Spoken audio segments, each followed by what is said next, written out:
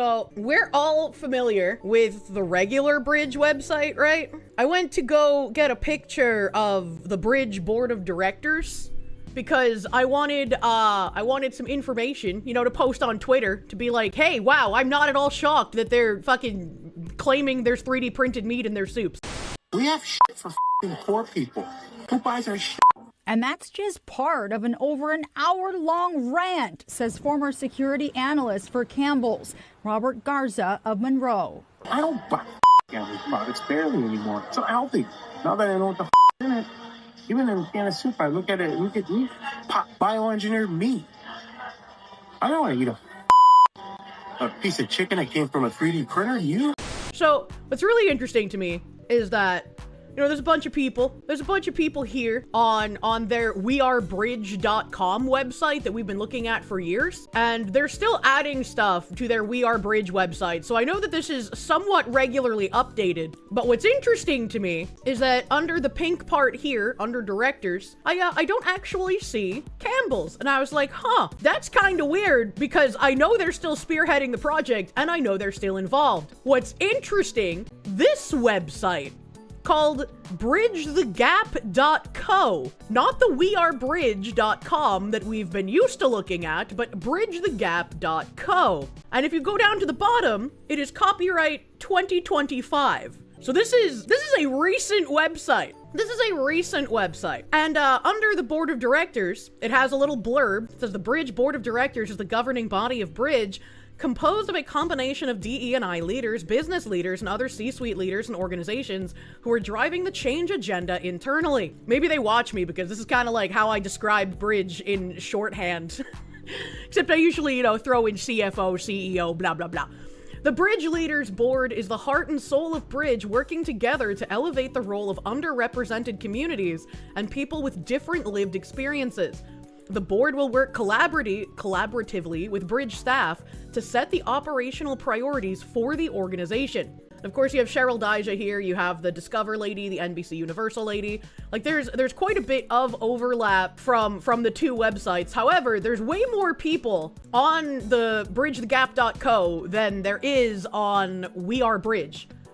So, we have Unilever lady. I wonder if Unilever lady is in both places. Nope. That's interesting. That's interesting that the Unilever lady isn't here. I know that they have people from Unilever who attend the meetings on occasion as well. But Channel Factory, you got this Kareem Koch guy, owner of Naturade and Vegan Smart. The Newsette, whatever that is. WPP, Ad Council, Condé Nast, Brand Safety Institute, iHeartMedia, McKinsey & Company, Group M, Milk Pep, of course, Ads Mobile, Nielsen, Media Brands, IBM Watson Advertising, Superset, Digital Direct Holdings. We've read a bunch of their white papers that have been also promoted by that Thompson family, which is like one of the richest families in Canada. Campbell's, of course, Indeed, and Sephora. And I think the last person that had any kind of like super publicity about them joining Bridge was the Milk Pep lady sometime in like spring last year. After the Milk Pep lady, they stopped having like big public announcements for who was joining their directors. And then they have extra people down here on staff and contributors. And they have this guy, storyteller, producer, Bridge, award-winning creative producer and director, DEI advocate. I've never heard of Clayton Ben. Never seen one of his movies that apparently he's an award-winning producer and director for. I don't know. Jason Chase, web designer and developer, Bridge president, SolidMark. Wiley Davi. Wiley Davi is in a lot of Bridge's private meetings. I've heard them speak on a multitude of occasions. I'm pretty sure they're at almost every single meeting. Storyteller, Bridge professor of English and Media Studies, Bentley University. Trixie Ferguson Gray, marketing Bridge president, The Newsette. Kat Krieger, damn, those are problematic glasses if I've ever seen them. She's a founder and CEO, Radical Customer Experience, Bridge Events Programming. Jason Mikowski, creative director, Bridge president, Their Media. Nancy Newman, storyteller, Bridge teaching associate, Brown University marketing consultant. And then Lindsay Saperstein, marketing at Bridge. Strategic advisors, we have people from Warner Media, City Year, Reframework. Erica DiLorenzo is also a very familiar name. I know she's been at Bridge meetings, but I feel like I've seen her somewhere else as well that I can't remember. Ilanco, Purpose, Emory University, again, Omar Rodriguez Villa. Someone mentioned from the very beginning, like the very first Cheryl Daija interview I ever showed everyone, he is mentioned there. He does a lot of the like DEI studies purporting that it's good for business. You got someone from Beam Suntory and the A-List. Not sure what the A-List is either. Gonna be real. Okay, there's like a contact form if you want to get involved. Okay, that just opens a new browser tab. All right. Advocates. Bridge advocates. It is essential that companies don't rely solely on the DE&I leaders to fix the gaps in their organizations. DE&I should not be siloed, but rather needs to become a part of the fabric of all activities of a company and brand. Having advocates is critical for DE&I leaders to be successful, as they help reinforce the need for change, and they also are likely to be heard differently. The Bridge Advocates Board, which will operate in support of the Bridge Leaders Board, collaboratively, and with input from the Bridge Leaders Board, we will create a meaningful, action-oriented agenda to help define the role and responsibilities of an advocate and how we can help bridge the gaps and work for increased accountability. And on the original website, it doesn't seem like they have something for advocates. They have the leaders and the steering committee. I have the steering committee here. Leadership and learning, events. Damn, that hair. I just want to see like the specific difference. Oh, they finally updated their Rising Stars page. So Bridge does something where if you're a part of the Bridge community, you can nominate someone who you see as like a rising star in the DEI field, someone who you believe will make consistent change and will be able to continue doing the work. And the Rising Stars page was previously blank, but now it has people. The Bridge Rising Stars are nominated by Bridge board members and executive retreat attendees. They represent the future leaders of the global marketing industry. And I guess people here who were named as Bridge Rising Stars, Day Payne, the marketing manager at Gaio, Kayla Small, Senior Corporate Communications Manager at Gum Gum, Kennedy Daniel, Marketing Coordinator at Uta, John A. Jackson, Sustainability Coordinator at whatever the fuck R is. I don't recognize that branding, I'm sorry. Tiffany Ferguson, a consultant at Develop Well, Ashley Atkins, Senior Diversity, Equity, and Inclusion Manager at Basis, Adaubi Guagu, Associate Creative Director at Gale, Haley Ihenacho, Social Creative Brand Story and Content Creator at Gale, Lakeisha Gonsalves, Learning and Development Program Manager at Publicis Group. And then they have the 2024 people, the people who were named 2024 Bridge Rising Stars. Peace Adeyemi, Senior Associate at JP Morgan Chase, Francis Carrero Green, Senior Manager at VML, Cleonta Jackson, DEI Manager at Go Guardian, Marianne Mawai, Learning and Development Manager at Index Exchange, Deonta Place, Senior Associate Brand Manager at Gaio, Joanne St. Louis, Director of Diversity Outreach at JAMS, Hadley Simmons, Principal and Inclusive Design Strategist at Sonos, Hannah Shipley, PNC Communications Manager at Cisco with a C, not the food, Tatiana Reyes, Senior Management Talent, Engagement, and Inclusion at Publicis Group. Let's see. Back to the new website. We have Incubators. Bridge Incubators is the place for up-and-coming leaders to make impact, be mentored, and help define the future of DE&I as ingrained in the DNA of companies. This group will act as a filter against Bridge programs and help with grassroots efforts against underrepresented communities. I don't really like the name Incubators. It's kind of creepy a little bit, you know? Voices of Inclusion Research. We have a steering committee. They have Project Forward on this website and Edge Academy. They've added a little bit to the Edge Academy page, but they still haven't added more info about it. So it says, Voices of Inclusion Research. The proprietary Voices of Inclusion Research is focused on uncovering the inequities that show up in the marketplace for underrepresented communities, including pricing, product availability, and services. And once again, we've known about this for years. I've been talking about how they're trying to introduce equity of product availability and equity of pricing. And there are tweets from me about this early on in 2024, and it never really picked up much steam. Nobody's paying attention, but sure do ride that algorithm when some companies decide to introduce surge pricing, as if that alone is bad without knowing the undercurrent of what they're trying to implement.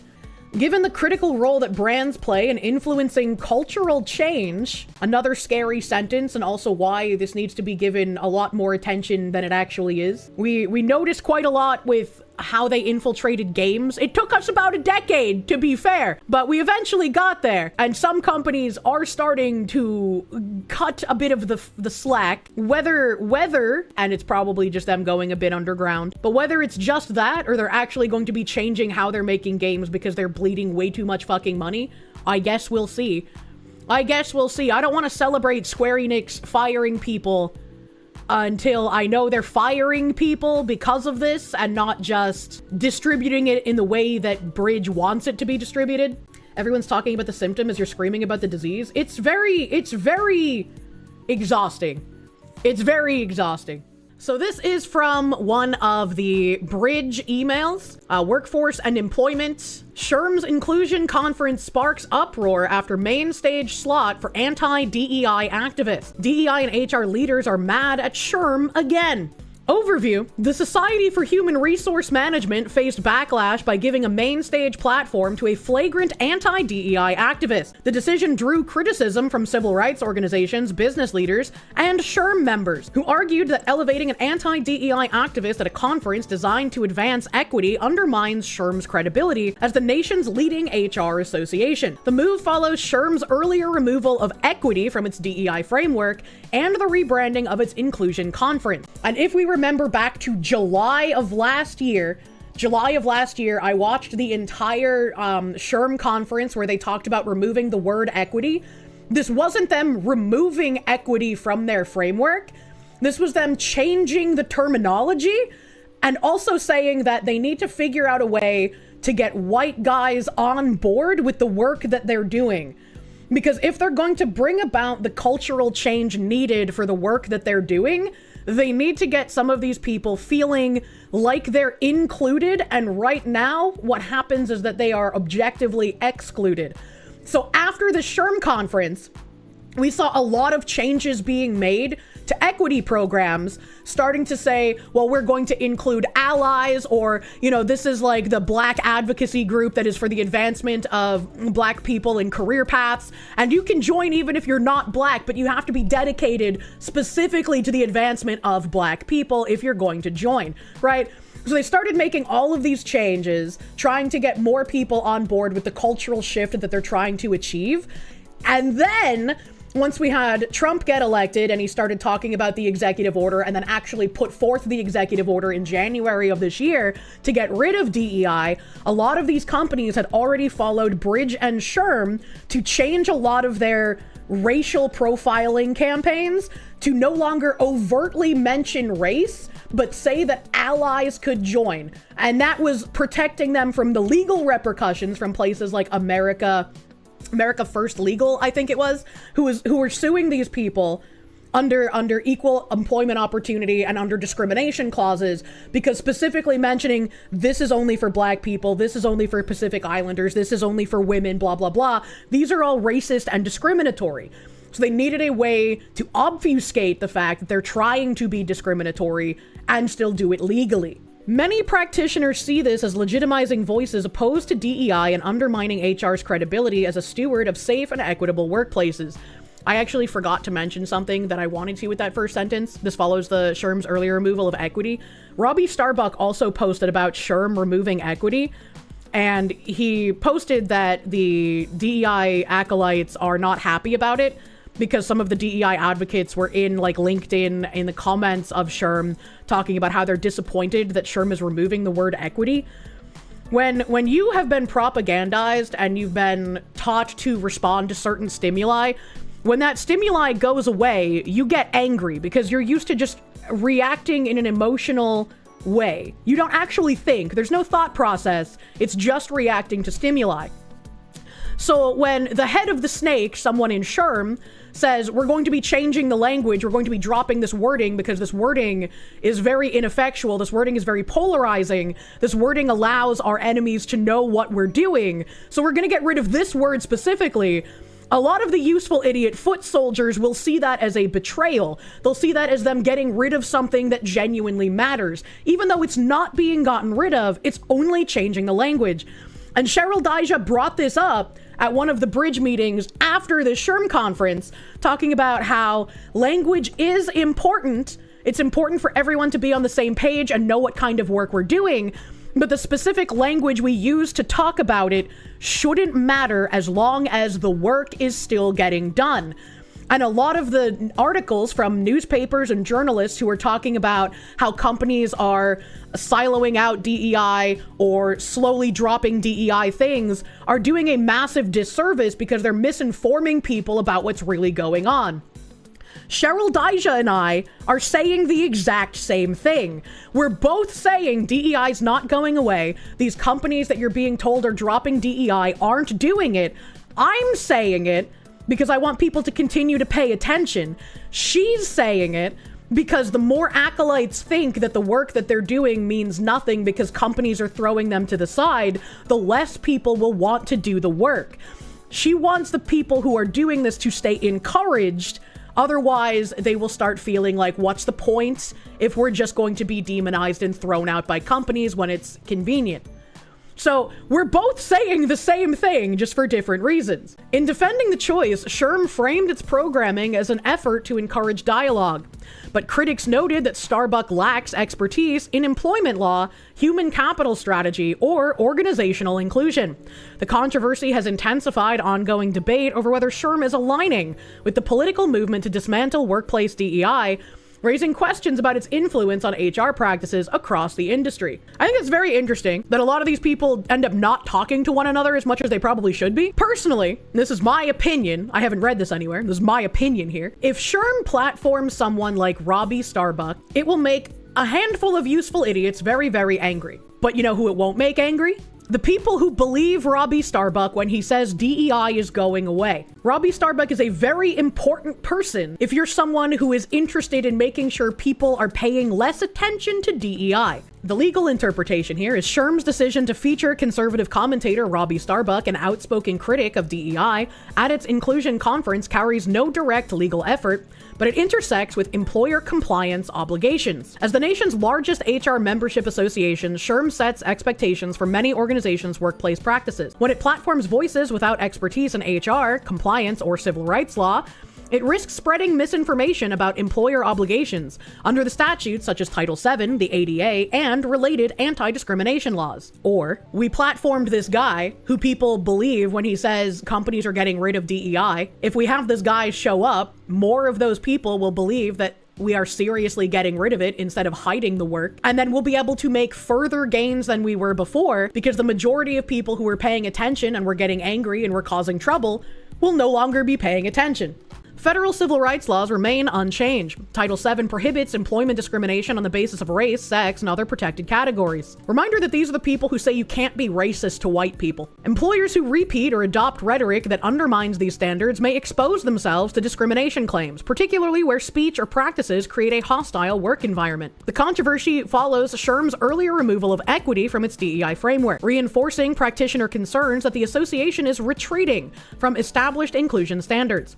While SHRM defends the decision on the basis of viewpoint diversity, the law does not shield workplace or employer-facing speech that amounts to harassment or discrimination. Giving legitimacy to a figure without relevant expertise who advances incendiary anti-DEI claims may undermine SHRM's capacity to advise organizations responsibly, particularly when litigation or regulatory scrutiny is possible. Yeah, if I was part of the cult, I could definitely see that. I could definitely see that make sense, right? I could see how you come to that conclusion. I feel like my opinion makes a bit more sense considering all of the information we know.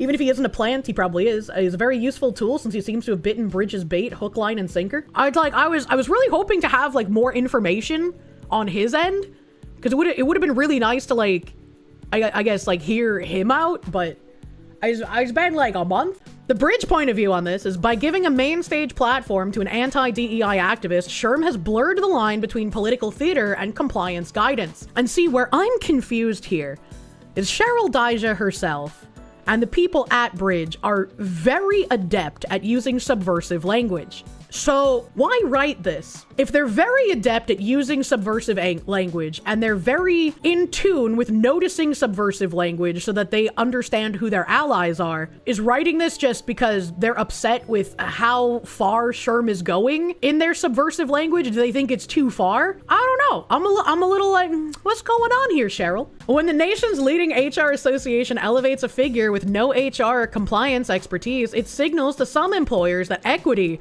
is optional and risks eroding trust in HR's role as a guardian of workplace equity. The decision underscores how industry institutions can normalize political rhetoric at odds with civil rights law. Robby Starbuck hasn't said anything against civil rights law. In fact, he's like perfectly in line with it when he says stop discriminating against white people and men. That's a fucking tell right there, baby. While SHRM may defend the move as fostering dialogue, employers must distinguish between political narratives and compliance imperatives. The reputational and legal risks lie in adopting or echoing rhetoric that could be construed as hostile or discriminatory in practice. And they have a list of actionable strategies here. 1. Reaffirm legal baselines internally. Remind HR and leadership teams that federal and state anti-discrimination laws remain in force, regardless of industry conferences or shifting narratives. Reinforce training and policies tied to Title VII, ADA, and other statutory obligations. 2. Clarify organizational positioning. Communicate clearly to employees and stakeholders, not shareholders, stakeholders, by the way, how your company defines inclusion,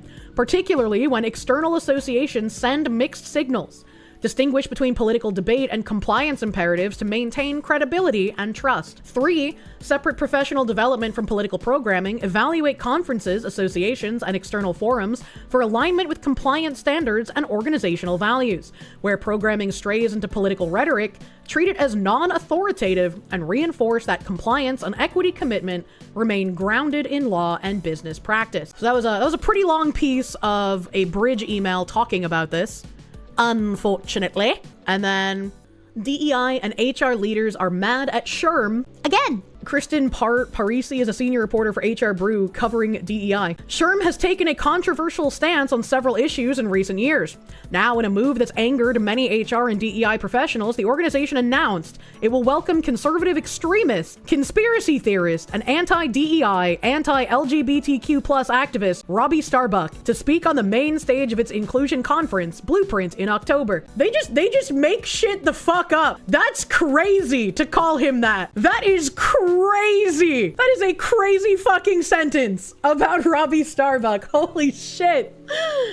SHRM hosted its first DEI conference nearly 30 years ago, originally called the Workplace Diversity Conference. It was rebranded again in July to seemingly distance itself from its DEI roots. HR Brew previously reported. DEI leaders have since shared their concerns about the rebrand online, including worries that SHRM is erasing the work that the conference was built on. Brother, they've been around for 30 years doing the work. If you genuinely believe because one of your trigger word stimuli has gone away that they're changing course, you're too retarded to live, and that is why you are a useful idiot for these people. Now that Starbuck is set to take the main stage for a DEI debate with media personality and former political strategist Van Jones, many DEI practitioners feel that SHRM has lost the plot. Who is this guy? Starbuck is a former movie producer who entered politics in 2022. After a failed run for Congress, he became a conservative influencer. He has publicly espoused misinformation about COVID-19. Source? And the Great Replacement Theory, which many scholars agree is a racist conspiracy theory. I don't believe anyone when they say this anymore. Considering how me quoting Keir Starmer about the goings-on in his own country got me accused of the Great Replacement Theory, I don't believe anyone when they accuse anyone of this anymore. Like, maybe he has, but I'm not gonna believe it unless I see some fucking proof, man. My academic consensus. And believes that DEI is inherently discriminatory. However, DEI is legal when programs are designed properly. You like how they worded that? Robby Starbuck believes DEI is inherently discriminatory. But DEI is legal when the programs are designed properly. When we use subversive language and countering loopholes in the law to our advantage, our discrimination is in fact no longer illegal. Because we know how to exploit things and use subversive language. You know, so he's actually just wrong. I hate these fucking worms, man. He also regularly spreads hateful rhetoric about the LGBTQ plus community, has attacked the Human Rights Campaign and drag shows, and made a movie that uses misinformation to falsely claim that the LGBTQ plus movement grooms children. I haven't seen that movie, but it sounds like it could be an interesting watch. Some of his anti-DEI campaigns have succeeded. Tractor Supply hasn't dropped it, Walmart hasn't dropped it, Nissan hasn't dropped it, McDonald's hasn't dropped it, and Ford hasn't dropped it, are among the corporations that he says he's gotten to backtrack on DEI. DEI is poison, and we won't rest until the public knows how companies have strayed from American values, Starbuck posted on X last year. Most recently, Meta named Starbuck as its AI advisor after he sued the company for its AI chatbot, claiming it defamed him. He's also a visiting fellow at the conservative think tank, the Heritage Foundation. That's actually really interesting. Sue someone because their chatbot has defamed you, and just get appointed as an advisor for them. I wonder what Grokathy has to say about me after all the misinformation that's been spread. McDonald's has DEI in what way? Corporate. Disappointed professionals. HR professionals from various industries took to LinkedIn to decry SHRM for giving Starbuck a platform on their stage, calling it just the latest in a pattern. Its CEO, Johnny Taylor, who chaired 2 advisory boards for President Trump during his first administration, announced the organization was removing equity from its DEI language last summer. SHRM had previously faced a discrimination lawsuit and other controversies. Literally just changing the language, and you just gave the example of why they're changing the language to continue doing the work, and yet... If anything, I'd be interested to know why so many HR professionals still trust and follow SHRM. Daniela Herrera, a workplace culture and DEI consultant, said on LinkedIn. How dare she have that last name? They've shown us who they are multiple times. There were more than 80 replies to HR Brew's post about Starbucks speaking at Blueprint, and almost all disagreed with the move. DEI and HR professionals responded to say they don't understand the point of the conversation or why Starbucks has any authority to speak about DEI in the workplace. Starbuck has never worked in HR, compliance, or law, has never led a team, and is not an expert in civil rights laws. I struggle to see how this will result in productive discourse and not just frustration and finger pointing. After SHRM already backed down from many of its DEI initiatives in the face of political pressure, this doesn't seem like a positive shift in a good direction. Chris Fitzpatrick, a talent development expert, commented. For its part, SHRM claims it's giving Starbuck the platform in the name of hearing both sides out. Viewpoint diversity is one of the major but often under-discussed dimensions of workplace diversity. At SHRM, we're committed to fostering inclusive, respectful dialogue by engaging a broad spectrum of perspectives, including those of Van Jones and Robby Starbuck, to reflect the diverse viewpoints that shape our nation and the world of work, Taylor said in a written statement to HR Brew. By convening leaders from across the political, cultural, and business spectrum, we aim to broaden understanding, spark innovation, and drive actionable solutions for an inclusive workspace. And I mean, my eyes once again rolled over because he's using the commie gobbledygook speak. And also, my opinion seems to be correct by the way that he's talking about why he invited Robby Starbuck. Robby Starbuck is the anti-flammable pineapple armor for SHRM. Anytime someone tries to call out SHRM for still doing the work, they can say, but how can we be doing that? We've invited Robby Starbuck. He says that everyone's getting rid of DEI. Why would we have him here if we didn't want to hear his opinions? It's so fucking obvious, brother mans. However, several professionals believe that this will not be an honest conversation over different opinions, and it's not supposed to be. It's supposed to be a shield for them to say, look, all of you conservatives who are mad at us, we're actually not doing the work anymore. Go pay attention to something else. And that the organization is platforming hate, noting that there were potentially other conservative voices SHRM could have invited that wouldn't spread misinformation. You can't platform an individual who is openly hateful to minority groups and expect to retain any sort of legitimacy with reputable HR professionals. One talent recruiter and social impact professional commented, if any of his rhetoric was whispered in a corporate setting, he'd be under HR investigation. And that's another tell, because the things he says aren't hateful. Like, even if he's wrong about some things, the things he says are not hateful. And if you have to not whisper literal truth and facts, otherwise he'll be under an HR investigation, that's more of an indictment about your cult and the stranglehold it has on the industry than it is of anything Robby Starbuck ever says. You're not a fan of Robby, but when the hell has he ever been racist? Exactly. Ooh, there's a Reddit thread. Ooh, I love seeing the brain damage on Reddit. Ooh! SHRM has decided to platform right-wing grifter and anti-DEI activist Robby Starbuck at the new version of their inclusion conference. Do not give these SHRM grifters your money. It's completely unnecessary to have their certification to be successful in the HR field. I'm moving to HRCI once my membership expires. Heritage Foundation, what the actual fuck? We need to be louder about this. Actual headlines from a quick scroll of Robby's Instagram. Crack a Barrel is woke, a program to pay every citizen who hates our country to leave. Validating transgenderism is the same as validating schizophrenic delusions. How can we hold Pride Month accountable for sexualizing kids? Democrats want domestic terrorism. Dr. Fauci is a mass murderer. These are just a few. If anyone had doubts about the direction SHRM is heading, please let this clear things up for you. It is absolute insanity to give this person a platform, let alone one at an HR conference. Might believe SHRM's ChatGPT response on LinkedIn about wanting to highlight civil, respectful dialogue. Once again, I do not think they are platforming Robby because they believe what Robby is saying, because they are moving towards what Robby is saying. I believe, my opinion, is that they are platforming him as a shield in order to dodge criticism and dodge more people looking into how deep they are trying to embed the DEI work. It might be a bad look if you are a useful idiot on the ground who isn't as deep into the subversion as a lot of the acolytes who know that they are lying to people. And this kind of ties in with what I was saying earlier with platforming people who genuinely do life ruination and do not engage in good faith. The only reason you would platform someone like that, because you know that you're going to give them more traction than they're going to give you, is because you also are not trying to engage in good faith. You're just trying to create content. And I think that's a very dangerous road to go down. This one apparently doesn't have Robby Starbuck. It's just talking about Robby Starbuck. Compliments to John C. Taylor for bringing Starbuck v. Jones. Also, eliminating the word equity from DEI is a brilliant leadership move,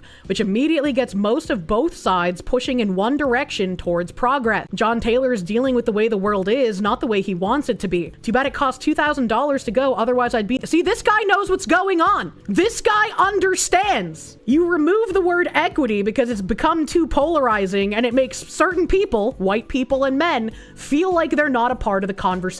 If you remove equity and you roll it back to talking about equality once again, and you say, don't worry, allies are now welcome, you're going to get some retards believing in it and help them push towards the cultural takeover that they want. This guy fucking gets it, but he thinks it's a good thing, unfortunately. Good morning, everyone. Welcome back. Welcome back. I hope you had a wonderful night last night, dining here around this charming city in Louisville. Well, today is all about workplace unifying strategies, which is bringing people together with different ideas into civil conversation.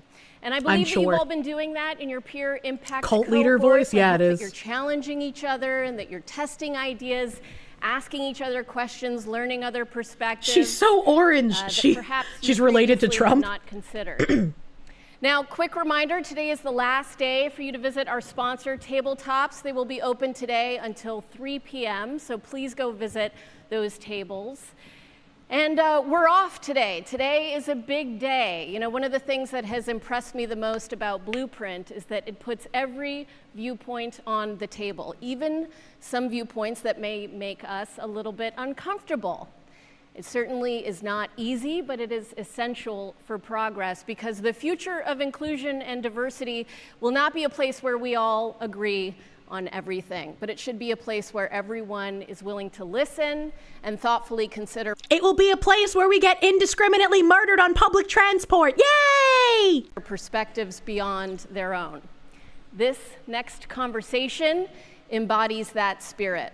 And so it deserves a wider audience, which is why we are sharing it beyond this room.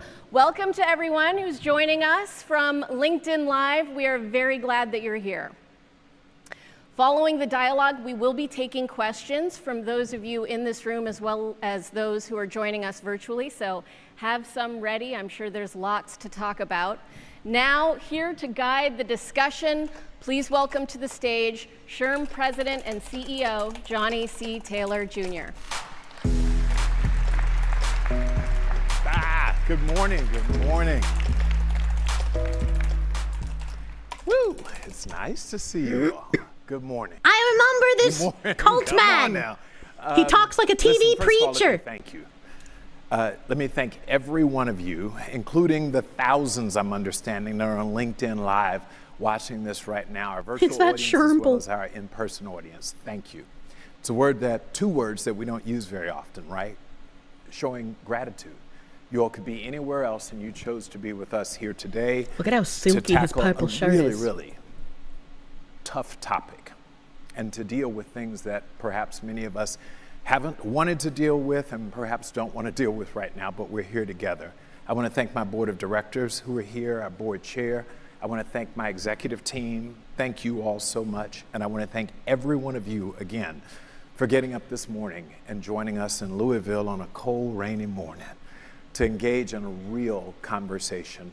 I'm actually thrilled. I'm thrilled to get day 2 of Blueprint rolling. I can't believe we're on day 2 already with what I believe is one of the most important things we can do, and that is to dialogue respectfully. Now listen, friends, I get it. I absolutely get it. This is hard, stretching work. Each of us walked into this room today with our own set of beliefs, our own morals, and frankly, our own values.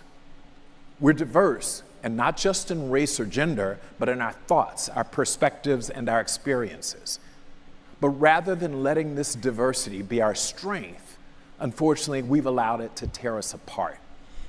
We've forgotten how to listen, how to really hear one another. You hate the soft corpo speak? Yeah, again, this is the guy that leads SHRM. He's the guy that last year said that they're removing equity from their DEI framework, not removing the work, but removing the terminology because the terminology is too polarizing. So this is the guy who knows he is lying. And so I want you to be mindful of, if you weren't in John SHRM 21, I told you, and I spoke some words back then, a couple of 4 or 5 years ago, and I said, we see this coming. And it's really relevant today more than ever. What I said 4 years ago was we've set up permanent rivalries, me versus you.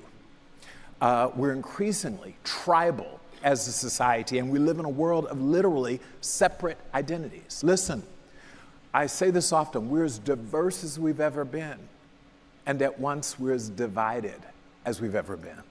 We thought that if we just achieved diversity, y'all remember that 30 years ago? It's like, yeah. For those of you who are only 30 years old, I apologize, but we said it once in our lives that if we can just make the workforce more diverse, everything's gonna be okay. And then we realized how complicated it all really is. You see? Then we realized forcing diversity kind of made everybody hate each other. Wow, that's crazy. If it's not red versus blue, it's men versus women. If it's not that, it's urban versus rural. It's black versus white versus yellow versus brown. Immigrant I'm so or native shocked. born. Blue collar versus white collar. I'm so shocked that all of the divisive lines you commie fucks have tried to create have worked. Wow, I'm so shocked. Collar versus pink collar. Millennials versus baby boomers versus Generation Z, Fuck and them on boomers. and on. Even more sinister, though, is underlying this divide are messages like, if you aren't with me, you're against me. I'm right, so that makes you wrong. You're not like me, so I don't like you, and I don't like people like you. Friends, it shouldn't be this way.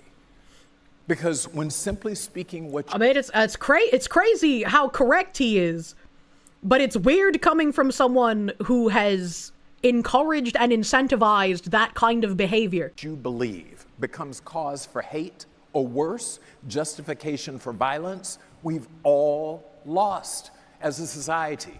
Hold on, I have a tab for that. We're gonna take a minor intermission in the middle of this because I have a tab for that. The Foxu was right again. There's this video that says, they don't kill you because you're a fascist. They call you a fascist so they can kill you, says Andrew, a former Antifa member.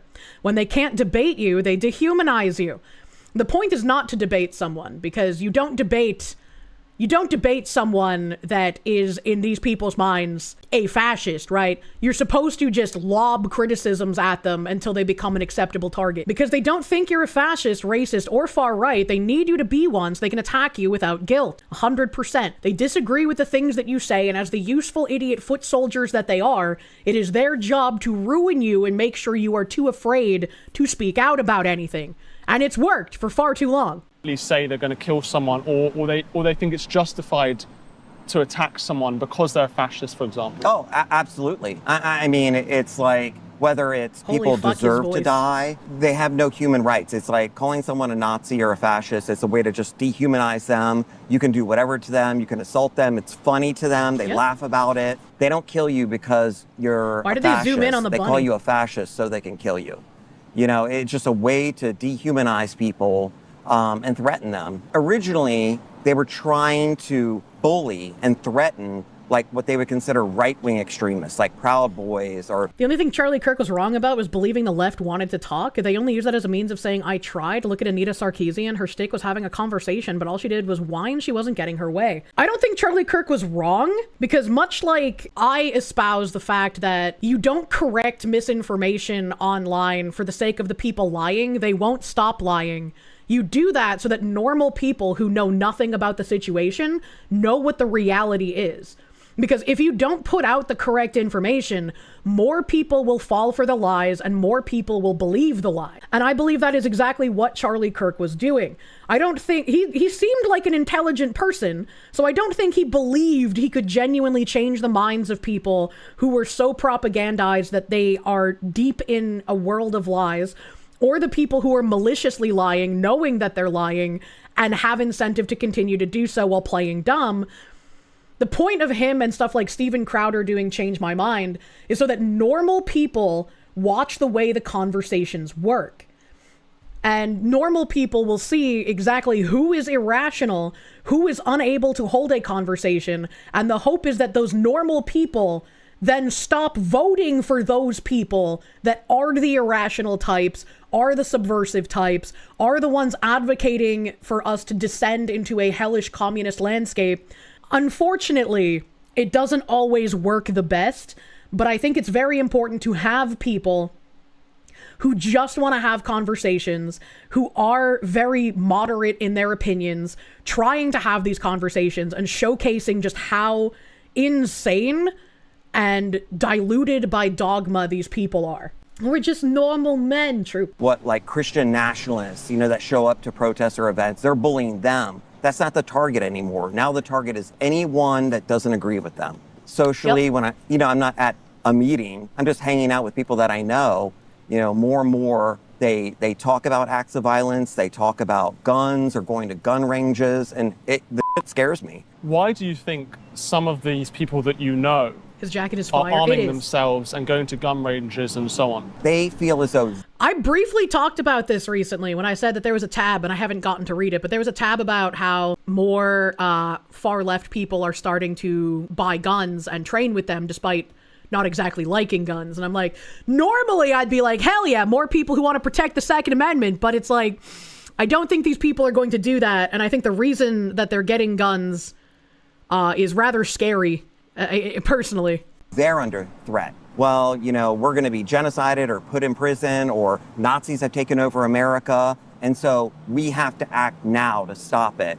That kind of rhetoric and those ideas, do you feel that it's kind of like a radicalization or self-radicalization, almost akin to, let's say, an Islamist group? How is this different than a group like ISIS? Yeah, and I'm glad that not only has Antifa been recognized as a domestic terrorist group, but I'm pretty sure Trump did a foreign terrorist group. So hopefully more of these people who are outwardly involved will actually start getting arrested, and maybe something will happen. Think about this. After the tragic murder of Charlie Kirk, no matter what you thought about Charlie Kirk, Ezra Klein, journalist and host of the Ezra Klein show, reflected on the tragedy. And he said something, I'll read exactly what he said. He said, in the hours after Kirk's murder, while trying to process my own shock, I wrote a piece about him. In that piece, I said, you can disagree with virtually everything Kirk believed about politics. You can actually detest some of what he said and did, yet still believe that he was there on that stage, practicing politics the right way. Yes. Showing up to college campuses and inviting people who disagreed with him to talk with him. My friends, it's time to bring civil discourse back, to bring back civility, to walk the talk and truly embrace our diversity. real diversity, not just the diversity we're comfortable with. We must learn to listen, extreme listen, and listen to understand, not just to respond. Heck, we might even learn a thing or two in the process. We might find that as different as we are, we're actually not that different from each other after all. You see, deep down, many of us just want the same things. My friends, we must learn to disagree better. Back in the day, the whole goal was like, we've got to all get along. Maybe, maybe not. I hope we get along. But we don't have to all agree. We just need to disagree better. Our workplaces, they are counting on us to model this behavior, and it's thus disconvening to show them the way, because we've lost our way. The U.S. workforce is over 170 million people strong, roughly 4 billion people working across the globe. Now imagine with that many people, I'm sure all of us are going to agree, right? Of course not. Now, if you've been working in the HR profession for a minute, you know that it's not true. We simply aren't going to all agree. But we do know something from SHRM research. First, we know that we have 70.6 million acts, almost 71 million acts of incivility every day in the workplace. Think about this, 71 acts of incivility. And they talked about incivility in the July conference as well. And we've heard a couple of articles, I dropped my phone, a couple of articles from Bridge that talked about incivility as well. What they've done is basically change microaggressions out for incivility. Incivility is just another, you've committed a wrong thing kind of language. Billion people. Hell, we only have 171 million people in the workforce. And each act of incivility results in 35 minutes of lost productivity. Think about that. You walk into your office and you walk up to your station, and all of a sudden you're driving into the garage and someone cuts you off. Incivility. Now you're supposed to leave, jump in your car, park your car, walk into the office and be on instantly. Or you're in the office and someone does something like is really uncivil towards you. Do you think you can just immediately drop it and get back to work? It doesn't work that way. We have extremely toxic, I don't think that word, I can never say it in a word, toxic workplaces. The toxicity level is through the roof right now. How did he say it the second time so perfectly? Only works one way, right? This is just another version of we need to turn down the volume on the rhetoric. Yep. Incivility is a microaggression. It is. We've talked about incivility multiple times and how they're using that word more often now. And they killed the guy who wanted to talk. Too late to be nice. Yep. That's life, you thin-skinned baby.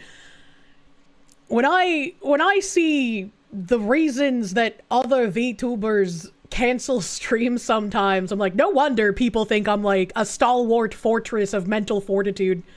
I am merely a retarded fox, but like, no wonder people get that impression. And you heard that right. It takes about 35 minutes, literally, to get back on track after someone experiences an act of incivility. How do we know this? So what's the business impact? SHRM research tells us that's approximately $2.1 billion per day of lost productivity. Do the math. We say we're in business. Here comes the studies. What is this, another McKinsey study damaging here? That's right, we're business people. $2.1 billion per day is going out the door simply because of our incivility. This is a huge problem. And it's not going to go away if we're not intentional and we take intentional actions to change. As business leaders and HR experts, if you can't put aside, get ready, your personal opinions to show up for your workforce, then I'm here to tell you, you just might be in the wrong profession. How the fuck is this his concern, even if the studies are correct? Because this is a way that you embed DEI into the lifestyle and the everyday work life of everyone involved, right? If incivility is causing such massive damaging losses and it's affecting the mental of your employees, they need to start doing the DEI work in order to decrease the levels of incivility in the workplace. If we're attempting to decrease the levels of incivility, it can't just be the people already on board with DEI work doing this work. You have to include the people who were previously excluded. They need to feel included so that they aren't affected by the incivility. In fact, I dare to say you are. We have to accept that because modeling civil inclusion and diversity starts right here with us. And for those of you on LinkedIn and everyone else listening in, it starts with us. And my hope is that it will start here today. So this morning, I asked you to be open and to be willing to do just 3 things. 1, discuss the undiscussable. 2, reserve judgment. I like how he calls it the undiscussable, because much like that person on Reddit said, if you even whisper some of these things in the workplace, you would be under an HR investigation. So it's not that they're actually undiscussable. It's that the useful idiots will make your life fucking hell if you say something they disagree with. Curious about what the other perspective is. And 3, practice civility. We've been talking about it at SHRM for now 8 years, Betty, right? It's all about practicing civility. It's more than just a word. And at the end of our moderated discussion, we're going to do something really interesting. I'm going to open up the conversation to you, our audience. Some of you, we're going to take questions virtually from the LinkedIn audience again. And the only thing I ask is that you ask the questions respectfully. I'm going to be honest with you. We thought about asking for questions in advance and not allowing a live Q&A because I knew a lot of people would be watching and you want to control what you can control. But that's not going to happen. You all know me. I walk right into the storm. Everyone in the world said, don't do it, Johnny. I was like, we're going to do it. That's just the way it works. Let's see us. But when we thought about it, we were committed to authentic, unfiltered conversation. And if we can't do it, we sure as hell can't expect our employees to do it. Diversity of thought is welcome as long as, and hear me when I say this, as long as the questions are respectful and you take time to respectfully listen and truly hear the answers, whether they feel good to you or not. We really, really need you to do this. We can't tolerate disruption or incivility today in this Take a shot every time he says civility. He's doing the programming. Important that we don't do that. We're here to start moving this whole conversation in the right direction. And for those of you all who are HR professionals, this is our moment to be really proud. We're going to show the world that we can do it. They may not be able to figure it out in the state capitals around the country. They can't figure it out in Washington, D.C., but we can do this. Can we? Can we? Come on now. Everybody's not clapping now. I think everyone in the room hesitant, like, what did he mean by this? We're not supposed to talk to Nazis. Did you know that if you invite a Nazi to the table, everyone else at the table becomes a Nazi? We have to be committed to this, and so I'm honored to be given the opportunity to welcome some really important people to the stage. Please clap. First, Van Jones, CNN host and founder of Work Better Together AI and DreamMachine.org, and Robby Starbuck, head of capital markets at the Heritage Foundation. My friends, give them both a warm, warm welcome. Who'da thunk? Who'da thunk? Man, I see you got a purple. All right, we did purple today. There's a story, right? This morning I was going to, everyone knows SHRM's colors are blue. Some versions are blue. And I was going to do blue. Yeah. And then I said, I'm sure somebody in this audience is going to read into that. Oh, that was a nice slurp. A red shirt or a blue shirt. Then, so I said, purple. That's the answer. So we're doing purple today. And then I wore blue. All right. and you wore the blue, ironically. Ironically. Listen, guys, on behalf of everyone here, thank you. No, thank you, brother. Thank you. I really, come on, give it up. Thank you. Because since we announced this conversation, there's been some backlash. If that's an understatement, right? One day you wrote me, you're like, what did I get myself into? This is a nightmare, right? I didn't realize people were that divided. It's all good. Can you both tell us why you decided to come? Why did you do commit not to come? And then why did you not back away when things got pretty darn ugly? I mean, I thought I took some stuff, but I know you two took some real heat on X, LinkedIn, and I have a joke. I call them, I think the woman who's CEO of Linkage, I think SHRM Linkage in the room calls them, what do you call them? Thumb thugs is the term. Thumb thugs. The people who just attack you online and they type It's not keyboard warriors anymore, it's thumb thugs. Talk to me. Tell me your angle. Yeah, if I'm being completely honest, it was like any other day of the week for me. So I didn't really pay much attention to it because I am aware that there's a subset of very vocal people who will always make their voices heard, And that goes in every direction, by the way. It's not just in one direction. It's like that always happens. There's always going to be a very vocal small group of people that are explicitly angry about speech happening. And the truth is, my view has always been that I'm a big believer in America and the fact that there's about an 85% chunk of our country that they believe in conversation. They talk with everybody, you know, and they talk with people they disagree with, and they believe that it's probably a good thing that we do that, because the minute we stop talking is the minute really dangerous, dark things happen. And so Charlie Kirk didn't stop talking, and dark, dangerous things happened to him. So I feel like this is kind of a false equivalency at this point. We have entered the real life trajectory of even just talking puts you in a dark, dangerous situation.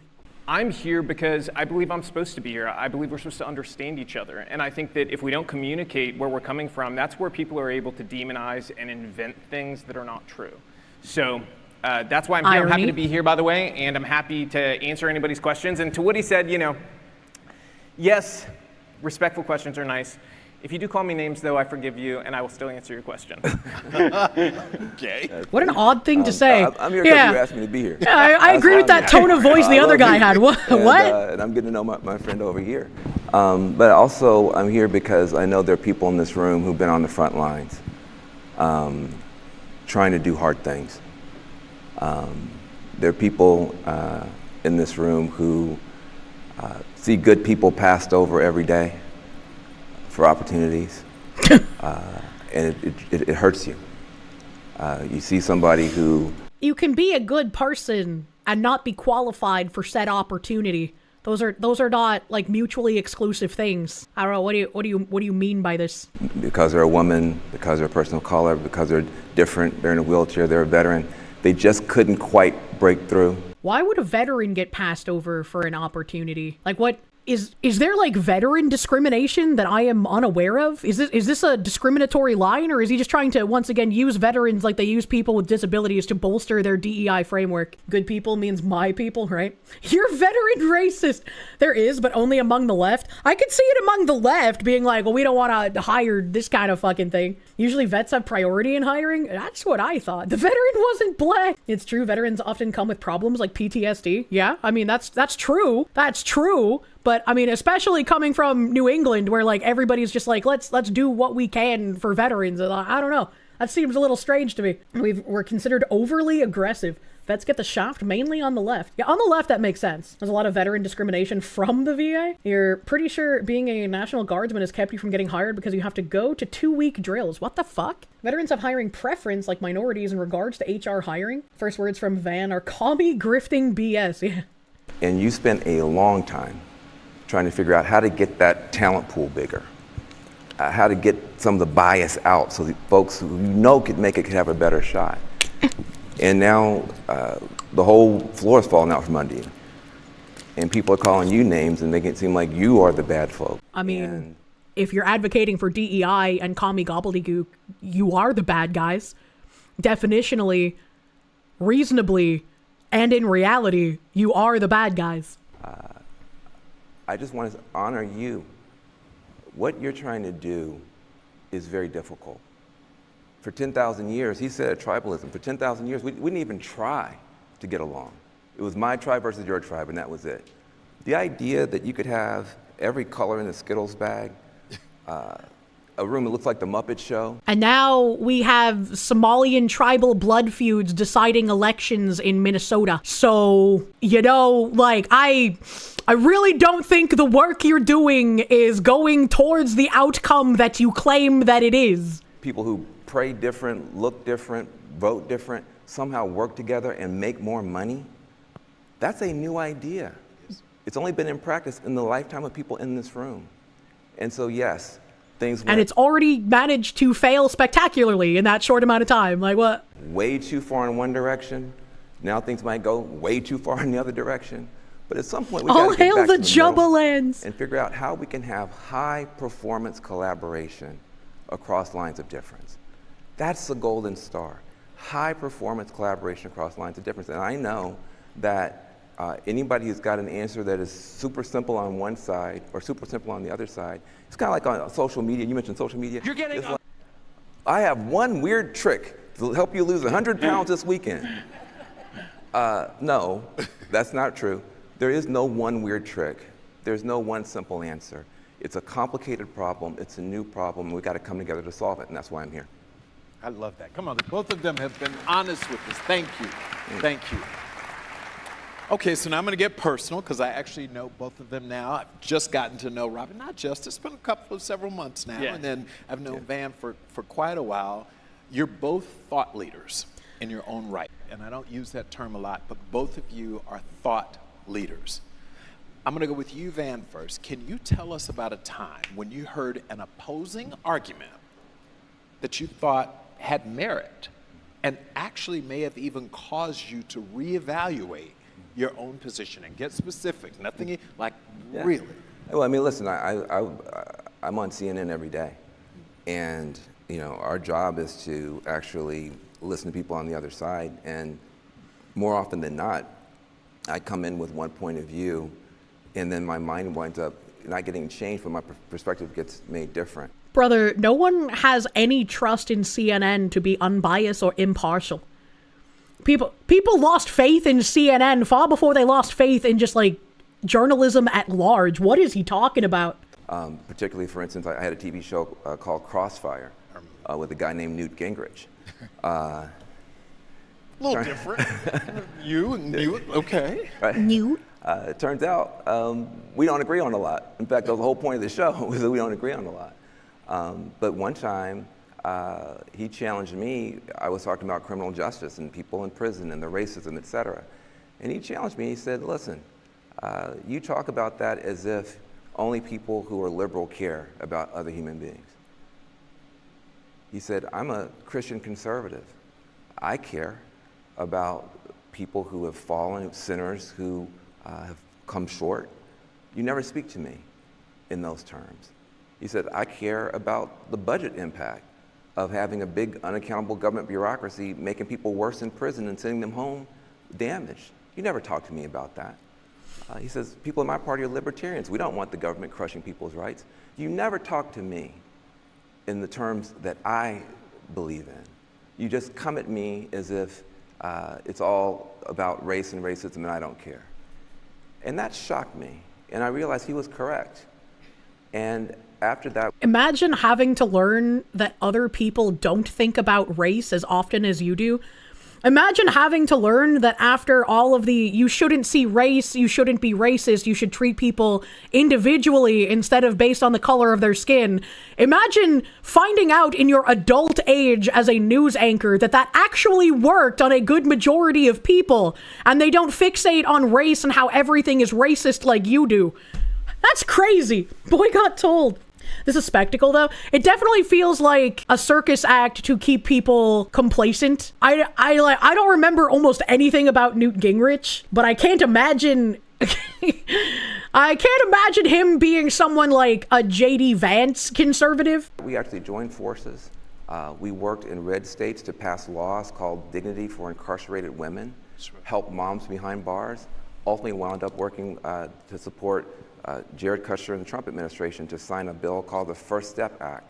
50,000 people have come home from prison. Almost none of them ever got in trouble again because I listened to somebody who I disagreed with on an issue I thought I knew. I mean, I don't know anything about those bills, but I am incredulous simply because a lot of these soft on crime policies is what has gotten us, a guy that has like 70 plus priors being let out and setting a woman on fire. And so, yes, there is a real value to us being together.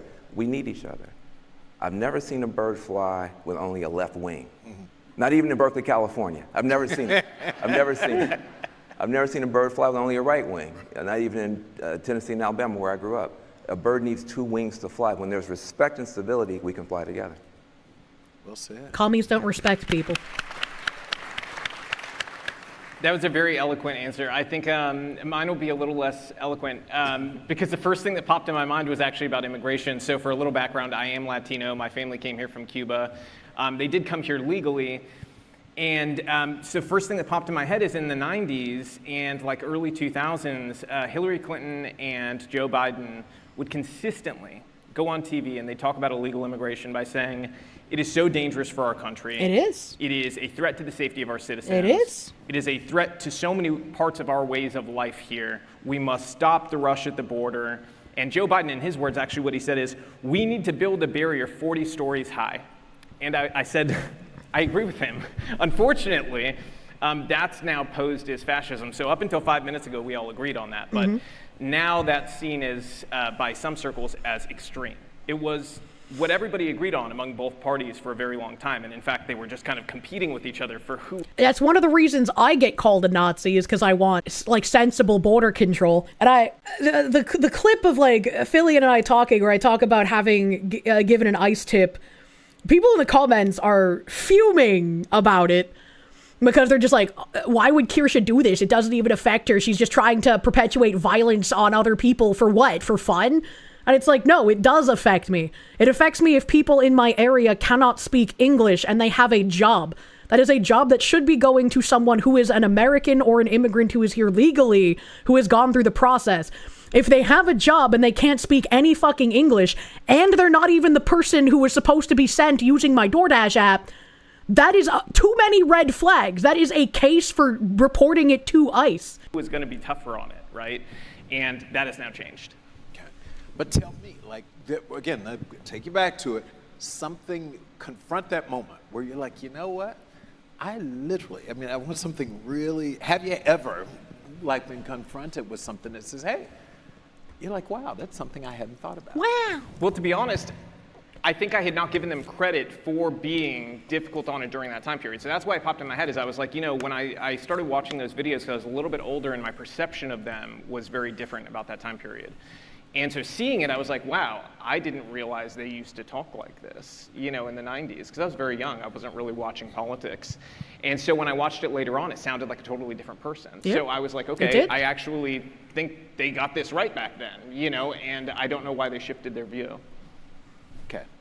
You know, they shifted their view because they realized if they perpetuate illegal immigration, they can have not only people dependent on the government forever, but because those people are dependent on the government, they create generations of voters for the Democrat Party. You know I'm going to push, because I want you to tell me that time that you literally changed your mind. But we'll come back to it for now, all right? All right, Robby. All right. Our research at SHRM shows political viewpoint differences are consistently the top contributor to incivility. We used to think it was race, gender, national, or, you know, those sorts of things. It's political difference. Okay. What would you say to the HR practitioner listening in virtual world or here in the room that has to manage a workforce that is divided politically and as divided as it is right now? Yeah, you know, if I'm being really candid with everybody, it's that we are not going to agree, and that's okay. And I think we need to understand that from the jump, right? Everybody who works under you, all the employees at the companies you guys are at, and everybody above you in those companies, they all have different political views. Maybe some of them are shared with you, some of them are not. And the more we start to approach work and not as a hub for our political activism and not as a place for us to push our values or the things we want for the world outside of work, the better off everybody's going to be getting along at work, and you increase productivity. So I think setting clear lines and boundaries is incredibly important, because and I relate this to normal relationships, right? If you don't, I mean, he's completely correct here. And this is why when they talk about being able to be your authentic self at work, talking about everything that you probably shouldn't talk about with coworkers, because you need to make your work life akin to your personal life so you can be authentic. It's going to create a lot of issues. There's a difference between being your authentic self and being professional. You know, even as like a content creator where I can be more authentic than someone in an office setting, there are still things that I do to be professional, right? That might be not as authentic as I would like them to be. Like not calling out certain things because it could harm people I care about. And so it's like, he's right, but he's talking to a room full of people that believe in the being your authentic self is what helps enrich the workplace. He's talking to people who want to subversively make DEI an everyday part of your life in everything you do. They're going to hear him say this, and it's going to be a direct attack on their belief system. And they're going to just do the same thing they always do, which is, this isn't merely a difference of opinion, this is violence, and he doesn't want me to be alive. Set boundaries in a friendship or in a romantic relationship early on about things that you're okay with, not okay with, then people tend to trample things and go across lines that you're uncomfortable with, right? So from the very jump, I think you just have to have equal, clear, fair rules that, look, this isn't anybody's political activism hub. We don't discuss things that are divisive at work. You want to strike up a friendship outside of work and you guys decide to, get involved in some activism or whatever it might be, knock yourselves out. That's your life outside of work. But here at work, it's about work, team building around our shared goals of doing a great job, building a great company, providing great service or great products, whatever it is you do. And that's how I would approach it. Right. So just to follow on that, I mean, we all know it'd be great to say don't talk about politics at work. Yeah. But it happens. I mean, it happens every day. You've had people be weirded out that work you and off the clock you are totally different. I've had a lot of people weirded out that on stream me and off stream me are almost exactly the same. There's a little bit more slurs involved, but they've been just like, wait, you're not grifting? Like, you actually believe this shit? And it's like, well, fucking yeah, man. I've had like the same opinions for fucking ages. What do you mean? Like, it's genuinely a shock to people that I am pretty much almost the same. And it's really funny. Regardless of whether the shock is either in a good or a bad way, it's still really funny to see people like struggle to understand, like, nah, dude, this isn't like some weird kayfabe, man. I'm actually like just a brain damaged fox woman. And it's, we'd love for people, if you're going to talk about it. So, any thoughts, Van, well, both of you chime in, like, what could we do when you walk into an environment? Listen, we're going to be hit with a barrage of commercials starting in January all the way up to midterms. And they're going to be vicious. In fact, we're seeing them right now in the primaries. I live in Virginia, and I can tell you, it's real hard to come to work and not be impacted, influenced, to discuss. So he lives in Virginia. I wonder if he voted for the AG or the governor who backed the AG that wants conservatives dead. That's very interesting. It's very interesting. The commercials, the political commercials. I think it's nice to say don't do it, but the reality is they're going to do it. So what do you say to the HR practitioner who literally has to deal with a I don't like the word practitioner. Politically divided workforce? Well, look, I don't disagree with a lot of what Robby just said, and I do want to take a step back, though, because we don't have the right tools fundamentally to deal with any of this stuff. Let's talk about what your managers are actually facing. Right. It's not just that they're... What does he mean we don't have the right tools to deal with this stuff? When didn't Robby just say, like, you just shouldn't really talk politics in the workplace? Like, what does he mean we don't have the tools to deal with that? Diverse and divided, but they're also often managing distributed workforces. So you got managers that are managing people they've never met. You got managers managing people on Zoom calls. They don't know if the person they're managing is wearing pants. They don't have a single... To be fair, if you're working remotely, you don't really need to have pants on to do your work efficiently. Like, why you care if they're wearing pants or not? To be fair. About these people. That's part of why Slack channels break out in the Vietnam Wars. People don't even know each other anymore. And so it's not just about a mindset, which I don't disagree with your mindset. We also need a different tool set for management. And that's one of the reasons why, I launched an AI company to try to help solve some of this stuff. It's called workbettertogether.ai. What is it about? It's this fundamental problem that we are using AI literally shilling his own company IQ, here? Not their EQ. We're trying to make people smarter in their head. So the EQ is the emotional quotient, I think is what it stands for. And there are some people that believe that you can be emotionally intelligent separate from your IQ level. So the commie gobbledygook has split IQ and EQ to say that like even if someone has like a lower IQ, their EQ might be high, and so their opinions and thoughts are still very valuable. And it's like, well, you know, maybe not so much, you know. But not bigger in their hearts. And so why can't we use AI to solve some of these problems? So for instance, right now, the only way you even know how people are doing or feeling is something called an annual survey. Everybody's favorite waste of time, because it's like going to the doctor once a year and then you get nothing, you know, the doctor doesn't do anything about the problem. And so we said, look, how about this? What if we could use emojis to find out how people are doing? So we built a little trick. It's an emoji-based pulse check-in survey. That's a great way to get around people not knowing English, you know? You get people's feelings. You get a dashboard. Now the manager knows how people are doing, who's doing well, and then we built an AI coach to tell the manager, so-and-so looks like they might be suicidal. So-and-so used too many crying emojis, they might go jump off a bridge. This is unironically an idiocracy like subplot. What the fuck am I listening to? Maybe you should do something about it. Here's language.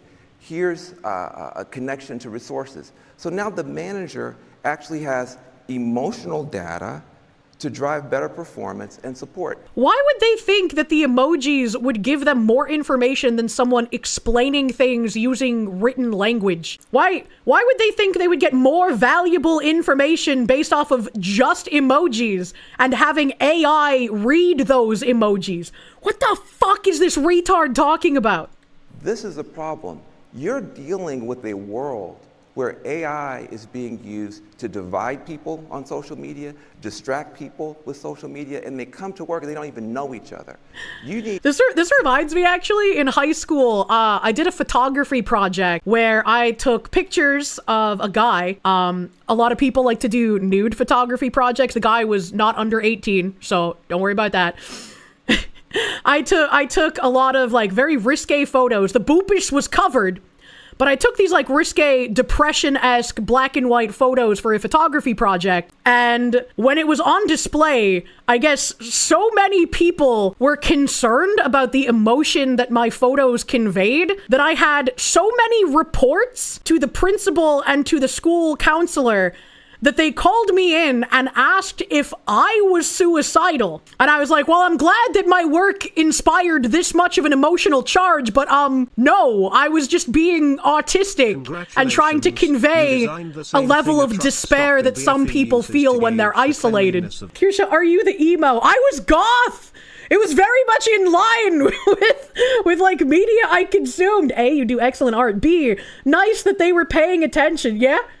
Yeah, sad boy boopus. I predated sad boy mumble rap. I could have made album covers for sad boy mumble rap, man. Lil Peep and fucking Drippin' So Pretty Jealous, baby. There needs to be a whole different set of tools, not just a mindset shift, but a tool set shift. So workbettertogether.ai is one of those tools. There are others. We are going to have to deal with a management team that is coming into what you're just talking about, that's going to have a more diverse, more divided, and more distributed workforce than ever with higher goals and aspirations. If you just say we're going to do a workshop to fix it or ban the workshops, either side is going to miss the answer. Yeah, no, absolutely. So Robby, I have one for you. We've been hearing a lot of people argue that free speech, or at least speech they disagree with, is hate speech, and therefore cannot be tolerated.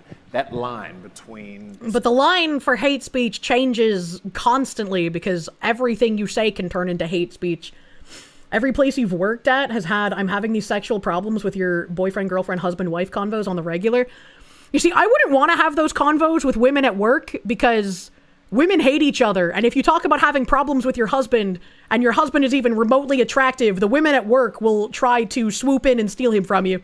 So that's just not something I'm interested in dealing with, you know? Speech and hate speech and how to define it. Where would you draw the line, and how can employers distinguish between the two in the workplace? Because I don't know if you all know, we see this as HR practitioners. Like, I'm okay with that. I can say bad things to you. You can't say bad things to me. It's hate speech when you say it to me. It's not so much hate speech when I say it to you. True. Because you deserve it. Rules for thee and not for me. That's how workforces feel right now. We're seeing a lot of that. I was like, that one like gay femboy VTuber. Do you have the slightest idea how little that narrows it down?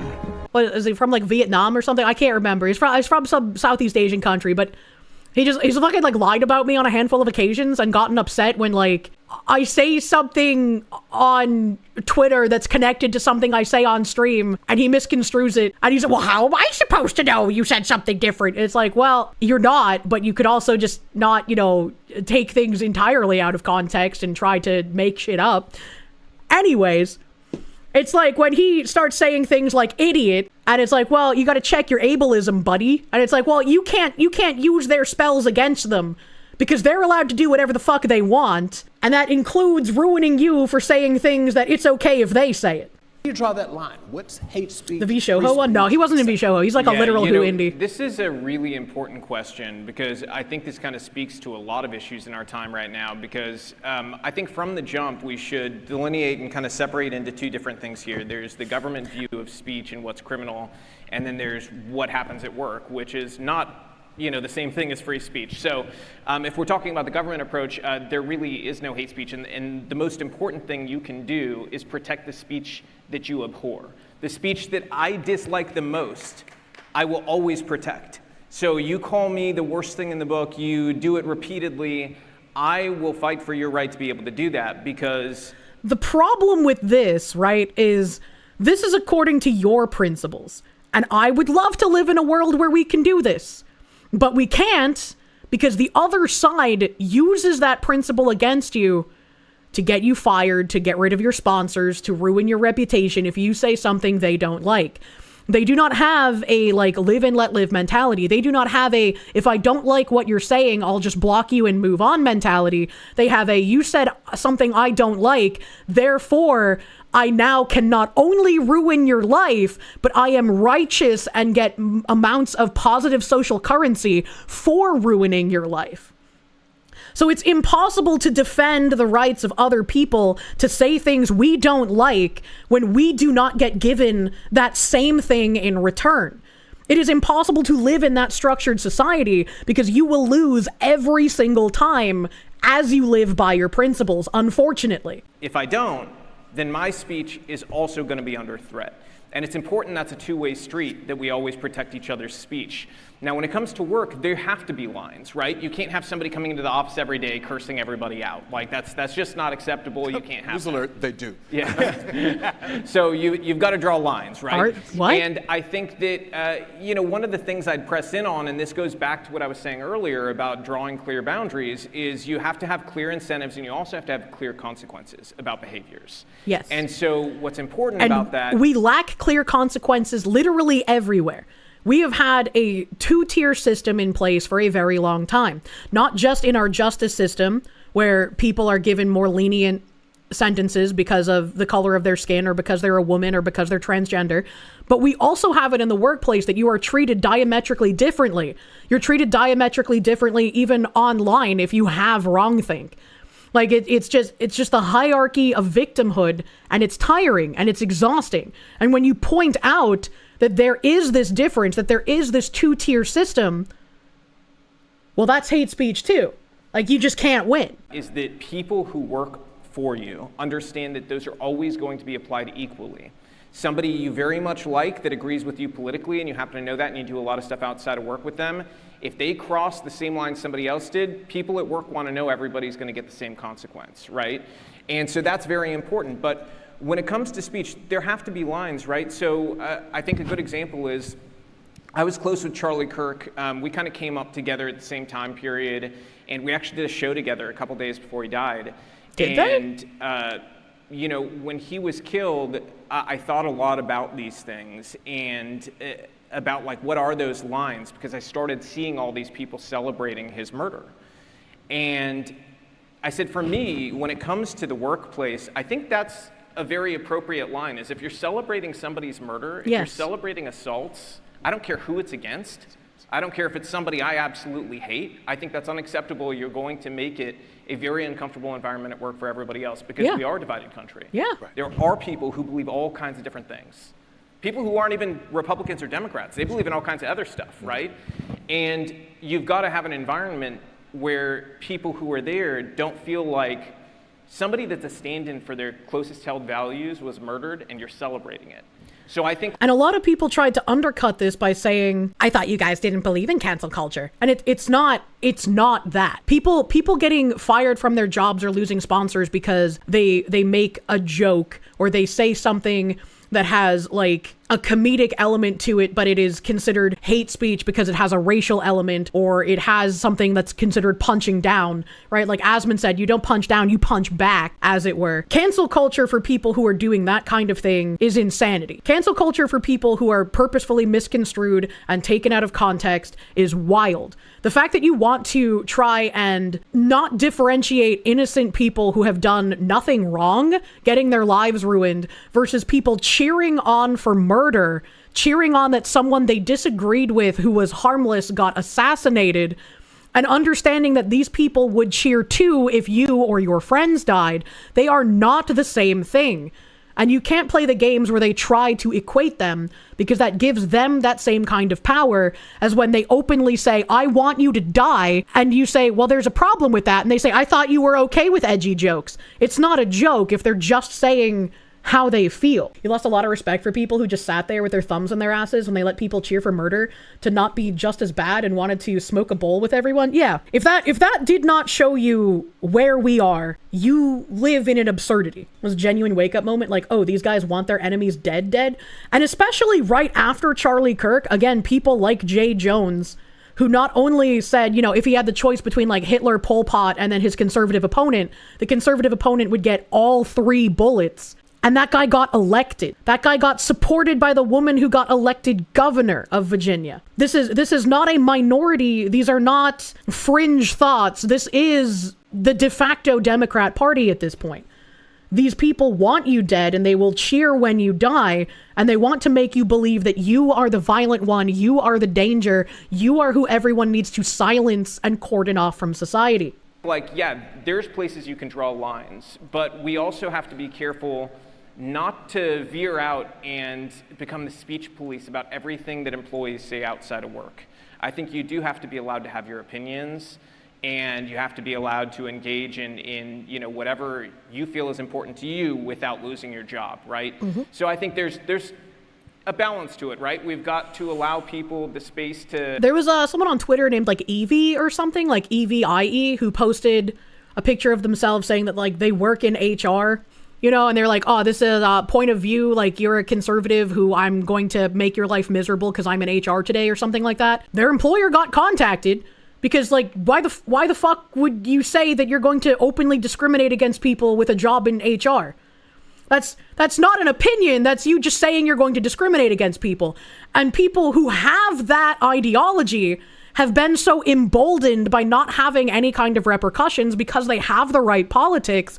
They're the ones able to exert that power over you. Anything they say is perfectly fine.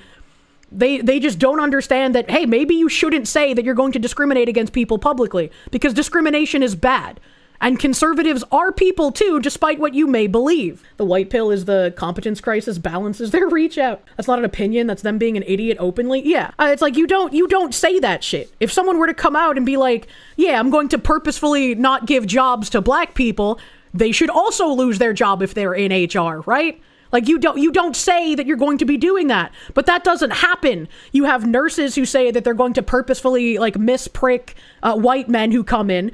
You have people saying that they're purposefully going to throw like men's resumes in the trash, right? Like the discrimination almost always when it's publicly posted comes from one side, because that one side has the protections to say this overtly discriminatory things, and there's no repercussions for it. They're not opinions, it's discrimination. You want them to say it openly if they believe it so we know who they are? I mean, I'm glad they're dumb enough to say it openly, but when they say it openly, there should be repercussions, and the fact that there hasn't been for so long is what is insane. And they still think they're the rebels too? Yeah. Have a personal life and do whatever activism they want to be a part of while not policing that too much, but There has to be that line where you don't glorify violence. Yes. You know, it's interesting, and those of us who've been practicing have seen this situation.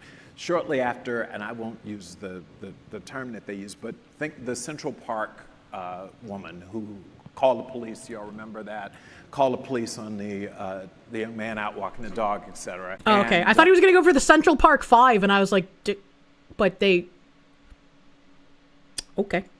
She lost her job. She worked for Franklin Templeton. She was a vice president.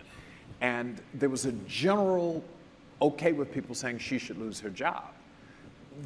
Because it was really fascinating to me that people said, that's fine. And then flip and compare on the other side, you go at it with someone in the parking lot at your grocery store and someone films it. And you say something you shouldn't have said to that person about their kid, about their mother, about their race, their gender, whatever. But then you think, well, my employer shouldn't fire me for that because that was on my own time, da-da-da-da-da-da-da. It is to this point, you have to be able to, in many ways, if you start regulating speech, particularly outside of the workplace, then it's a slippery slope because then we get into that situation, right? I mean, a surprisingly sane thing to say from this guy. There's some things I say on a Saturday at the Lowe's when someone takes my parking spot. I hope they're not recording it because Betty's going to look for a new CEO because I go off. But you get my point. Like, we all have to bring the humanity back into it. It's easy to judge someone, like, I can't believe this person did that. Yeah. When in fact, if we were very honest with ourselves. Once again, I'd be very curious to see whomst he voted for, considering he lives in Virginia. Looking at the men and the women in the mirror, sometimes you have to say, I did some, and I have said and done some things that I don't know that should cost me my job. This is the dilemma. Van, you're itching to say something. Let's go ahead. I think this is tough stuff, and I think that I talked a little bit about the tool set part of things, and then there's the mindset. I think that I've gotten a chance to work with people that are very different than me. I've got a chance to work in places like I didn't grow up, from Appalachia to the White House to Silicon Valley, and I've had to develop a way to deal with people so I'm not triggered all the time. Yeah. So I think what happens is relatable. If your circle is too small, but it's less triggered because of the things they say and more triggered because of the stupidity you have to deal with on a day-to-day basis. Like when I woke up and I had to be subjected to talking to a woman on the phone. Holy shit. Suddenly to something that's very different, you can get triggered, especially if you come from backgrounds where, Cuba or other places where, you have some personal pain in your family you're trying to manage, and so do I. The mindset, I think, has to be fundamentally, I expect that I have blind spots. Yes. I expect if I'm talking to somebody who prays different than I do, or who looks different, or who votes different, I expect that I have blind spots. And so when they react or they correct me, oh, that's good. I have a mindset that says, I'm going to welcome this correction because I don't know everything. I know my intentions are good, but my actions may not be good. My words. The problem is that this works in a culture that interacts with each other in good faith. And if you expect people to interact with you in good faith the majority of the time, this is an exchange that can and does work. The problem with this is that the useful idiot foot soldiers do not engage in good faith. And this was proven when I was going through my cancel campaign. I put out a Twitter post that was like, hey, if anyone has questions about any of the shit that I said because of all of the misinformation, feel free to ask. And some people who did ask, again, I wanted to assume there would be some good faith, even if people were saying shit. And some of the people I responded to, and I responded with very rational, very normal things that I think. One of them was like about how I was like praising George Floyd's death or some shit. And I was like, no, when I sing the like, George Floyd of the fentanyl, in his name we pray, blah, blah, blah. Right? It's not about like being happy or praising that he died. It's about making fun of the people who have tried to give him sainthood. It's about people invoking his death to further their agenda. And I laid this out in a tweet, and that tweet, even though it says something diametrically different from what the people claim, they will post that tweet and say, Kirsche cheered for Floyd's death and made fun of it. Even though the tweet directly refutes that, because again, these people don't read, they don't care, it's not in good faith. They just see you saying something they don't like, and they have the incapability of modeling your framework of mind. They're not able to understand your position. To them, you are like a Looney Tunes caricature Republican villain, and you believe everything else that everyone in your tribe does. Someone else does something bad in your tribe, and that is immediately attributed to you, because that is how these Borg people work. Ridiculing the people who worship Fentanyl Floyd. Yeah, it didn't matter that I engaged in good faith, because they engaged in bad faith just to get more screenshots to push more false narratives about what I think and what I believe. May not be good. So one is to expect the blind spot. And then number two is to respect the sore spot. That when I step on somebody's toe when they say ouch, that I don't say, oh, well, you're just saying that because, or you're just doing that because.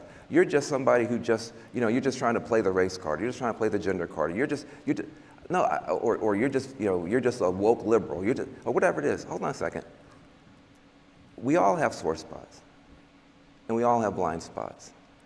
And if we have a mindset that says, I'm going to expect my blind spot and respect your sore spot, we can then begin to work together. I mean, my blind spot is I'm so used to people on Twitter when they ask me to expand on something, or they ask a question in a way that sounds like they're the typical people that attack me. I aggressively answer them at this point. Like, I don't trust that they're arguing in good faith anymore, because I'm so used to the bad faith people who are trying to take me out of context, trying to ruin my life. And so I've accidentally responded to a couple of people being very sincere in the questions they're asking me with a very aggressive tone. And I've apologized to those people when it happens, because it's like, dude, I'm just so used to this kind of shit. I'm sorry you weren't, like one of those people trying to do that. You were genuinely asking. My fucking bad. Like it just happens. And some people are very understanding of like, oh yeah, we know how much shit you deal with. No big deal, whatever. We accept your apology. And others are just like, damn, Fox, you said something aggressively once. I fucking hate this bitch. And it's like, well, I can't win them all, brother. And I think that when you now that's different than saying, than going where I think we've gone wrong is the shame and blame approach. You said something I didn't like, and now I'm going to shame you and blame you, which is what you're getting to. I think we need less shame and blame across the board. We need more space and grace. Space and grace. Space and grace. If I say something wrong, please forgive me. Show me some grace. I'm just a kid from somewhere trying to get someplace just like you. But if you say something hurts me, give me some space. I might need to be able to say ouch. I might be able to explain to you why that hurt my feelings. Again, this only works if both people are conversating in good faith. If we can go from shame and blame, which I think we saw too much of on the left, and now frankly I'm seeing too much of on the right. And the shame and blame was also brought up last year at SHRM's July conference, where they were talking about needing to make people who are usually excluded when they talk about the work feel included, so that they will adopt the work and also help with the cultural takeover. And get to space and grace. If we can expect to have blind spots and respect each other's sore spots, I think we have a mindset that lets us work together. Then if we have a tool set, different tools, you should be looking for different tools for management. Again, that mindset and those tool sets together, I think, get us to a better place. It's interesting what you've described as empathy, a word that SHRM has been talking about and promoting for a long time. If you can at least try to see things from another perspective, how that person feels. It's just sitting through a situation, and we're seeing increasingly cases, I want to go to this, in the courts, forget the administration, in the courts, where we are now saying, yeah, a white man can be discriminated against in the workplace. And well, I mean, the DEI people are only saying that because it's an unavoidable reality that they have now come up against. They spent decades enjoying men are okay to discriminate against, white people are okay to discriminate against, to the point where you have people on Twitter that unironically enter an argument with you, and they're just like, your opinion doesn't matter because you can't be racist to white people. Like, these are genuine beliefs that those people hold. They're not even trying to get a gotcha in an argument. They genuinely believe that to be true. And if you think otherwise, they think you are the crazy one. And this kind of like performative empathy where they say the right thing, therefore they are good person. You say thing that goes against what makes them a good person, therefore you are bad person, is not empathy at all. And I read a tweet before that said like they didn't like the terminology of suicidal empathy because it's an inherent lack of empathy. It's a misplaced, they are emulating what they think empathy is, but it isn't actually empathy. And that made a lot of sense to me. To be honest, a lot of time we have so, as a profession, gotten used to protected classes. Well, the reality is all Americans should be protected in the workplace. That's the reality. Yep. And we've gotten it like it's okay. So it's someone from the HR saying all Americans should be protected in the workplace has the same fear strike as someone from the government saying I'm from the government and I'm here to help. Like that is scary to for him to say. It's really unusual when you hear someone say, "Oh, how dare they complain about being discriminated against in the workplace." And I'm like, well, yeah, you used to say that too. That's that point, like respecting like both sides of it. It's something we've got to sort, which I want to segue into a conversation around the three letters that have like taken over the world. It used to be ESG, now it's DEI. Everyone wants to talk about DE&I, and that's why I brought you on stage to have an honest conversation around DEI. So Van, you've committed your life to social reform all the way back to your days at Yale, right? Including advocating for DE&I practices. So what's your message, okay, to leaders who worry, and this, I don't want to make things, who worry that DE&I has actually divided people more than it's brought them together and united them? Well, look, I think bad DEI probably has. Bad DEI? I think that, again, we're trying to do things that are hard. Real DEI has not yet been tried, comrade. Building a world-class team is hard. Finding great talent, especially from places that maybe are not just the usual sources, it's hard. And so when you're doing hard things, you sometimes mess up. In the technology world, we mess up all the time. And then we innovate and keep going. We just have to DEI harder. That's exactly what happened, once again, when I called Tim Pool out last year. When Tim Pool was talking about, even Charlemagne the God said that, DEI is bad. And I was like, well, dear Timothy of the Beanie, if you had played the full Charlemagne clip, he wasn't saying DEI was bad. He was saying DEI did not go far enough, Timothy. I think that what happened is that we went, especially after George Floyd, there was a moment. Saint Floyd of the fentanyl, in his name we pray, amen. They always do it! They always have to invoke his name, chat! Where people went too far in one direction, and that's okay, that happens. But the correction isn't to just go back to things that weren't working in the past. I think the opportunity that we have today, I think the opportunity they boiled the pot too quickly, man. Is to say, look, we know for sure that if you show somebody a picture, there's 5 white guys and 1 black woman, and you say this is the leadership team. Some people are going to look at that thing now and say, that black woman's not qualified. That black woman's a DEI hired. That black woman shouldn't be there.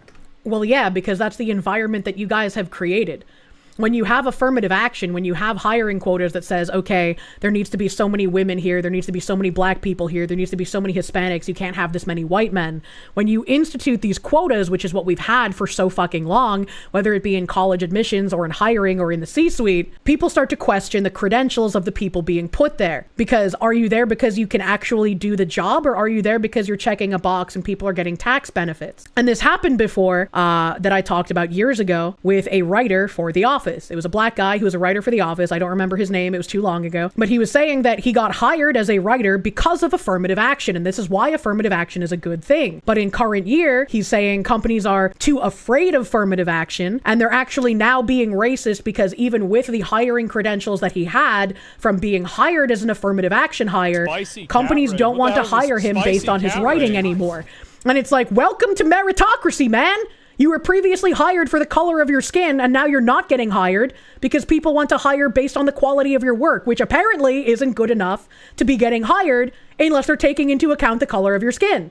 Like, what are we even doing here? Why are you complaining? Now, people in this room are going to say, hold on a second. Hold on a second. I live in the real world. Half the time, that black woman's carrying the whole team. What? Half the time, that black woman's carrying the whole team. Half the time, the white dude sitting next to her is somebody's nephew who shouldn't be there in the first place. I mean, he's got a point on nepotism hiring.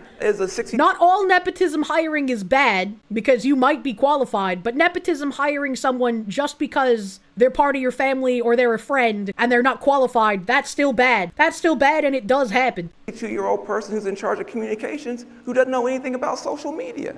So hold on a second. Don't jump to conclusions on either side. See, this is the challenge. If you go too far this way and you go too far this way, at some point we've got to come to the middle. How do you get to the middle? First of all, it can no longer be about lowering the bar, even rhetorically.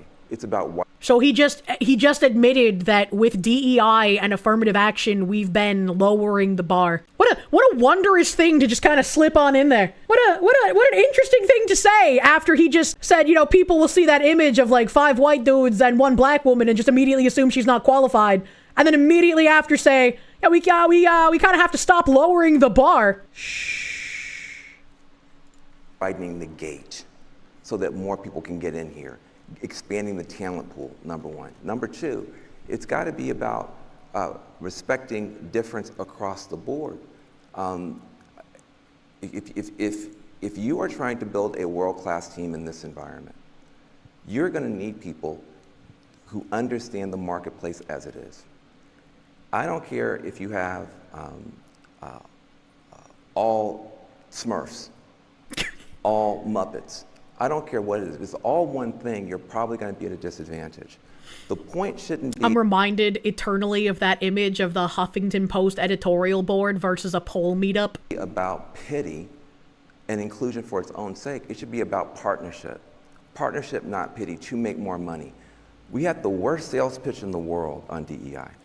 The sales pitch was... It's the worst sales pitch because it doesn't fucking work. If you're a white guy, you suck. Now, follow me and do what I say. I don't know who came up with that, right, but it was not very convincing. Really bad idea. It was not as persuasive as Johnny, people. I thought we were supposed to have different opinions on this. Yeah. That's a weird fucking laugh, but also, yeah, this is what SHRM talked about last July, where the white guys are always excluded because they're just told their opinions don't matter, and you need the white guys for the cultural transformation. You can't continuously exclude them and expect the cultural transformation you're trying to usher in to actually take full effect. You need them to be on board with what you're doing. And so once again, I'm sure some white guys are gonna fall for this. Pay for your own destruction.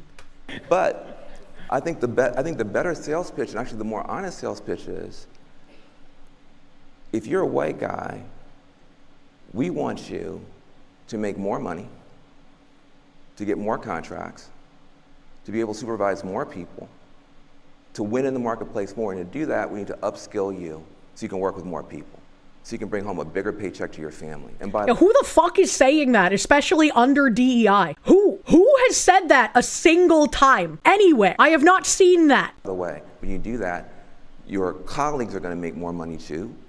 The company's going to be more successful. The women are going to be more successful. We're going to win together. The point should be we're going to upskill everybody so we can work better together to make more money together. That's the point. I'll believe it when I see it, brother. You can have some of the similar underlying observations and skill set that you're putting forward. Are we gonna have to make sure our idiots don't fall for this? 100%.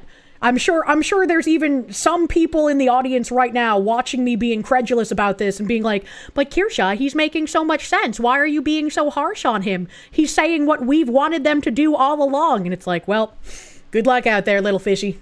But the rationale needs to be, let's win together. Let's work better together, .ai. Let's work better together. Shilling his company again. That's the mindset and the rationale. It's okay to learn from trying it this way and trying it that way. What's not okay is to say because some of the stuff we did in the past few years didn't work, now we're not going to do anything at all. That's going to leave too much money on the table, too many contracts that don't get fulfilled, too much market share left out. We can't stop fighting to make it work together just because some stuff didn't work in the past. So Van, before I go to you, Robby, okay, so you use the example of the team with all white men and 1 black woman. and you actually alluded to bad DEI. Yes. And I wanted and I don't, this is not at all political, no one in this room, but it's the question that's been posed to us. June 2020, President Biden said, I'm going to appoint a black woman to the U.S. Supreme Court. He didn't, that's it. Right. And then he did. And that black woman said, I cannot tell you the definition of a woman because I'm not a biologist. She is not able to serve as a Supreme Court justice. She should not be a Supreme Court justice. How do you think that doesn't create divide? You could say not a qualified woman I'm going to look at a diverse slate, but this is the question, is that people worry that DEI divides. Like, how do you just say that? Look, I think black men need not apply, Hispanic men need not apply, Asian women need not apply, no one but black women. Yep. I think people made mistakes. Look, here's the deal. There's a real problem that people are responding to, which is that in the entire history of the country, certain people still would be the first at this, that, and the third, because certain people still have been left out because we haven't widened the talent pool big enough to get people in. So when you're responding to a real problem, you sometimes come up with a bad solution. Okay. And so I think that's what happened. There's a real problem. I like how they're trying to say the whole point of DEI is to do this. This was the whole point of affirmative action for decades. But that actually wasn't the point of DEI. Actually, that wasn't real DEI. You know, that was something that didn't work. So now we're going to try real DEI. We're going to change our strategy to try and do what it was supposed to do, but so you don't notice it quite as much. It's again the same exact thing as when people say real communism hasn't been tried, real socialism hasn't been tried. Marek Zelinsky, thank you. There it is. A slave. He just had to. A real diversity has not been achieved. Raider to the Lost Shark, thank you. I feel like we, our, and they, them are all manifestations of the Demon Legion. Internet Zen Master, thank you. Hearing Van Jones saying this makes you wonder if he's read any of the DEI HR missives, even from SHRM or Bridge. None of what he's talking about has ever happened. Because I'm sure he knows what's going on. This is like malicious lying to try and convince people what you've seen with your eyes happening for decades is not what was meant to happen. We're going to try better DEI now. That was bad DEI. All right, it's going to be different with a capital D, as it were. You know, it's, again, why I'm assuming, and this is my opinion, that they've invited Robby Starbuck to something like this. So the people who are convinced by Robby that companies are dropping DEI will hear these things that they want to hear from people who have been pushing DEI tenets for 30 plus years and say, oh, something is changing. We are winning. Look at the ground that we're taking. There is a lack of opportunity. We are not letting everybody in the pool, and we're not supporting people when they get there so everybody can succeed. So then sometimes you come up with initially a bad solution. Well, we're just going to say we're going to have X% black people and X% left-handed people and X%. Well, that's not smart. But the answer isn't to then say that's not really a problem. Right. The only reason a lot of companies have dropped having any sort of racial or agenda quotas is because places like America First Legal were suing them for discrimination, because the EEOC came out and said, if you are white, if you are male, if you've been discriminated against, EEOC discrimination complaints aren't just for perceived minorities, they are for everyone. So all of these companies had to work in lockstep, and Bridge has been informing them on how to do this with the help of lawyers to get around these issues and still continue doing the DEI work, but with less noticeable things. They're not going to have noticeable racial quotas. It's no longer going to be, well, we're going to have this group specifically for black people to join. It's now, well, this group is specifically for the advancement of black people. But if you're an ally and you're white, you can join now as long as you're prioritizing the advancement of black people, which is the point of the group. So they're doing it in a different way that will not get them sued. And so therefore we're going to do nothing. Okay. And that's my concern. Got it. So now, Robby, the other side of this. You argue that DEI programs divide both an organization's customer and their employee base. Yeah. Can you explain this further and talk to this? And that's very true, Because also, once again, with that Northeastern professor that we watched, I again played that recently for people who weren't here for prior Bridge stuff last year. Both her and Cheryl Dijja say that part of making DEI framework in the DNA of the company, part of embedding it in everybody's job in the company, is not just so the companies will work on DEI framework, but that the tenets of DEI will expand to the customers. It'll go home with the employees and they'll talk about it at their dinner tables and with their friends and in their communities. And when these tenets spread to the customers as well, those customers will bring those priorities home with them too. So you're going to have the transformation of DEI in the company as well as being brought home via all of the employees and all of the customers. And that will spread it out into communities. And then those people will also start adopting DEI as a just regular part of their everyday life. Yeah, you know, I do want to address one thing Van said. At the very beginning, he said, you know, that there's these bad DEI programs that have divided people. Well, I think the problem is, and what my contention has been is, Robby should not be adopting their language. He should not be using bad DEI programs, because all DEI programs are bad. And by adopting their language and saying the bad DEI programs, it's leaving that wiggle room for them to be like, see, look, there is a good way to do DEI. And I mean, I don't know if I could criticize him too much on this one, because I don't know if that's like a purposeful slip or if it's like he just wasn't, you know, thinking. Because thinking on your feet in like a live environment can be very difficult, and it's easy to screw up that way, but I don't think you should cede to their language.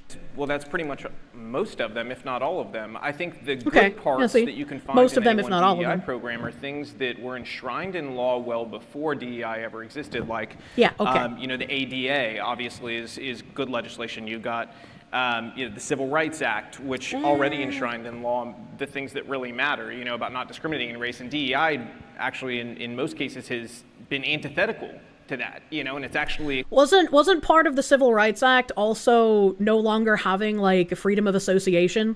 Please correct me if I am wrong, but it was like you can no longer choose certain things because that would be discrimination, and that's how like we end up with a lot of these people who like landlords, right? They rent properties out and they're not allowed to take into consideration like certain things about people that might have a track record of doing bad things to properties, but if they don't rent to that person, then it's considered discrimination still.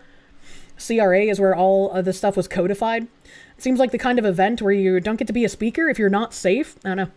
Robby seems like he's intentionally too naive, which is what makes you think he's a plant.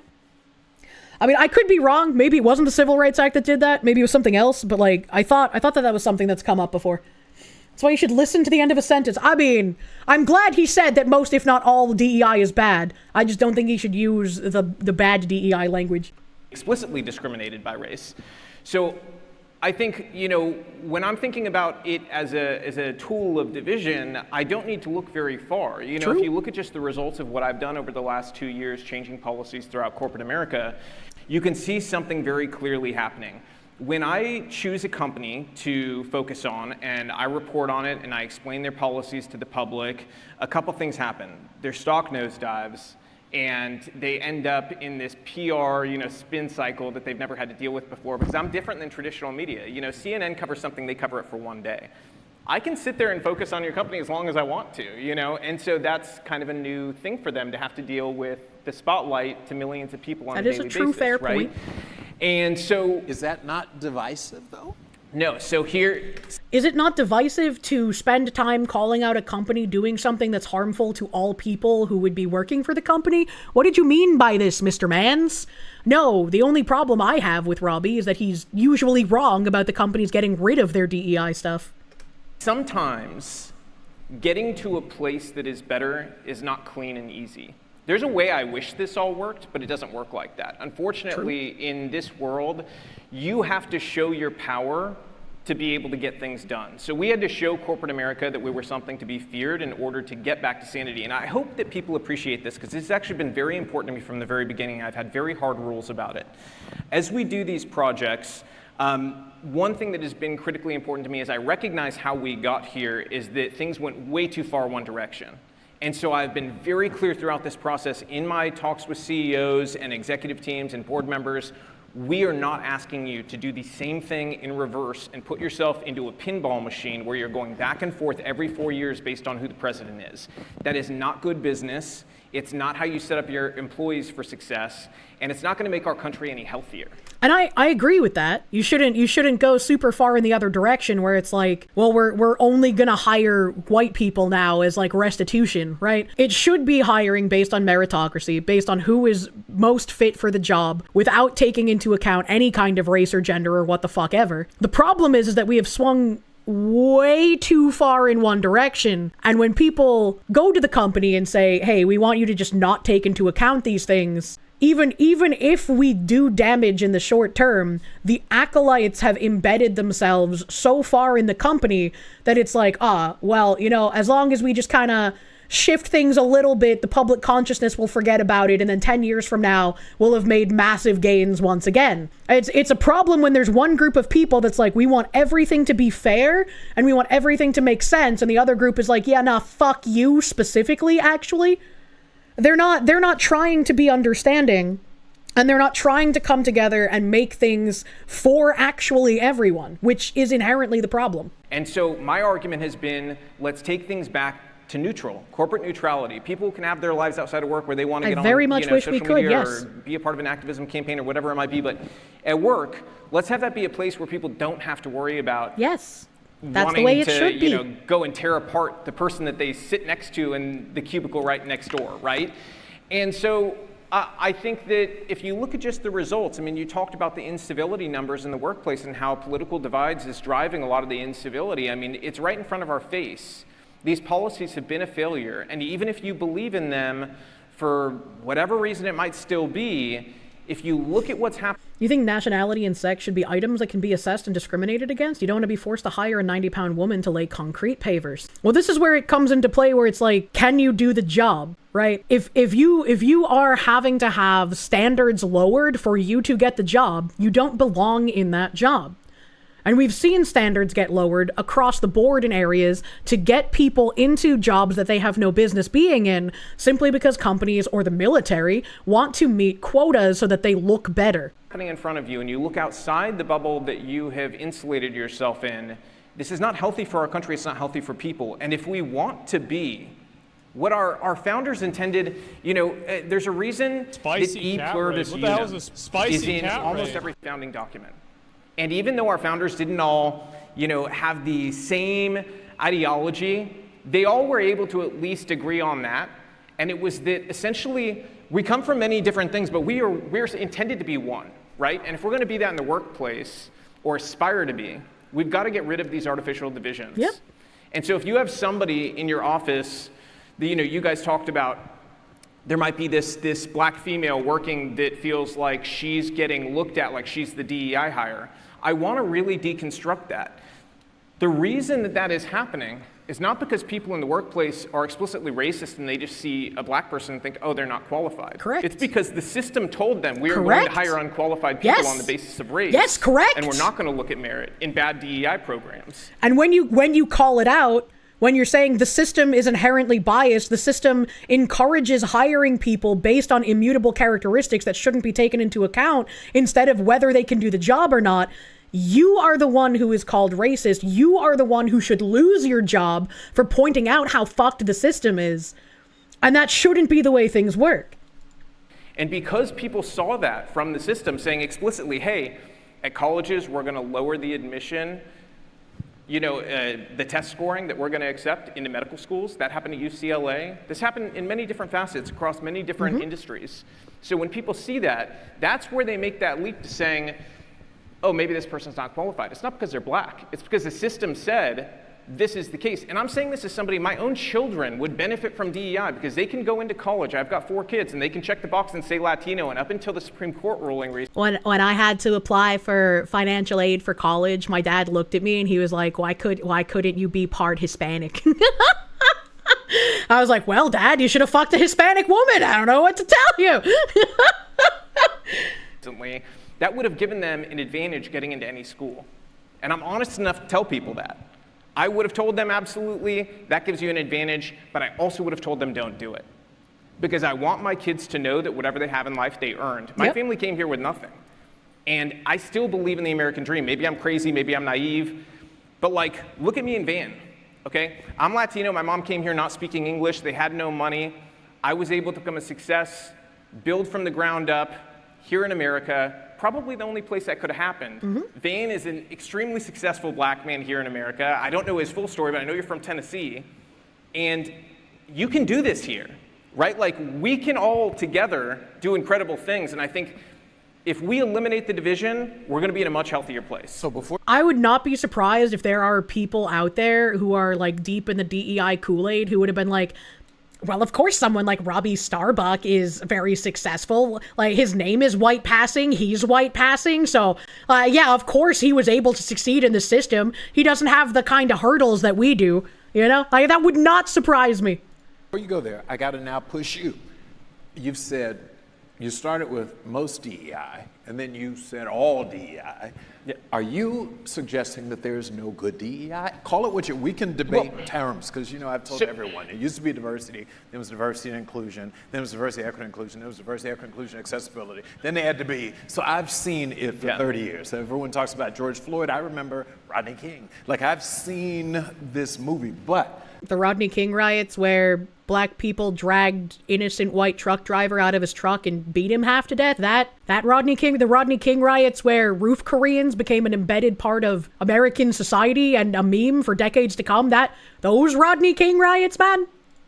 Are you saying that there is no such thing as good DE&I? Again, call it what you want. No, because it has equity inherently baked in, and equity is a Marxist concept. Yes. I believe in equality. I believe that we need to treat people equally, and I'm think glad that he we called need it what to it hire is. people on the basis of merit. I think you should not look at people's skin color. I will say this, because it's very important. I'm not pretending you don't see skin color, because that's just stupid. Okay, everybody sees skin color, okay? But gender. The law...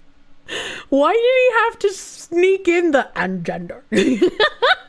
should be what guides us. And the law should not see skin color in any facet. Agreed. In a criminal side, and not when it comes to hiring and employment. It should be something that we can all trust we're going to be treated equally and fairly. And that has been my argument from the very beginning, is that DEI instituted a system that flies in the face of our civil rights laws. And he's entirely correct. All of it is just communist gobbledygook that works on a Marxist framework. You cannot have a fair and equal society that treats people meritocratically and also have a DEI framework. They are inherently oppositional. Because if you look across corporate America, what did we have? We had internship programs that were only for black people, only for Latinos. It left out Asians, left out whites, left out other ethnic groups. And it focused in management training, only for blacks and Latinos. Saw this across corporate America. Some of the company executives didn't even know this was happening. When we went to some of the major banks, they had no clue that they had programs explicitly for one race. Robby, quick question for you, because I don't want to get us. If that E were equality versus equity, would you have a problem with DE? What if we change DEI back to equality instead of equity? You know, we're still going to do the same exact work, but we're going to change the terminology back to what we had it at previously. Would that get you on board with our work, Robby? Holy fuck, I pray this man understands the subversion. Please, Robby, don't let me down, brother. Yeah. Well, so here's the secondary issue, is you have to agree on definitions, right? Because the reason DEI was even implemented in the first place is because diversity and inclusion sound nice. Yes. I'm the first one to admit that. They sound nice. Yes. Right? But the problem is, are we all talking about the same thing? Because the biggest pro-DEI people that were supposed to be at this conference spent the last month trying to cancel me being able to be here. Yes. So it doesn't seem to me, or to a large part of our country, that those people actually want diversity or inclusion. And this is the commie word games that they play. They use subversion, they use nice words that, oh, if you disagree with this, you are a bad person, right? It's again the same concept behind Black Lives Matter.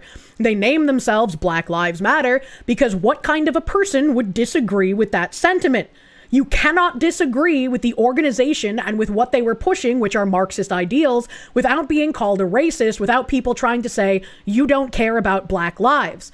And that was the point of All Lives Matter. People were saying, no, everyone's life should matter. Everyone should be equal. And because they were rallying against something that sounded good, like Black Lives Matter, they were able to say, no, you guys are using All Lives Matter as a white supremacist, racist dog whistle. You're trying to say that black lives don't matter, but that's not what was happening. That's not what people were saying. And again, you can see the same exact rhetoric when people were putting up flyers saying, it's okay to be white.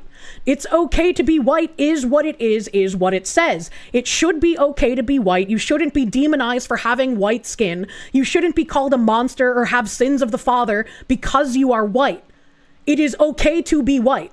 But everyone came out and said that this is a white supremacist dog whistle. This is an attack on minorities. This is dangerous rhetoric on college campuses because they are used to the subversive language of Black Lives Matter doesn't really mean Black Lives Matter. Therefore, when you counter it, you're countering the inherent ideals we're trying to push forward, and we must call you a bad person for disagreeing with good language. It'll take more than one sidestep to convince me wrong. I'm very glad that he said this. This is a very good thing that he said here. Okay. I'm sitting here saying, I want to hear everybody. That sounds like somebody who's wanting to be inclusive of everybody around. So we have to agree on what we're actually talking about, right? I'd like the pointed question, and then I want you to jump in. I want my time. I told you all this is going to get good, right? But to be fair, and I'm not trying to force you into anything, what I'm asking is a simple question, because you pointed out the issue was the equity, the E being equity. Yeah. If, solve for how we institute the D, the E, the I, but if the E were focused on equality, which is an American concept, right? It's like he didn't even hear what Robby said. He's just trying to get Robby to agree to equality, because again, if you disagree with equality, you are a bad person. The way they use equality and the way everyone else knows definitionally what equality is inherently different. And you can see this again by looking at Wikipedia. Wikipedia has changed definitions for things like racism. Wikipedia has changed pages like cultural Marxism in order to try and paint it as some like conspiracy theory. You can see these changes working in real time. A lot of people now believe that racism is not just being discriminatory for someone because of their skin. It's prejudice plus power, which is what leads people to believe that white people can be racist, but nobody can be racist against white people because they have the collective power, despite somehow being a global minority. Yeah, it's a very American concept. Okay, so we have some agreement that we're not saying DEI, all DEI is bad. Well, the phrase is poisoned at this point, and I think everybody has to kind of admit that. So, yes. eliminate the phrase. In practice, do I believe that workplaces, everybody should treat each other fairly, be nice to one another, and do I think everybody should be hired on the basis of merit? And if your workplace happens to be majority minority or majority white, is that a problem? No, I don't really care what the workforce looks like. Exactly. Actually, in practice, to tell you the truth, so before I talked about politics and everything, I owned a big production company in LA. We had over a dozen directors. I directed people like Natalie Portman, Snoop Dogg, I want my time. You're going to get it, I promise. I don't think Robby interrupted the CNN guy when he was talking for a hot minute either. What is this? What are you complaining about, man? You're waiting for him to say the exact words. The phrase is poisoned. Unfortunately, the DEI acolytes do know the phrase is poisoned, right? That's why Bridge has been informing companies to change the language. Internet Zenmaster, thank you. As wary of Starbuck as you are, it should be noted that companies like Condé Nast have started purging the DEI activist-y types from their ranks and going toward the neutral he wants. Corpos are starting to play it both ways. I will believe it when I see it. Condé Nast is still on the board of directors for Bridge. They are still part of the obfuscate the language, do the DEI work without people noticing. And when Bridge was formed, part of Bridge's framework was to get rid of DEI departments. The game was always meant to be played that DEI, noticeable DEI departments, noticeable DEI positions in a company were supposed to get cut, were supposed to go away. Because those people in the DEI departments or those DEI acolytes and DEI positions are supposed to just integrate into the rest of the company and work seen unseen. It's supposed to just be part of the company's DNA without having a big branding on it. So I will believe when I see it instead of just them moving people around. Clan, thank you for the DKKs. Honestly, up till now, you completely wrote off Starbuck as paid opposition. You're hesitantly hopeful he's not. I have been very hesitant to call him controlled opposition. It just seems like he is a very optimistically naive person when it comes to dealing with commie gobbledygook, which is, again, a result of living in a society that operates on good faith. When you're used to trying to operate and engage everyone in good faith, when you come up against commies that do not operate in good faith and will do any and everything in order to execute you, whether socially or actually, it starts to dissolve and you struggle to have any kind of meaningful conversation. Sonic Extreme, thank you. You find it kind of frustrating that while they are saying what they are saying is reasonable, your brain has to go through the process of, are they saying this because they genuinely believe it or to trick me? Which is, again, the danger of when your society has become so rotten with communists that you have to sort of be suspicious of anyone that says things that you want to hear. Merrick Zelinsky, thank you. The system knows good workers because they actually work and provide the employers the needs to increase their workforce, and the loop continues. True and real. It's always a trick the leftist is at. Look, I'm watching. I want all my time. You're going to get the rest, okay?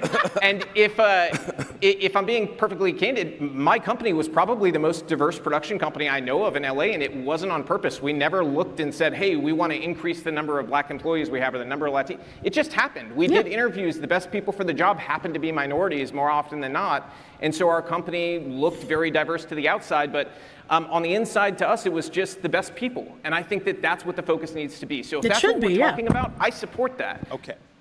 But that's not what DEI has been. Well, we're leaving the past behind, right? That's what we're talking about going forward. Van, get your time. He looks so dejected sitting there having to have waited his turn. I'm reclaiming my time. You know, I talked about not getting triggered. Uh-oh. Be honest. But this is great. This is I'm triggered. It's okay. I have that effect sometimes. He said that's okay. I have that effect. Look at how long it's taking him to collect himself, because he knows that he can't just say what he wants to say. He has to phrase it in a way that's going to sound nice to all of us who disagree with him watching. Yeah, that's funny. Look, I have something to say here. First of all, you mentioned my story. Let me tell you my story. I was born in 1968. He mentioned this guy's story as like a success. He was like, look, you are a very successful black man in America. If America was genuinely a racist place that held black people down, how would you get to the position that you're in now, as successful as you are? That is what Robby was saying. You talked about coming from Cuba, your family having nothing. I'm a 7th generation American. I'm the first person in my family that was born with all my rights recognized by this government in 1968, in 7 generations. So we were here for 7 generations and had nothing. My father was born in a shotgun shack in Orange Mound, Memphis. Joined the military to get out of poverty in the middle of a war. Everybody was trying to get out of the war, out of the military. My dad went in so he could get out of poverty. Put himself through college. I feel like that's the story of a lot of people, or a lot of men in that age bracket, right? Like, a lot of dudes were like, if I go into the military, if I go do this very dangerous thing, I'm going to be able to better provide for my family if I survive it. A black college called Lane College in Jackson, Tennessee, because he couldn't go to white colleges. He married the college president's daughter, my mother, because my dad had her like that. My dad was that dude. He was like, How are you talking about how oppressive it is when you're saying that your dad married the college president's daughter? I feel like that flies in the face of like what you're trying to present. Like you. Doesn't this prove Robby's point? It does. They put he then, once he got out, he put my Uncle Milton, his little brother, through college. He put a cousin through college. So he was successful enough and had enough money to put multiple people in your family through college to make sure that they were also successful, which is, once again, sharing generational wealth, which is something the left doesn't want people to be able to do.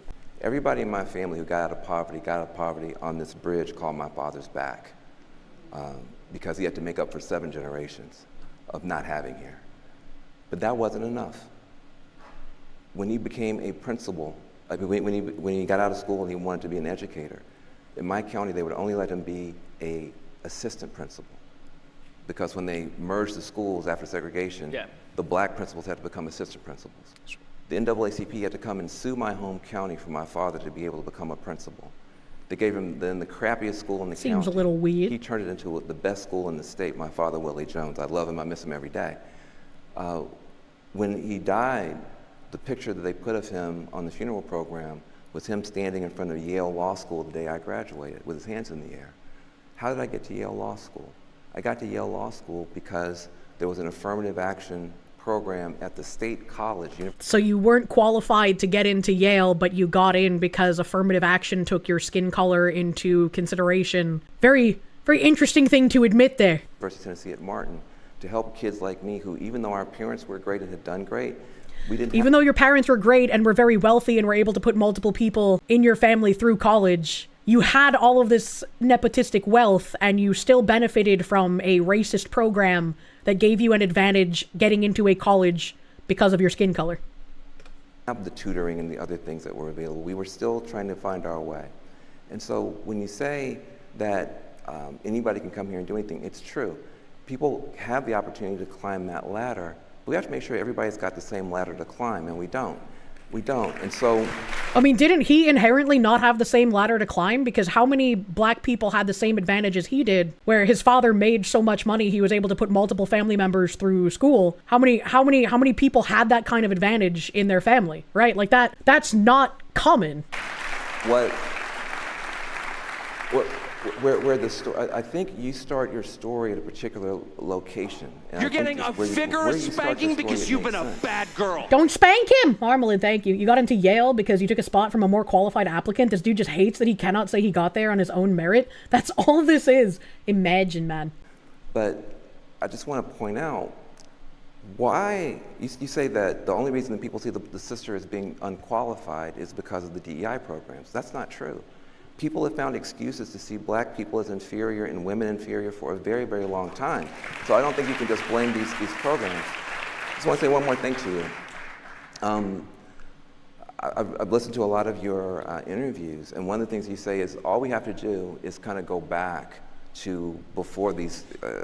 Yeah, in the past, you can say that women or minorities were seen as inferior by the government, and that was a bad thing. But that doesn't mean that we should see them as superior now and give them certain advantages not to be enjoyed by other people, right? As a woman, I don't want to be given a job because I have a vagina. I want to be given a job because the people hiring me think that I can actually do it, think that I am competent to do the work necessary to be an asset to their company, right? And so, like, treating prior racism or sexism with new age sexism or racism is not the way to go about things, right? And I think that's a false equivalency when we have decades of evidence of colleges or workplaces lowering standards, and the military, lowering standards to let in people who shouldn't be getting those positions simply because of immutable characteristics. Experiments. And just enforce existing civil rights laws. Because we weren't doing it. We weren't enforcing it. Well, hold on. There's a reason for that. Because when you said that, I said, you know what, actually, I kind of like that at first. When you said, hey, let's just go back to enforcing existing civil rights laws, I said, that sounds good to me. Then I looked into it. And here's what I found. What that meant was waiting for someone to file a complaint. Not looking at the workforce and trying to figure out how to access all the talent and take positive steps to make sure everybody... Enforcing current civil rights laws would be waiting for someone to make a complaint. This is saying, it sounds like he's saying that the discrimination is inherent and systemic, and thus you can't wait for someone to make a complaint. You have to target this discrimination before it's allowed to happen, which is what DEI claims to do. It's discrimination by another name. Everybody can do well. Stand back and wait for the complaint. Here's a problem with that. It's scary to complain. Somebody's got to raise their hand and say, this whole workplace is sexist. They're immediately going to be put in a box. Their career is over. This whole workplace is racist. They're going to be put in a box. They got to find a lawyer. It's going to take years for the EOC complaint to come back. It's a decade out of their life and they may lose. So what was happening was people weren't saying anything. So the triggering mechanism to do what you want us to do, which is to enforce existing laws, the triggering mechanism was incredibly destructive for the individual. So some people, and frankly, if you were in a situation, you've probably done the same thing, say, why are we going to wait for the government to tell us what to do? Let's come up with some positive ways to expand that. I mean, yeah, I'm not a big fan of the government, but also I'm not a big fan of DEI. You can't say that discrimination exists before you know it exists, unless we must counter it before it crops up. If it happens, like, yeah, it might be obnoxious, it might be annoying, but you should file a complaint. And it's like, if your workforce is inherently discriminatory, if you're a woman working at a place that's sexist, and you want to file a complaint because it's sexist, why would you want to continue working there if they're going to other you? Why would you want to continue in that job?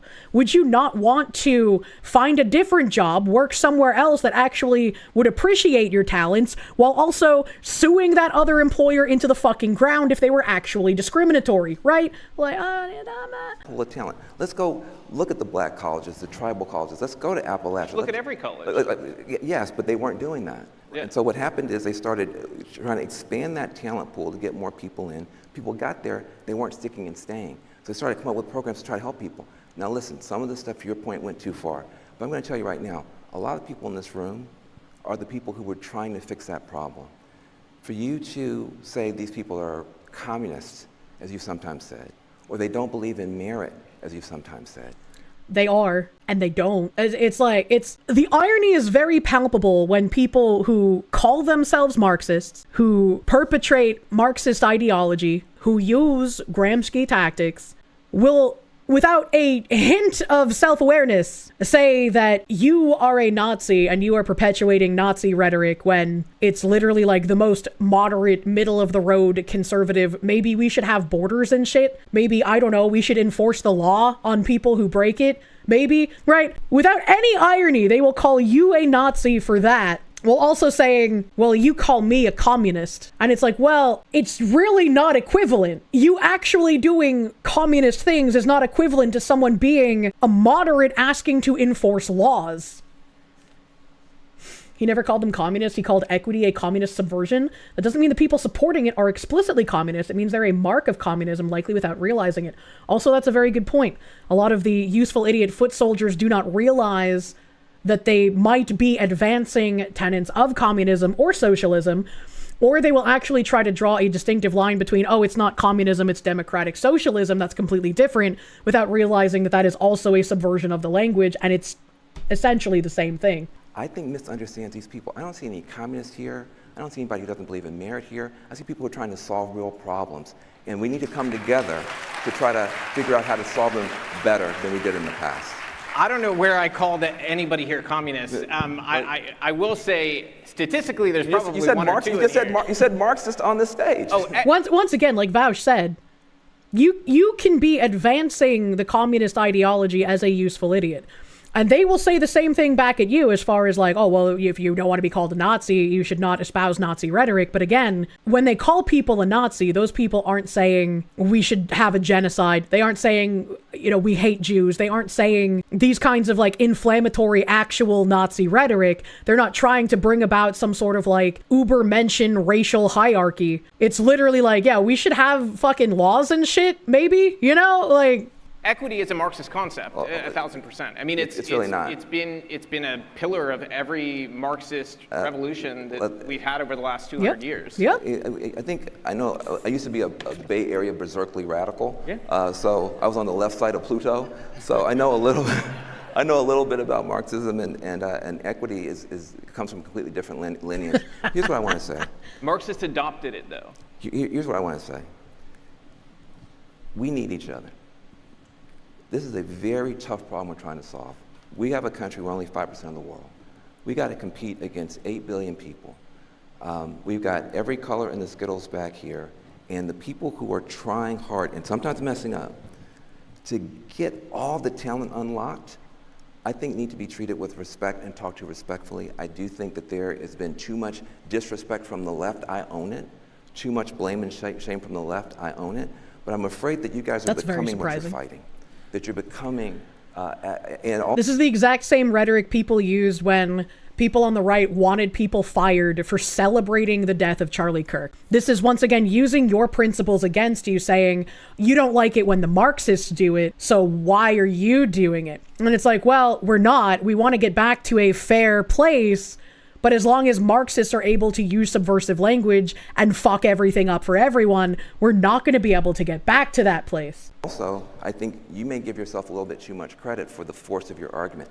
I don't think people are being won over by your argument. I think they're being run over by your bully tactics and afraid of the government. And so that's something I think you have to be careful about.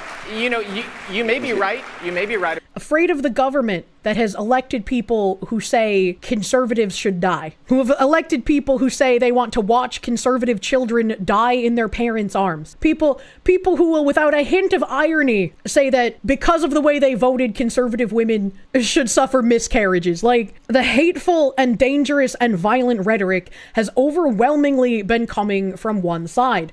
And I'm sure you can go to obscure image boards and you can find no words and you can find people saying heinous things, but those are people on obscure image boards. They're not people in positions of power like on the left. They're not people in positions of influence like on the left.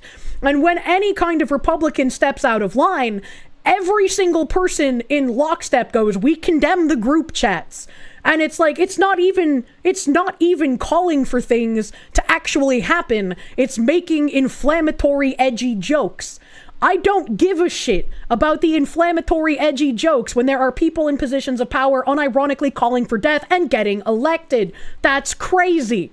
About that, the CEOs may just be kissing up to me when they say that I've won them over with my arguments. They are just kissing up to you. I don't really care whether it's by product of me running them over with bully tactics or whether it's because they loved my argument privately. When we've been the victims of the bully tactics on the left for over a decade, like Matt Walsh said, the time for niceties should be over now. We should recognize where we are. If these people would give you no quarter, why would you treat them a way that they would not treat you? If you say, okay, my brother, I forgive you, everything's great, and then you turn around and they get into power, they're just gonna hang you, man.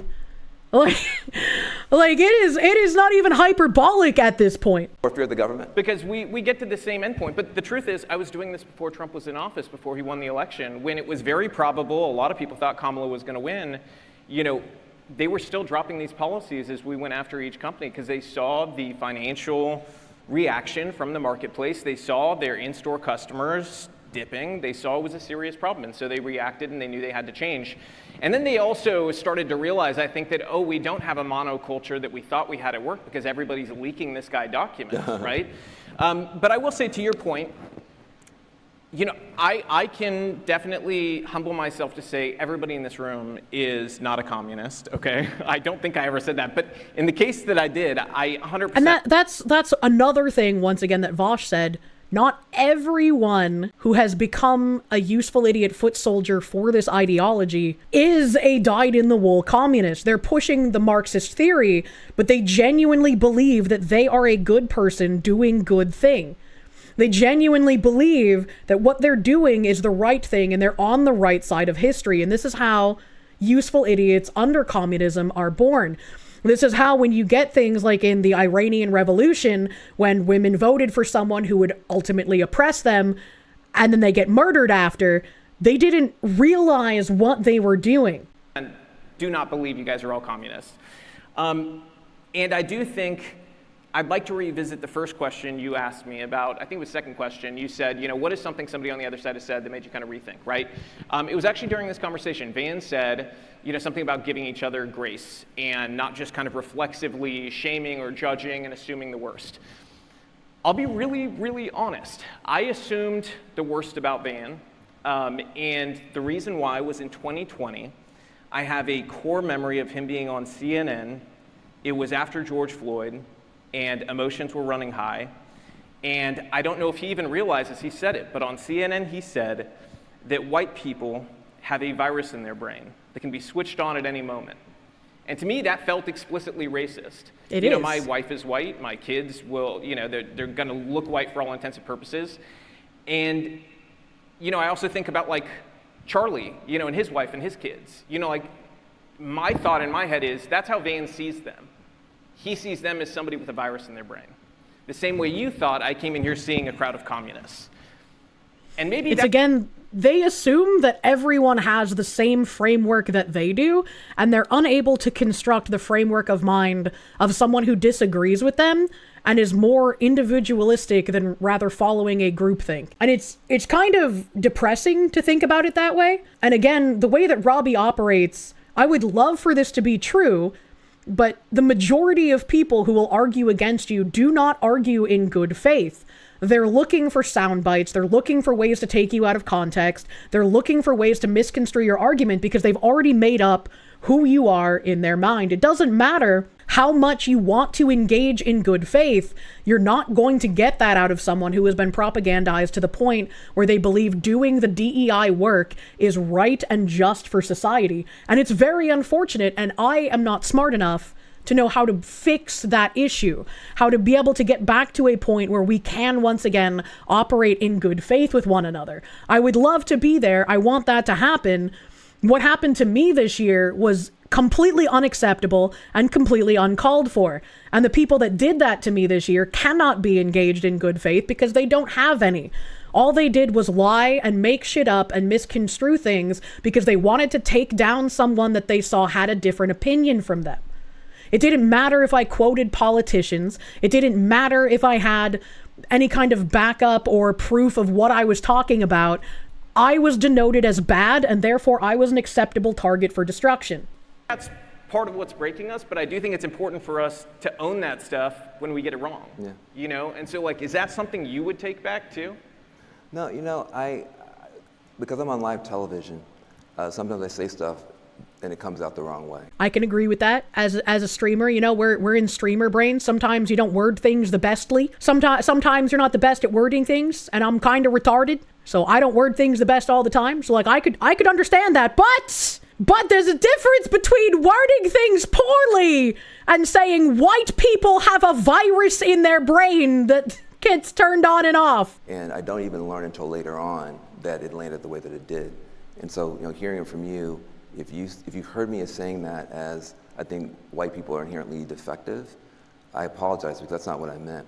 What I meant is... No, we know that you meant white people weren't inherently defective. You meant that white people have the sins of their father. White people are inherently racist. There is inherently something wrong inside of white people that cause them to act this way. And thus, you can't be too angry at the white people for acting in this manner that they do. You just have to teach them that it is wrong, right? It's the same situation with the dog. You don't get mad at the dog for pissing on the rug. You just correct the behavior. And that is what DEI is.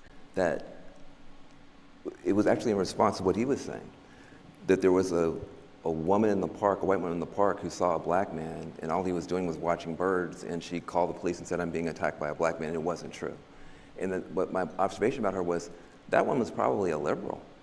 I don't remember anything about this story. That woman probably is an NPR listener. Yeah. And so my pain, my heartbreak, I may have said it not in a great way, but my heartbreak was, geez, if even someone like her in Manhattan is going to immediately see a black man like me and call the cops and say she's being attacked, there's a switch that can be switched at any moment.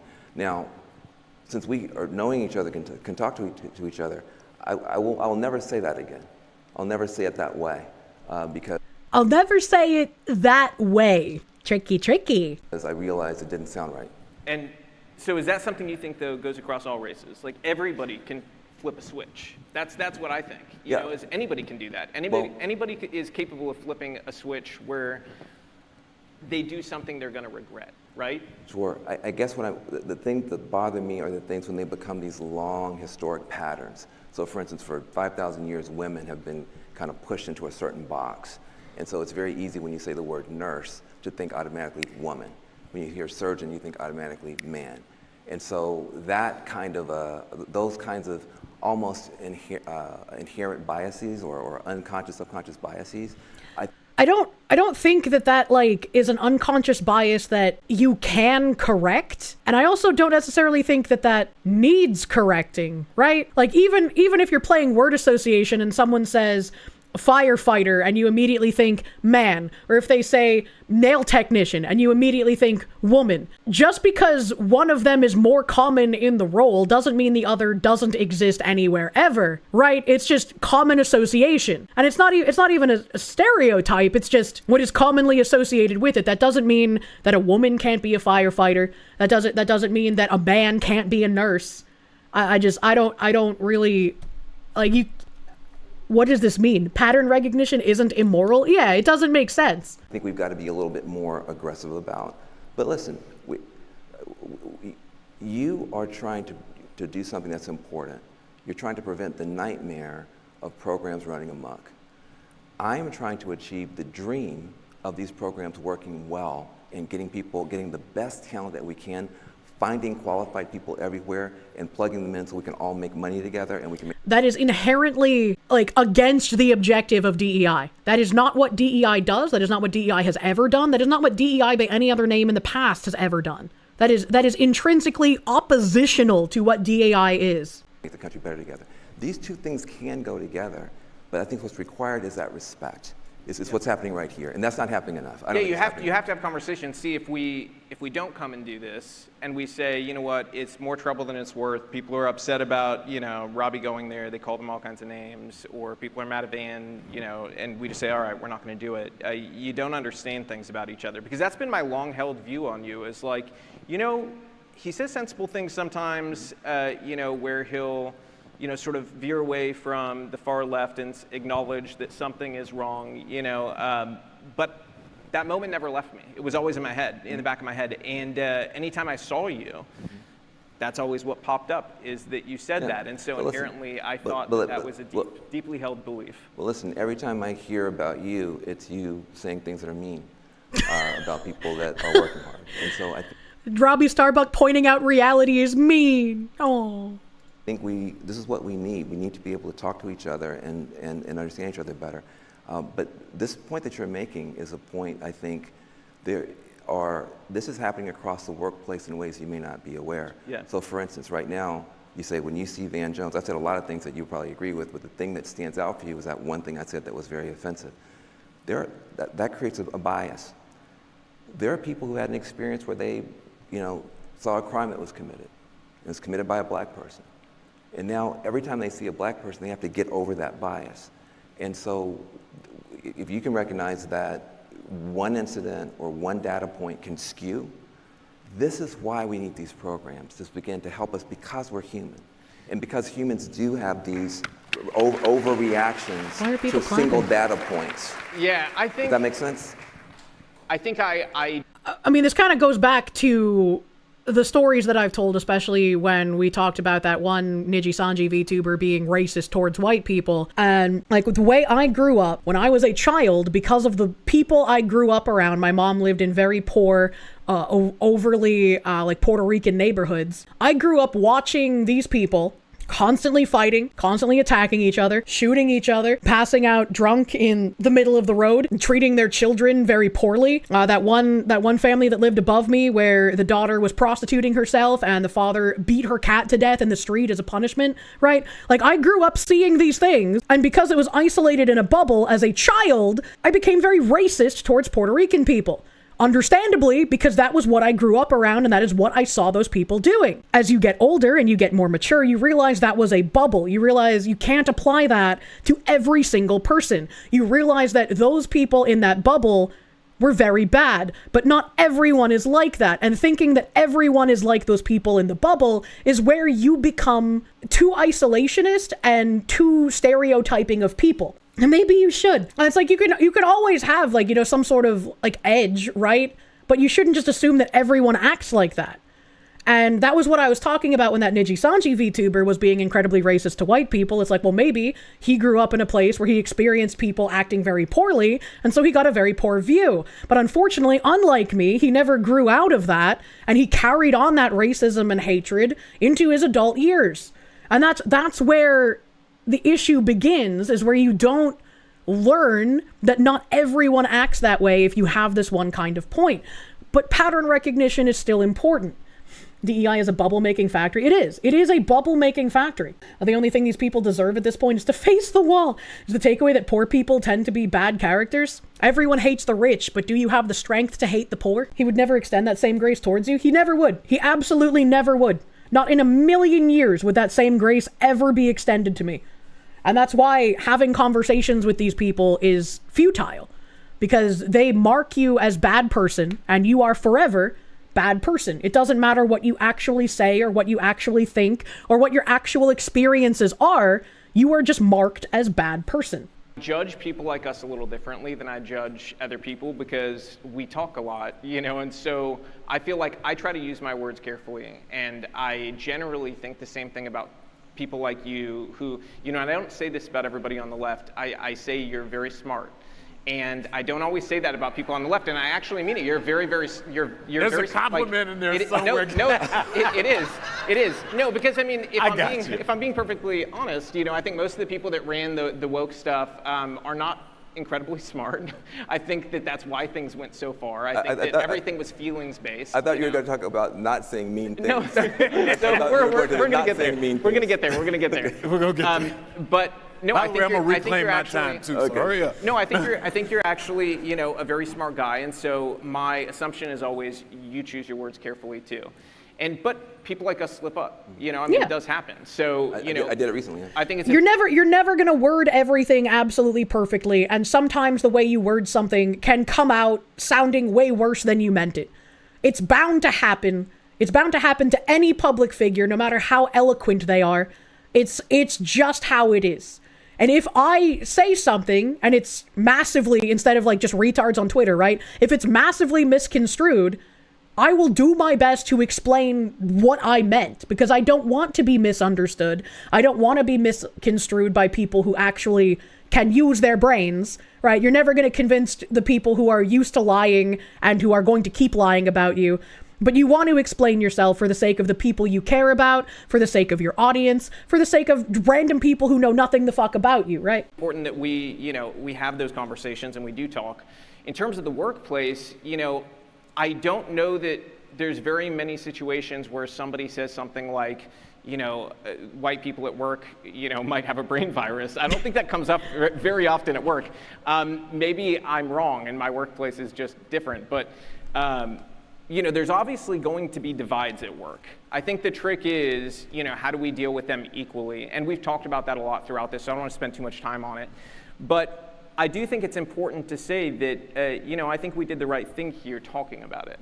And I think that's what you've got to do, and you've got to give each other grace and deal with each other fairly.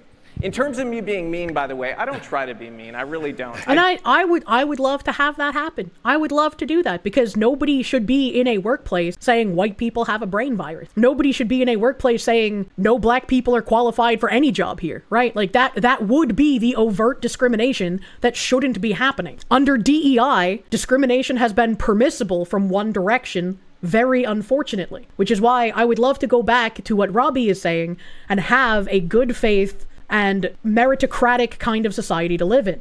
I tell the truth. You're good at being mean. I tell the truth, and you know, if it makes some people upset, you know, I see it this way.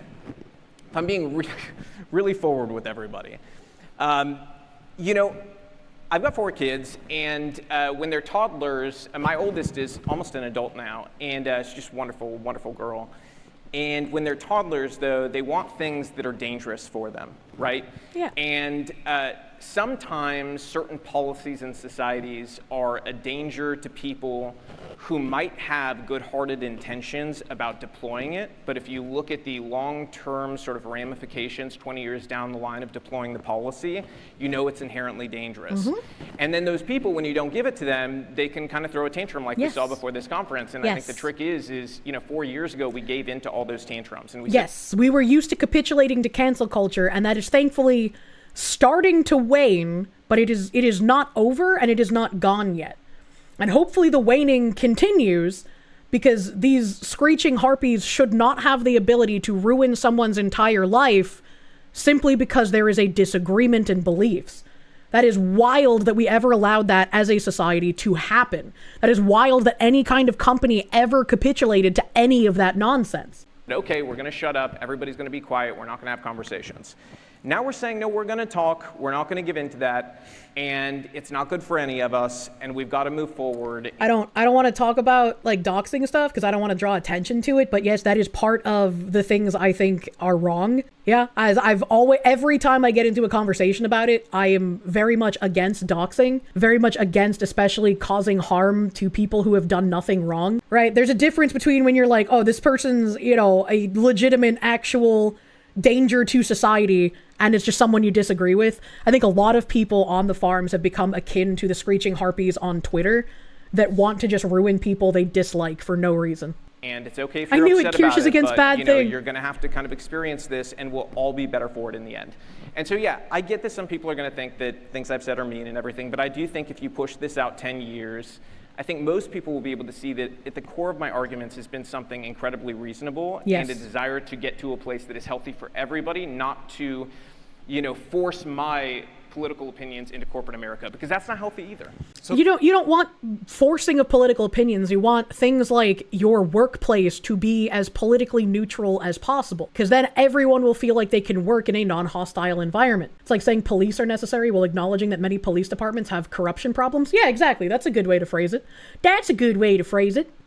Like, I've got one final question for you all, but I think to sort of summarize, and let's see if this will just kick in. The audience, you will tell us if we're right, a couple of takeaways. One, we never intended to convince any of you all to either like Van or like Robby. That's not what this was about. The convening was to model the behavior that we all need to take back to our workplaces.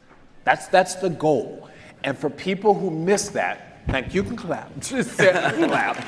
But because they represent what's happening in our workplaces every day. And that's what's creating a lot of the toxicity, I said the word right this time, and the tension that is tearing us apart. So we start with this idea that we would like you not, this isn't come see the sideshow, so you all thought they're gonna be fighting, it was gonna be Jerry Springer and I was gonna jump in the middle. It wasn't, I wasn't gonna let that happen. And we're gonna open this up to questions, by the way, Q&A, so get ready. I'm gonna identify people. But the number one thing was to showcase, and thank you again to my board chair and all my board, that we can show you this can be done for people who may diametrically opposed, and both of whom have said something that hurt. I just realized how far unbuttoned his business shirt is. Which we didn't know, by the way. Right. Like I didn't know right. what You've he said about things me mean to him, he thinks yeah. But we all do that every day, and we have to be able to give grace and mercy. Yeah. Think about that person. I was talking with Emily Dickens, our chief of staff, and she still talks about somebody who said something that offended her in the 3rd grade. Right? She's still talking about it.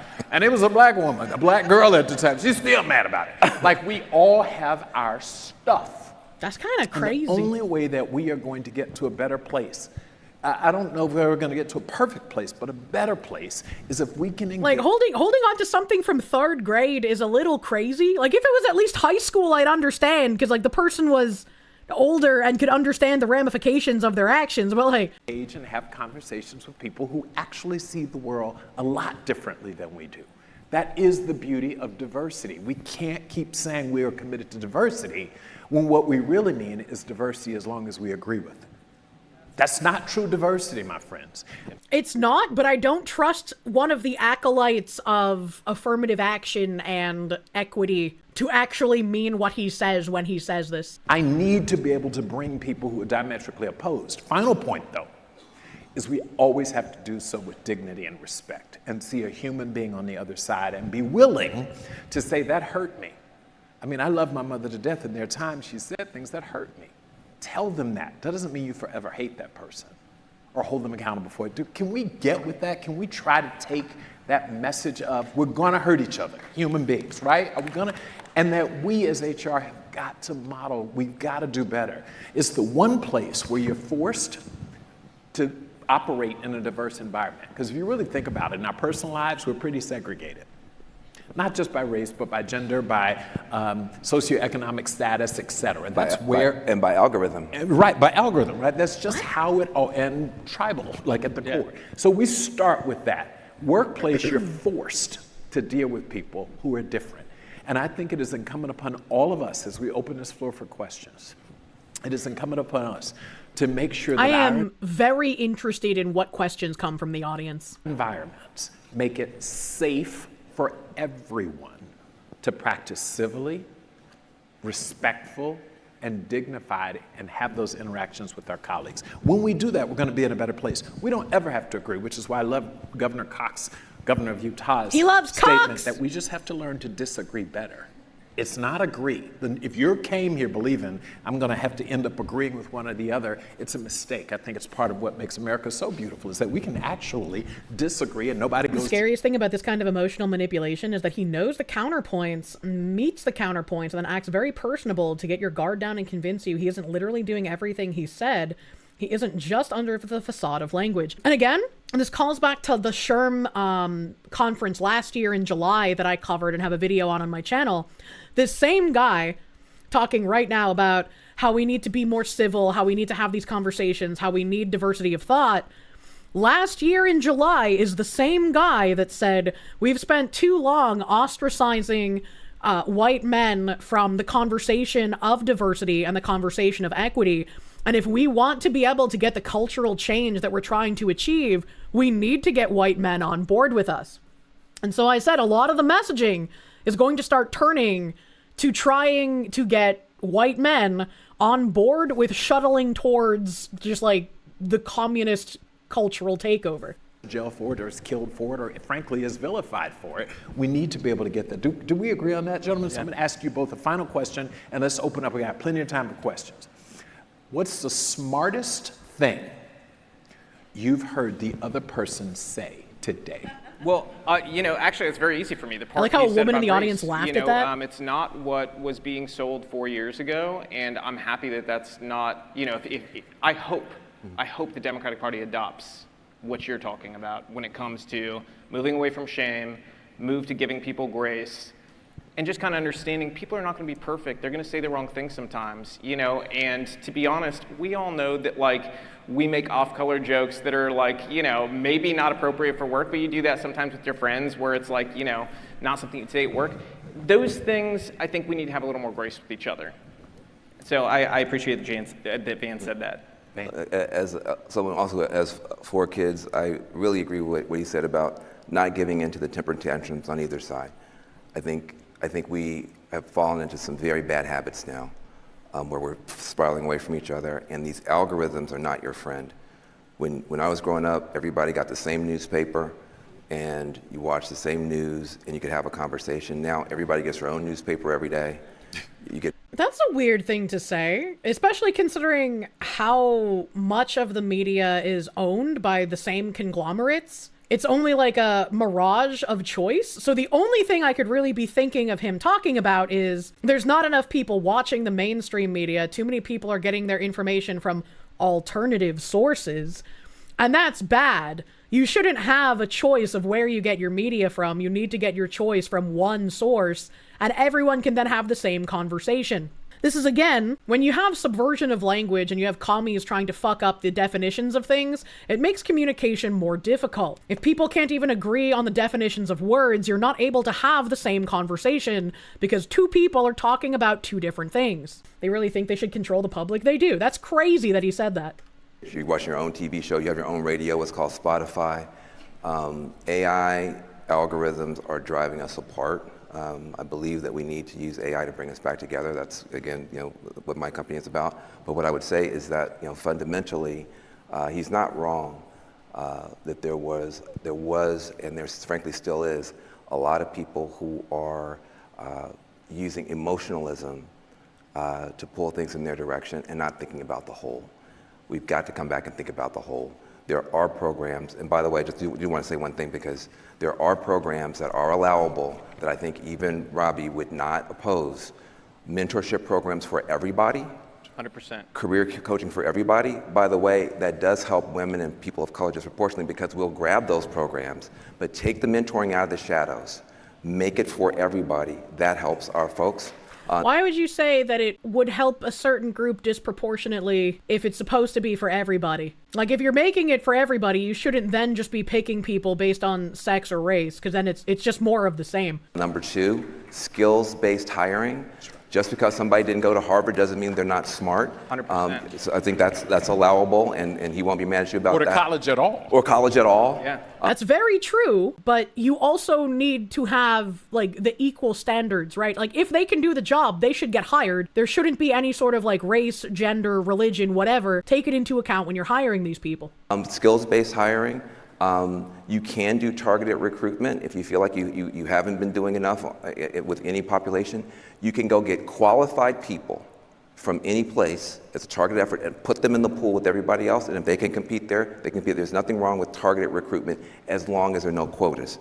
That's still allowed. Why would you want targeted recruitment, though? Again, you want to make things equal opportunity. I don't love that one. I don't love that one. If you're gonna go, like, I'll just say this. Yeah, sure. I think if you're going to go recruit at colleges, you should recruit at all colleges in the geographic area, right? So if that includes a bunch of historically black colleges, fantastic. I don't care at all. I mean, like, that's great. You should go to every college.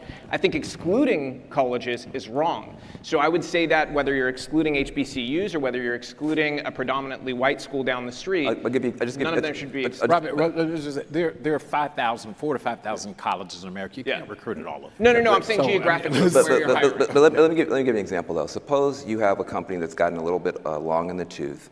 The market now is 2 generations younger than the leadership. Yep.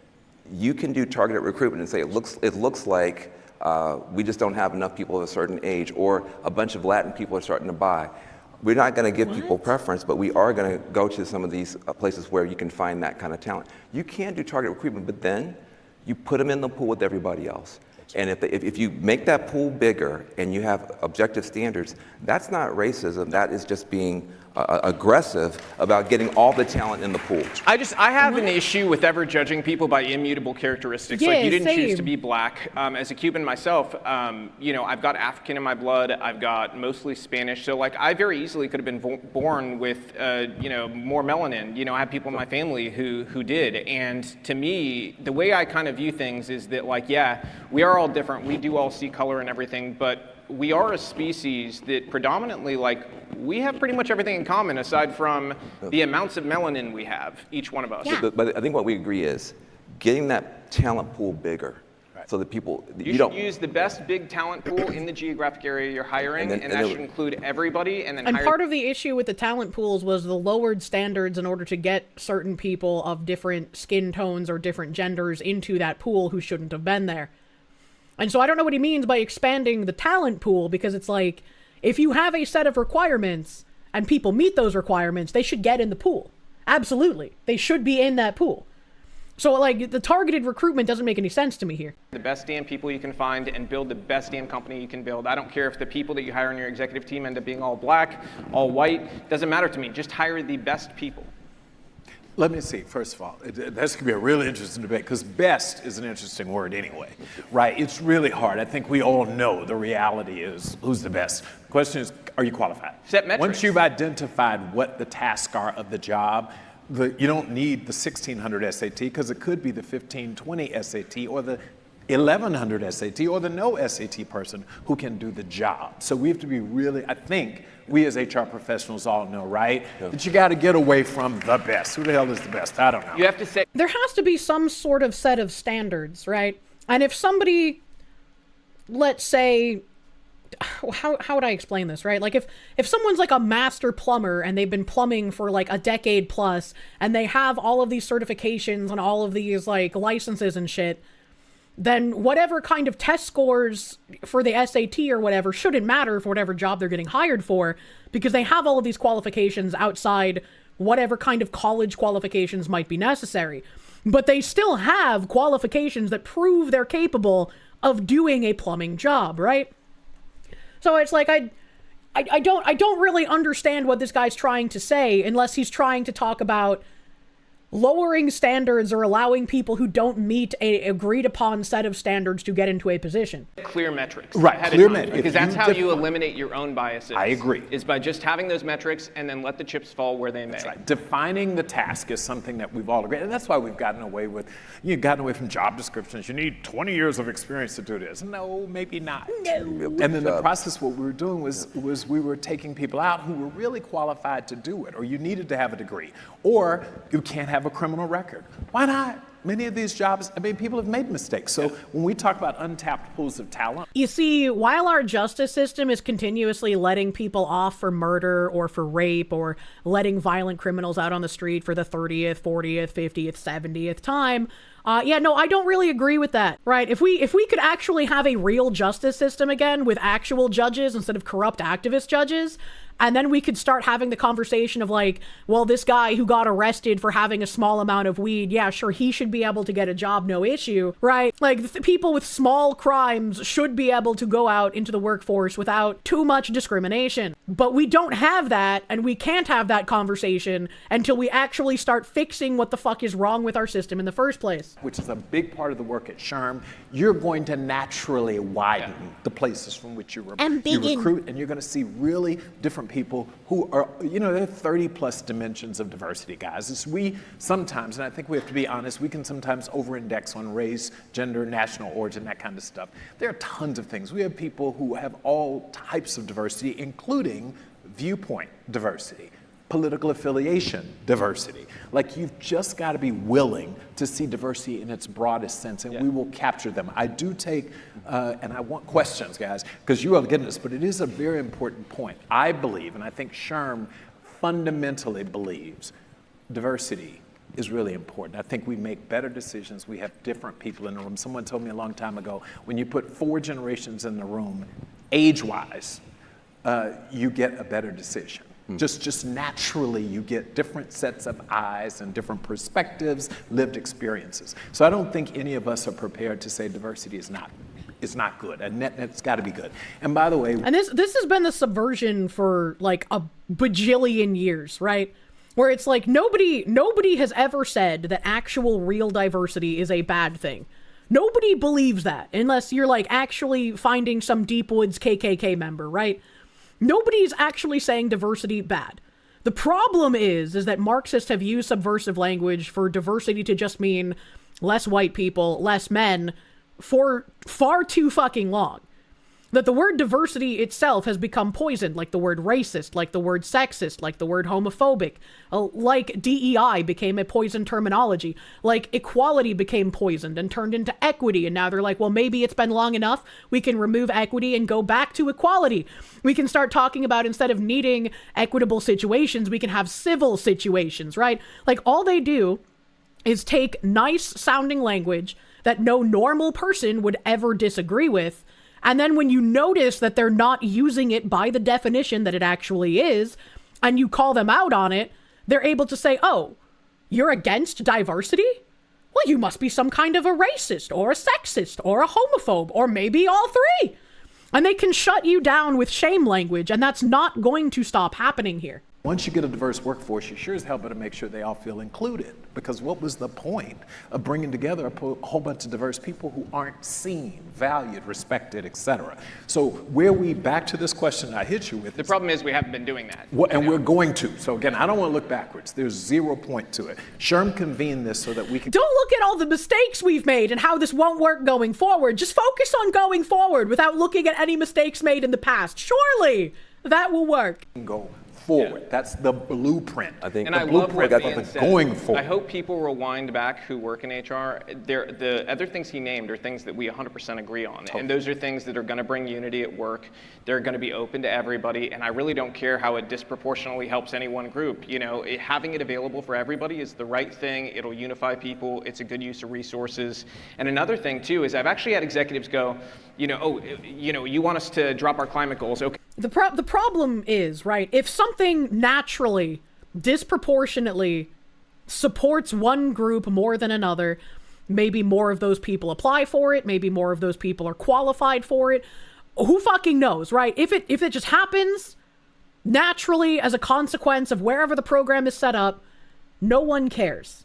When it becomes a problem, and why it's been a problem, is because it's not a natural consequence of where things are set up or how things are filtered.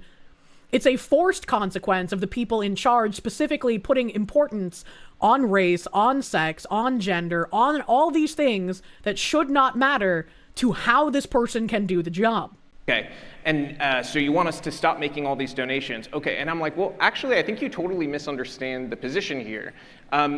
A company wanting to do something socially good, like that's your own, sort of thing. If you want to do that, what I'm telling you is the way you're doing it is dividing people. So if you go out there and you message climate change nonstop, you're going to upset people. It is a divisive topic. It existed in the political realm as a way to elect people on both sides for a very long time, and it will continue to do that for a very long time. You want to actually solve problems? Talk about what we all agree on.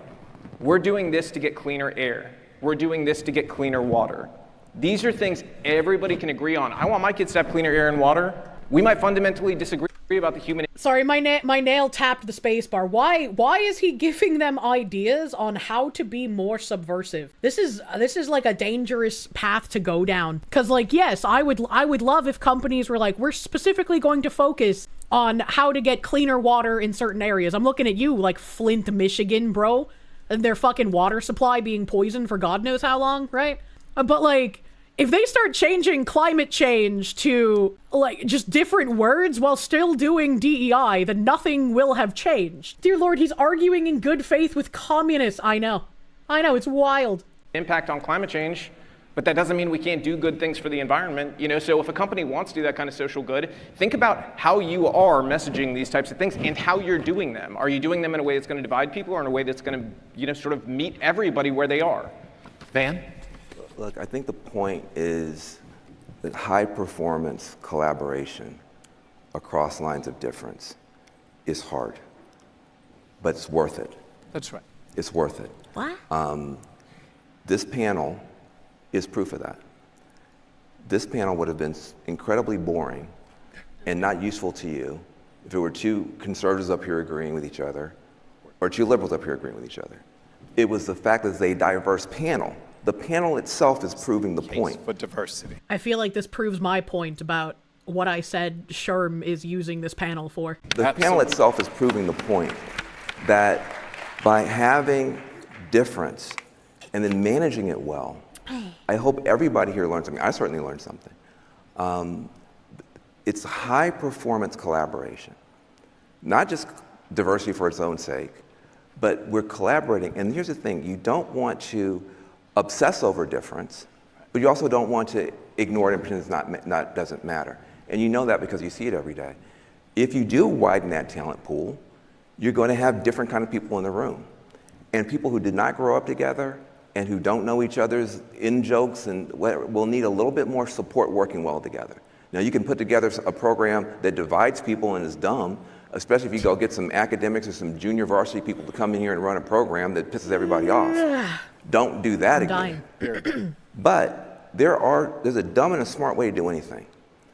And smart approaches where the intention is we're going to upskill everybody so they can all work better together so we can make more money, that is the right way to go. Pray that your competitor goes too far the other way. That's right. Pray that your competitor says, we're not going to do any more on diversity. We're not going to do anything else to help people work together. We're scared of Robby. We're scared of Trump. Pray your That's not what people are saying. When they say we're not going to do anything DEI related, they want to go back into a meritocracy completely. And the fact that you're trying to paint them as doing something wrong and that you want like the competitor companies to do that so they'll do worse is again proving my point for this entire thing. Competitor just doesn't do anything, because then you are going to win in the marketplace, because diversity managed well is a superpower. It's a superpower. So, and DEI is not just a moral imperative. It's actually necessary for business practices, and that's why you have to embed it into the DNA of your companies in order to be competitive in the market. Managed well, focusing on inclusion for all, Diversity matters. I think we're getting, do you notice? The point is, let's figure out Hello, what we agree lady. on. Actually, your differences aren't that profound. Now, where they are profound, they're hella profound. But Hella profound. but the fact is we agree on most things. Let's get some Q&A from the audience. I see a young woman right here.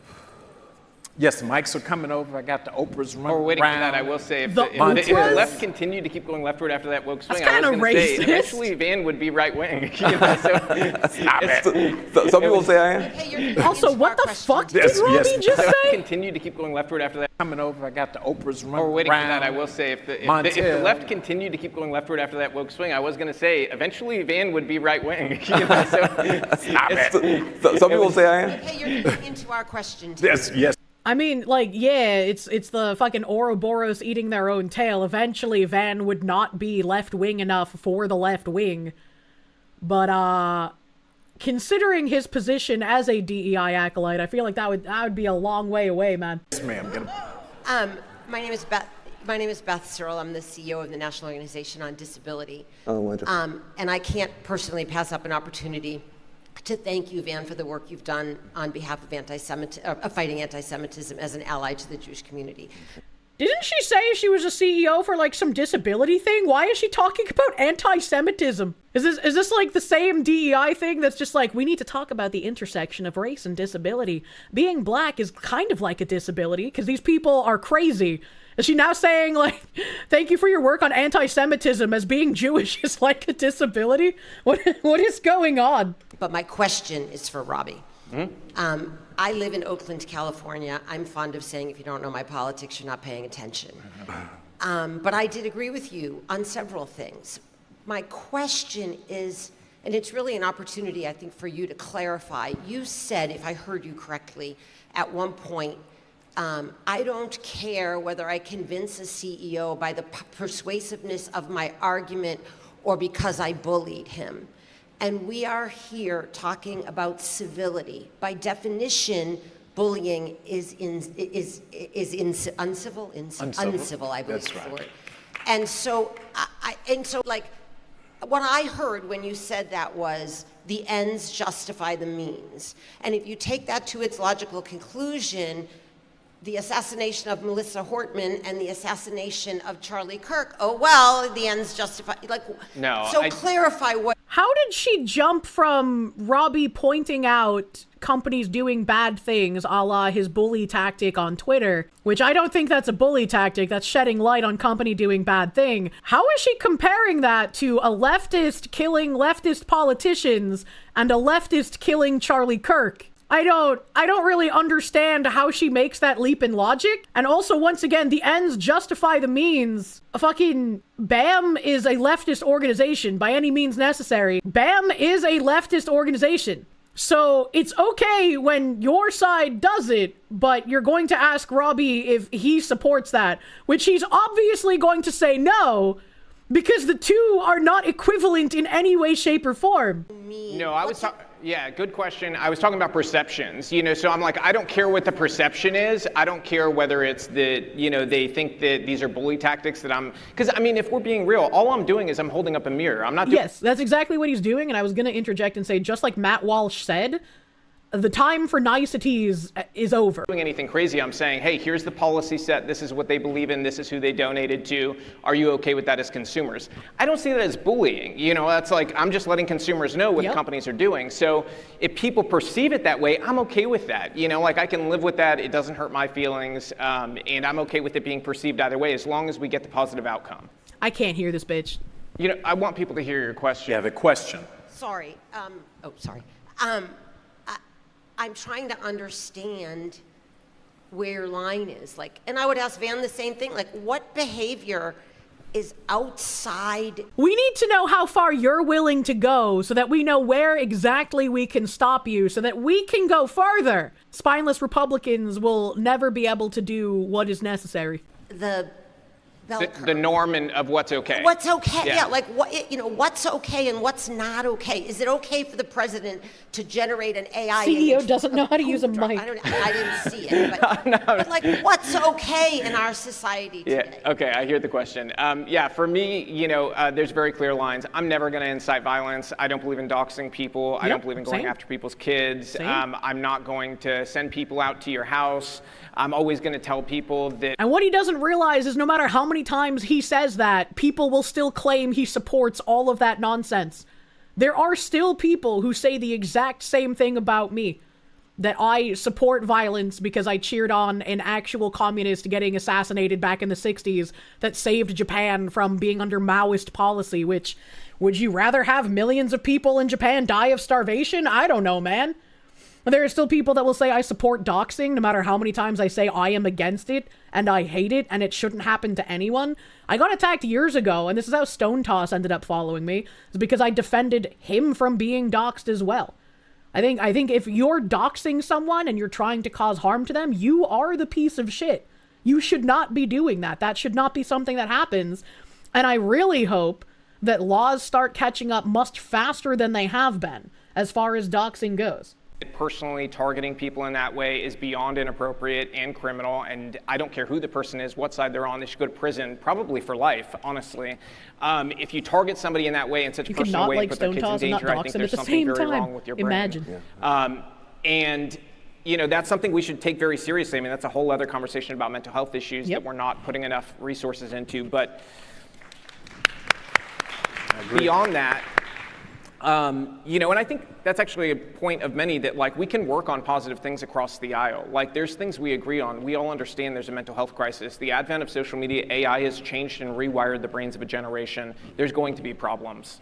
And we've got to work together and not talk past each other on these things. But there has to be lines, to your point, you know, like, so There has to be, he's right, but it's very hard to have these conversations, again, when you're dealing with subversive people who change the definitions of words, who lie to you outright in order to advance their agenda. Like, you're not able to have an honest conversation with these people, and it's very unfortunate, and that's what's gotten us to the place that we're at now. Never going to engage in any of those things. I think our process has always been reflect back the policy sets and tell the consumers and let them react to it. How they react, I have actually drawn lines before where I've seen them target. I've seen somebody target an executive and say, this is their personal cell phone number, and I immediately reported that person and had it taken down, because I don't allow that type of thing. I always tell people that's not okay, that's not how we do things.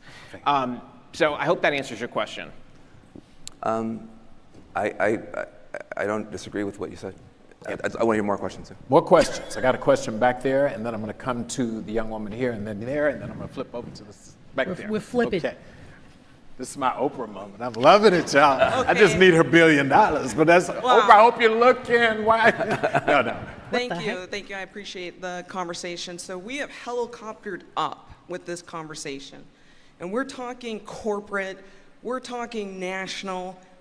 I have a question about rural. Okay.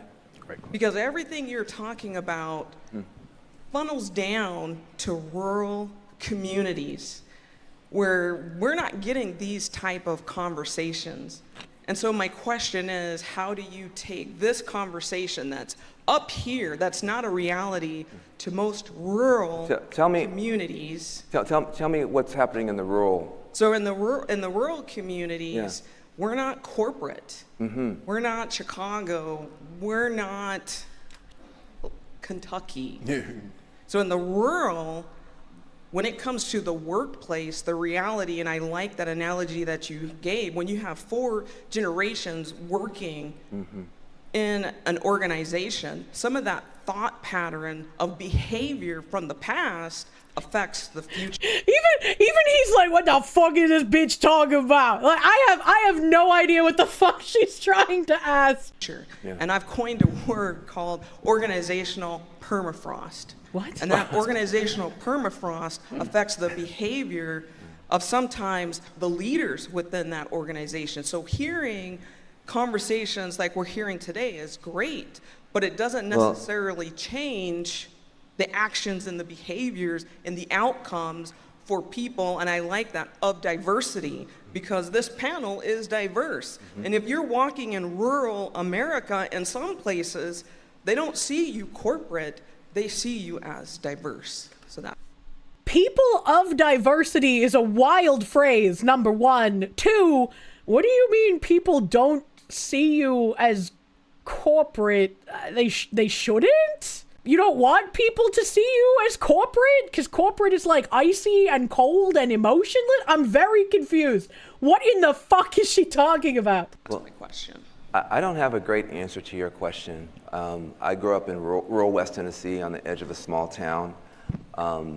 By the way, you know, Johnny, as you know, gravel road, no sewage, we had septic tank, no street lights until I was in high school. Can I raise my hand? Why did he say septic tank? Because like all the other things point to a rural community, right? But the septic tank is a weird one because, like, if you're a very wealthy person or if you have a house in a nice area, chances are you have a septic tank instead of being on city sewer. What? So I've come a long way. I do get a chance to go home and see my twin sister who still lives there. And I know that there's a big difference. One of my big fears is at this age and stage of my life and career, I'm not as connected.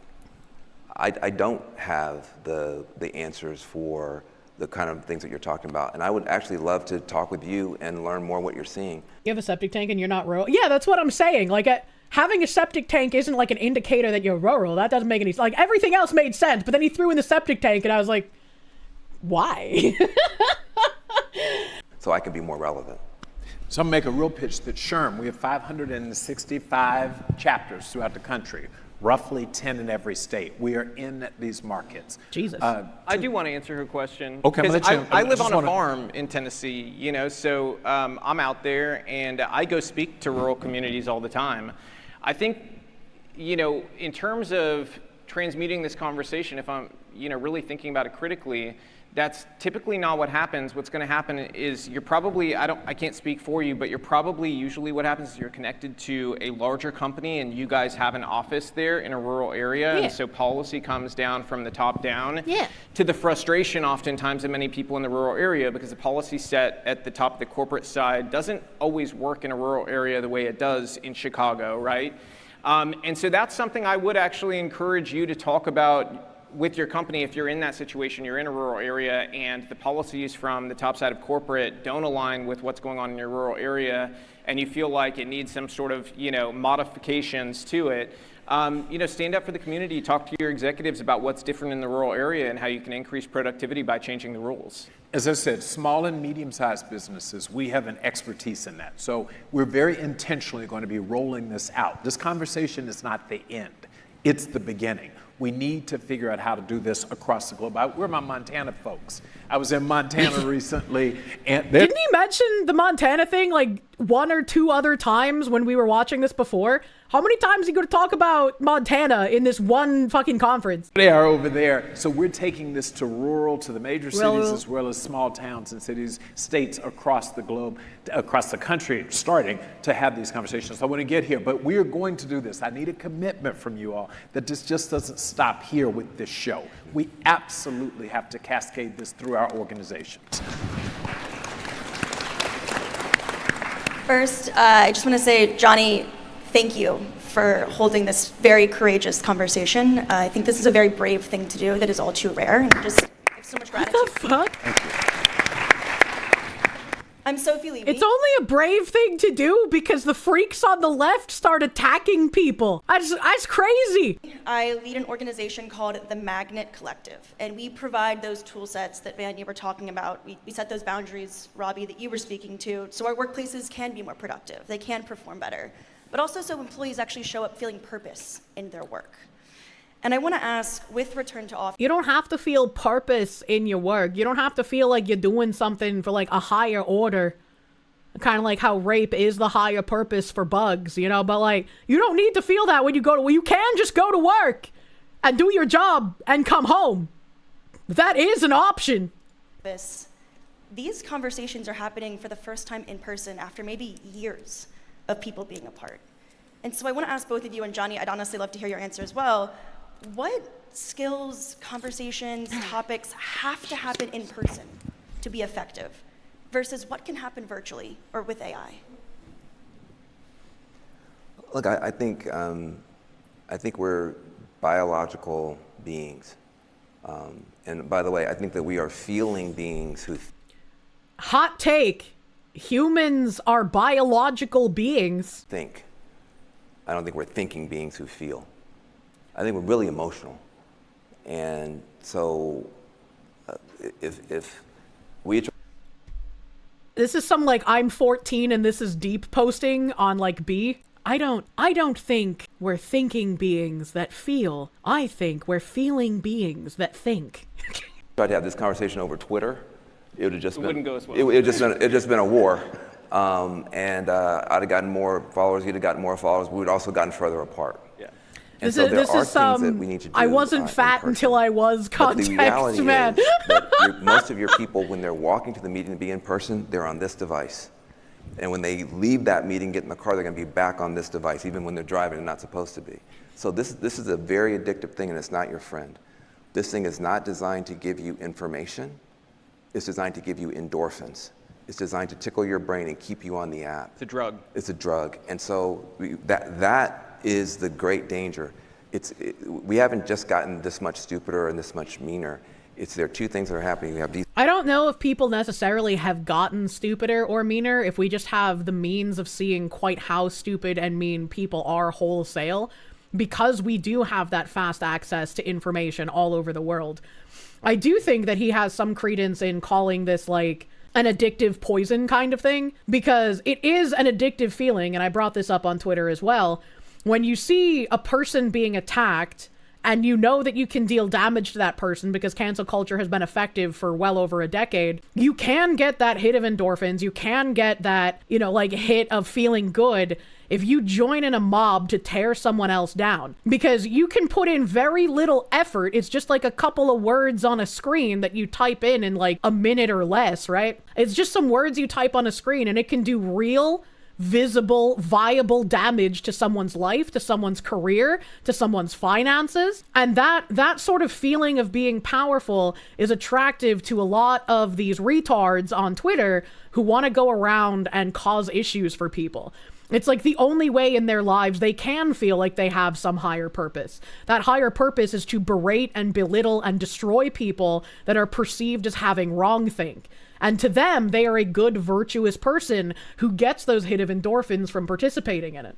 These companies that are making money off the division, and we have geopolitical adversaries, Russia, China, Iran, and others, that are having a field day dividing us even further.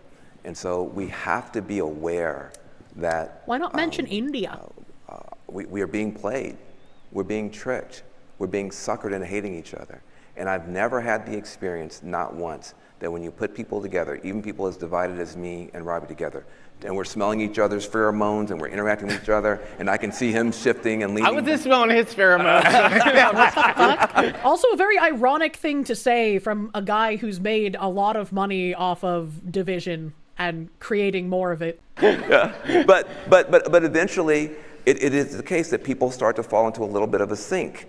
And, it's a long answer to a short question, but these are complicated questions. So what you want to do is you want to have a tool set that is digital to help you reduce distance, work together, work better together. AI is mine. But you also want to have people to be able to come in the room together, and you need good facilitation. By the way, since I'm talking here, everybody's got to talk a lot. Let me just say this. These workshops really hurt. We put people in these training sessions with people who were maybe good academics, but they weren't change management experts. So they would come in. Change management experts. That's a DEI position. I hope he's not about to say something good about the change experts. They would run these workshops about quote unquote diversity, and they were terrible. And they had bad impacts on people. Some of them literally said, be less white as a directive. Is this going to be another Charlemagne situation where he's like, that DEI was bad because it didn't go far enough? I need no help on this point, sir. Yes. I just had to throw that out there. It drives me crazy. So that didn't work, and in tech, when something doesn't work, you learn from it and you iterate beyond it. It doesn't mean you abandon the company, you never do the product again. And so what I would say is, if you've got an enterprise, which you seem like you have, if you could come up with a way that the high tech and the high touch, right? No touch. The online and the in-person are pushing people toward unity, and you're getting outcomes that are good, please let us know, because that's what we're looking for. Yeah, someone said, and I'm going to get the next question. I'll sit back to thank you. I was at an event, and the guy said we've got to get people off of Facebook and back into each other's faces.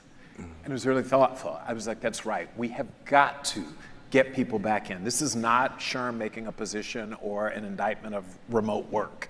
Like, we got that part. Sometimes, we got it. The issue is, though, if we want human beings to do what human beings do, it is more effective, it is more optimal in person. It's not that you can't do it. Yeah. So I love this idea of using technology and real. If you're trying to have these weird conversations at work, which I don't think you really need to have political conversations at work, like you're there to work, right? But if you're trying to have these kinds of conversations, yeah, it does work better in person. If you meet someone in person that you've only talked to online before, even if you weren't intending it to, a lot of people see someone as more human once they actually meet the flesh body of the person they've spoken to online. And having that connection of, oh, this is an actual person, can very much help having certain kinds of conversations. It just brings people to a closer point. I don't think that's necessary if you're just like, hey, I'm coming to work, I'm doing my job, and then I'm going home. I don't think it's really necessary in that regard. For your bosses, maybe, because you'd be more likely to get promoted if you had known your boss in person more so than online. That's just kind of like the way the cookie crumbles. Life. We talk about, can you teach a pilot, commercial pilot, to fly in simulated machines? Sure. But who wants to fly with that person? I want somebody who's been in the air for real. The machines are cute. Yeah. And so that's virtual reality, but it's not real reality. And I think that's what we say, is we need to give human beings an opportunity to do what we only do in person like this. I would agree with pilots, but that's not equivocal to every job. Remote thing. Did you all agree? There's no way. They could, by the way, you can be so mean to people behind the screen. Everybody gets bad when they're behind the screen. Yeah. And we have the ability to bring us humans together. I want to get that question over there. Yes, ma'am. So hi, it's Lee Judson, and I'm the owner of Bridge to Work Coaching. So I heard a lot of the divisiveness from race and women and so forth. And I heard you talk about you want to give a bridge equality, but not necessarily equity. And when we talk about equity, we really need to talk about those that are autistic, ADHD, right? Yeah. Those that have those unseen disabilities, you can't see them when they come to interviews. They need the questions in advance. They need a different way of interviewing. After how much fraud has been shown in autism organizations, no. Skills-based interviewing, a different way of interacting with their coworkers, quiet spaces, a different way of being included in that workspace. And I haven't heard any of that here. We've talked a lot about race, a lot about women, but not those. Yeah, I think everything that's that I've heard in rhetoric about being to be cured, we don't need to be cured. We need to be heard. That's great. Look, I appreciate. Like I said, I expect to have blind spots, and I think you did a very good job of pointing that out. It's not these limited things that you pointed out. There are many, many other forms of difference and disadvantage, and I appreciate you raising it. The ADA provides accommodations for a lot of unseen disabilities, and I think that a lot of those programs are wonderful. And I brought that up actually during this. So that's one of those things I'd say is an example of things that existed pre-DEI that in a lot of cases got shoehorned into DEI, and in many cases ended up kind of on the back burner. A lot of people wanted to once again conflate disabilities with DEI practices. Because once, you're racist, you're sexist, you're homophobic wasn't as efficient as it used to be, once they started bringing in people with disabilities, they could be like, what, are you against helping someone with a wheelchair? Are you against helping someone with autism? That was the next cudgel that started dropping a couple of years ago. Because it wasn't the priority issue. So, I don't think you'll find a ton of disagreement on making accommodations for disabilities. Yeah, and we're going to do better. I mean, you make a very good point. And SHRM has been working on this for years. We talk about employability and hiring those who, and we have all sorts of, like I said, there are at least 30 dimensions, as you all who are diversity experts, different dimensions that are past the traditional sort of civil rights categories of race, gender, national origin, et cetera. So thank you for the call out. It is top of mind. But all of us need to remember that. And it's not just the visible disabilities. I think that's important. We all feel a certain way when you see someone in a wheelchair or someone who we can tell, someone who's blind. We see these things. There are a lot of invisible disabilities that Americans are confronting, and we need to make sure that we are sensitive to that. So absolute call out. I had I just want to stand up and then I'm coming to this side. Yes, ma'am. And please tell us your name. Good morning. My name is Courtney Beal.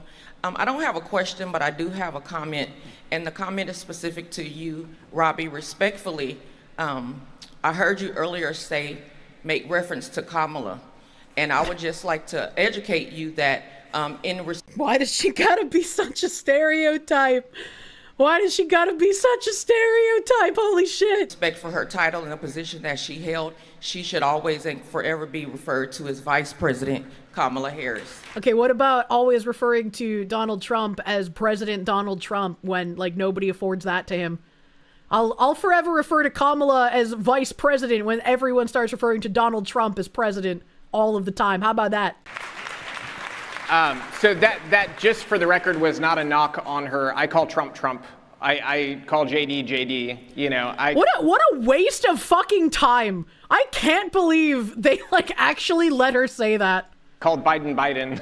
I'm not great at formalities in that sense. I kind of feel like we're all people. I feel the same way when it comes to a lot of, And they clapped. Of course they did. This is a DEI room. There's something really frustrating about sort of the professional class that tries to constantly remind them, like, I'm smarter than you because I have this degree or I have this title. And people just want to be treated like people. So I talk about them like people on both sides. So it wasn't like a specific, I wasn't trying to be degrading or anything like that. It was just how I treat everybody.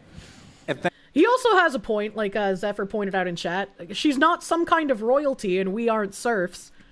And it's like they started playing that game first, right? With capitalizing black, lowercasing white, with never calling Trump as president and calling other presidents who were previous presidents still with the president title. It's all been like a humiliation tactic. And her even bringing this up is, again, just for humiliation purposes. Kamala does not deserve that kind of respect if it's not going to be returned in kind. Thank you for both of that. Thank you for saying that, and thank you. I totally appreciate. I like that. I've never introduced myself as Attorney Taylor. It's just not what I do. And I worked really hard for that law degree, and you did too, right? So I get it. This is a classic example of us seeing things differently and being okay with it. That reminds me of that meme of I can't remember what kind of doctor it was, right? But they had just some guy on the right side, and it's just like, oh yeah, fucking neurosurgeon, whatever, PhD. He's like, hi, I'm Bob. And then on the other side, it's just like a master PhD in social sciences. And it's like a woman and she's like, I demand you call me doctor. It reminds me of that fucking meme. But I make the same mistake the sister was pointing out. I will say Obama and then I'll say Hillary. Right. Or I'll say Obama and then I'll say Kamala. Fucking so Obama. I think the sister's making a good point. Yep. That even when we take it down to one name, often when it's women, we do the first name. And when it's men, we do the last name. So these are all things. But listen, I appreciate, it takes some courage just to stand up. That's right. So all these questions I think are very helpful. So I would disagree with that though. I think it would be confusing if you tried to refer to Hillary Clinton as Clinton because there's also Bill Clinton and Bill Clinton is a prior president, right? So you wouldn't be able to refer to her as Clinton. You would have to refer to her as Hillary. With Harris, I guess more people recognize the name Kamala rather than Harris. If somebody talked to you about, oh yeah, did you see Harris's new position? You'd be like, fucking who? You call her Hill Dog. It's definitely not. I'm talking about you. I was talking about myself. Oh, okay, it's definitely for me. It's not a female-male thing. I pick whatever name sounds the best out of the two, and whichever one's catchier sounding, I go with that. So I guess pure marketing, Question here. Good morning. Good morning. Good morning. My name is Brittany. I wanted to say thank you to you, Johnny, for creating this space and for doing a fantastic job moderating what has been a very enlightening experience. I had a lot of anxiety coming into this conversation, and I have to say my lens has been widened. How could you have a lot of anxiety watching a conversation? To you, Mr. Van Jones, I want to say thank you for sharing your insight, your perspective, and for listening. And to you, Mr. Robby Starbuck, thank you for sharing your perspective. I did not experience you being open to listening, and so my question will be directed specifically to you. I want to acknowledge the conversation around equity versus equality and how you feel equity is a Marxist concept. And I'm going to talk like this because I don't think you're intelligent enough to understand me if I don't talk to you like you're a literal child. Sometimes when we are tasked to listen, it becomes challenging when the person that we're hearing from is either uninformed or misinformed. Yeah, that is challenging. It's really challenging to have a conversation with someone who doesn't live in fucking reality, lady. This section here where we have an ASL interpreter, that is an example of equity. Equality would be if you cannot hear, oh well. Equity is there are people in this room who may have dietary needs or restrictions. Equality is you all get beef. Oh well. Are you committed to challenging the things that you believe? That's not equity. That's making things accessible for other people. You're trying to equate the Marxist tenets of DEI with something that nobody would actually disagree with, right? Like in some cases, you can't be accommodated, and that's unfortunate. Sometimes it can't happen. Like if there's a massive event run by people who don't have a lot of money and they're like, the only thing we can serve is chicken. We unfortunately cannot buy a certain amount of meals for people who cannot eat chicken. It's unfortunate. It sucks. If somebody was like, I'll put up the money to help buy the things for people who can't eat chicken, then that would be helpful. They're adding accessibility, but it's not a DEI concept. And opening yourself up to educating yourself on the things that you have been challenging going forward. Thank you for your question. I will say, I've probably done more DEI training modules than probably anybody in the country. There's one thing I actually don't talk about is I'm actually the one who does those in my office. So like when we get these things sent to us by corporate sources, I do them.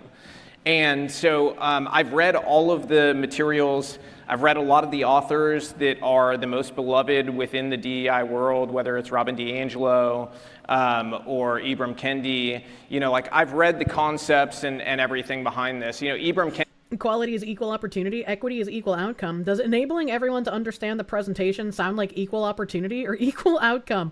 True. Enabling everyone to understand the presentation is equal opportunity, not an equal outcome. Kendi was actually the #1 most recommended book in DEI programs across the S&P 500 in companies that had these big DEI programs.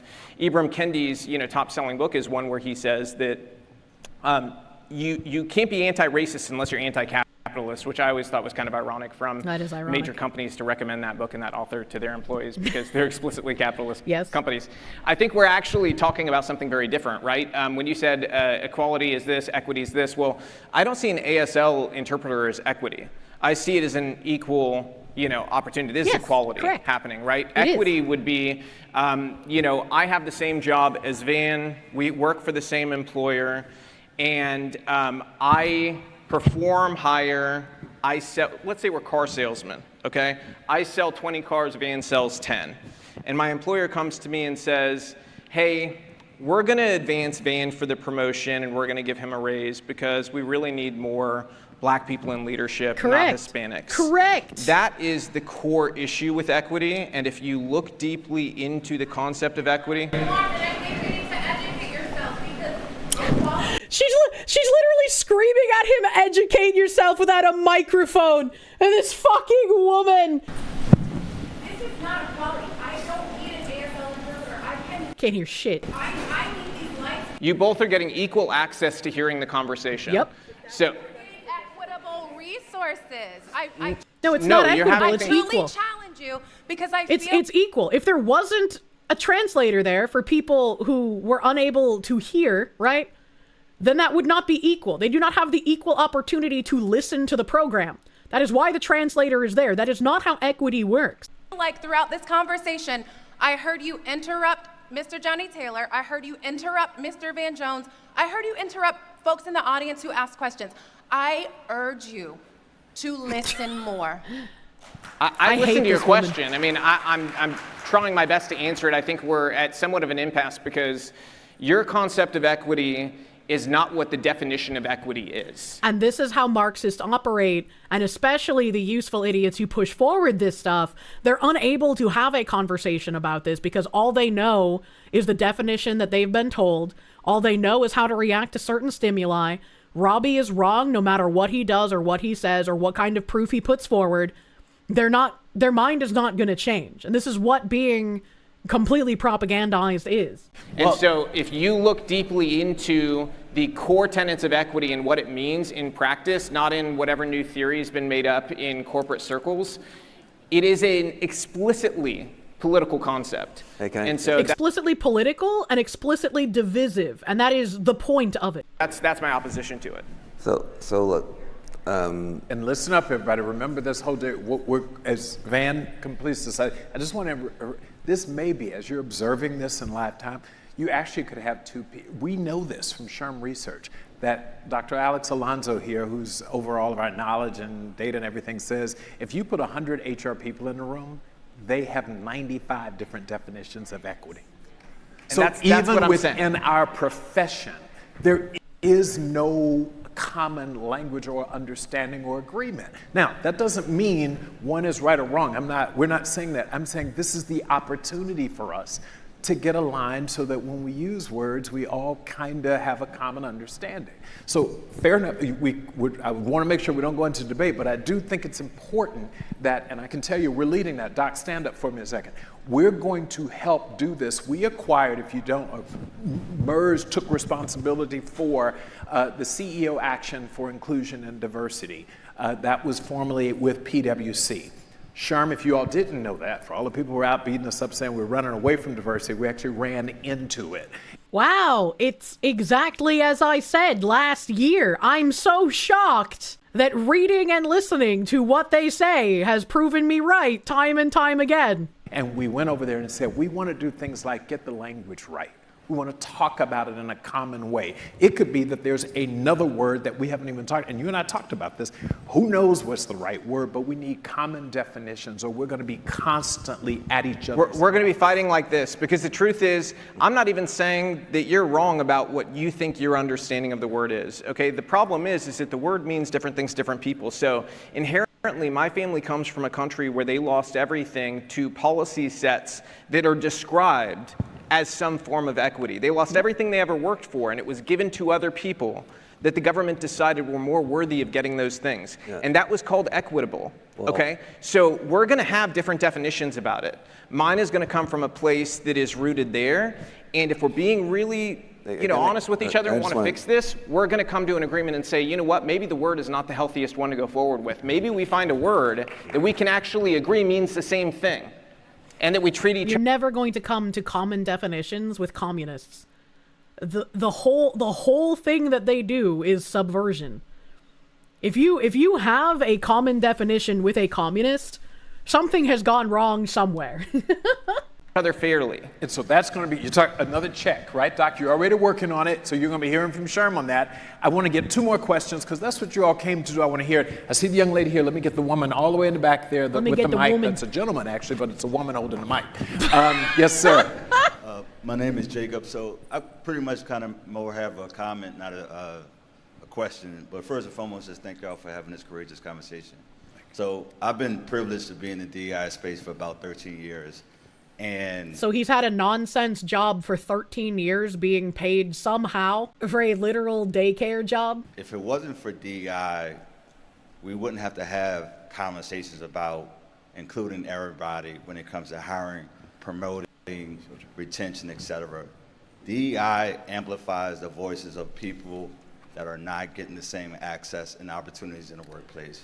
When you think about how are they not getting the same access? This is kind of like the gender pay gap that people have lied about for a million years. When you start looking at men and women in the same fields, the gender pay gap almost completely evaporates. So like, again, what exactly is he talking about? About a lot of leadership or learning and development programs.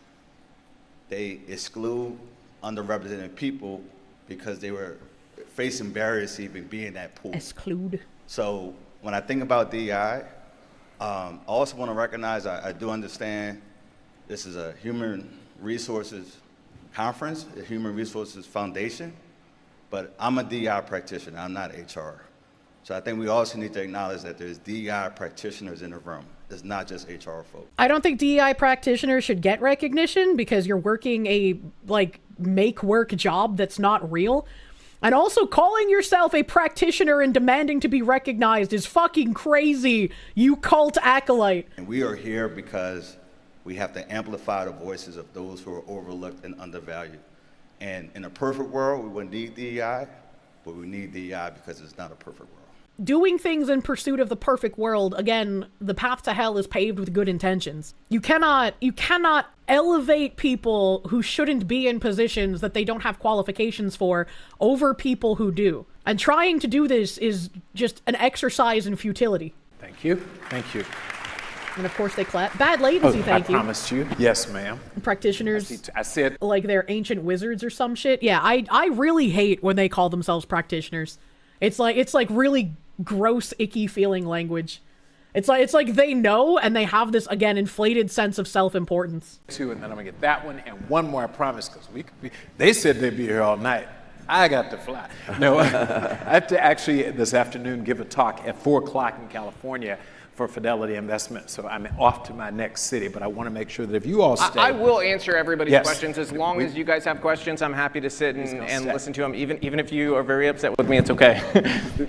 Hi, my name is Jackie Galliani, and I work for the Lemfest Institute for Journalism, which is the non-parent or the nonprofit owner of the Philadelphia Inquirer. Imagine being a journalist! And this is my 4th Inclusion Now Blueprint Conference. And my question really is to you, Johnny, not to put you on the spot, but I have to say, and after speaking to many of my colleagues just in the last 24 hours here, when we registered originally for this conference, it was still under the name Inclusion. Right. And it was very, very shocking to get the email virtually overnight that it was renamed to Blueprint. Right. Because having attended both annual conferences for several years that are much, much, much larger, many of us really prefer the more nuanced offering that you did through Inclusion. So my question to you... How is it more nuanced to use Inclusion rather than Blueprint? Because wouldn't Blueprint, by definition, be more nuanced because it's not using terminology that has been polarizing because of the way commies have shifted definitions and been subversive the past couple of years? Wouldn't it definitionally, Mr. Lady Journalist, sir, be better to use Blueprint in that case? After hearing the conversation this morning, will it be an option to go back to the other name? Yeah, that's because I'm hearing with both of your panelists today say, I do feel like I've heard that inclusion is still what we should do. Yes, we need to be civil. We need to be active listeners. We need to meet people halfway. We need to hear both sides. We need to respond differently as HR professionals, even though the current administration does anything but. And that makes our jobs all that much difficult because we have to, as HR professionals, have to hold ourselves to much different and higher standards.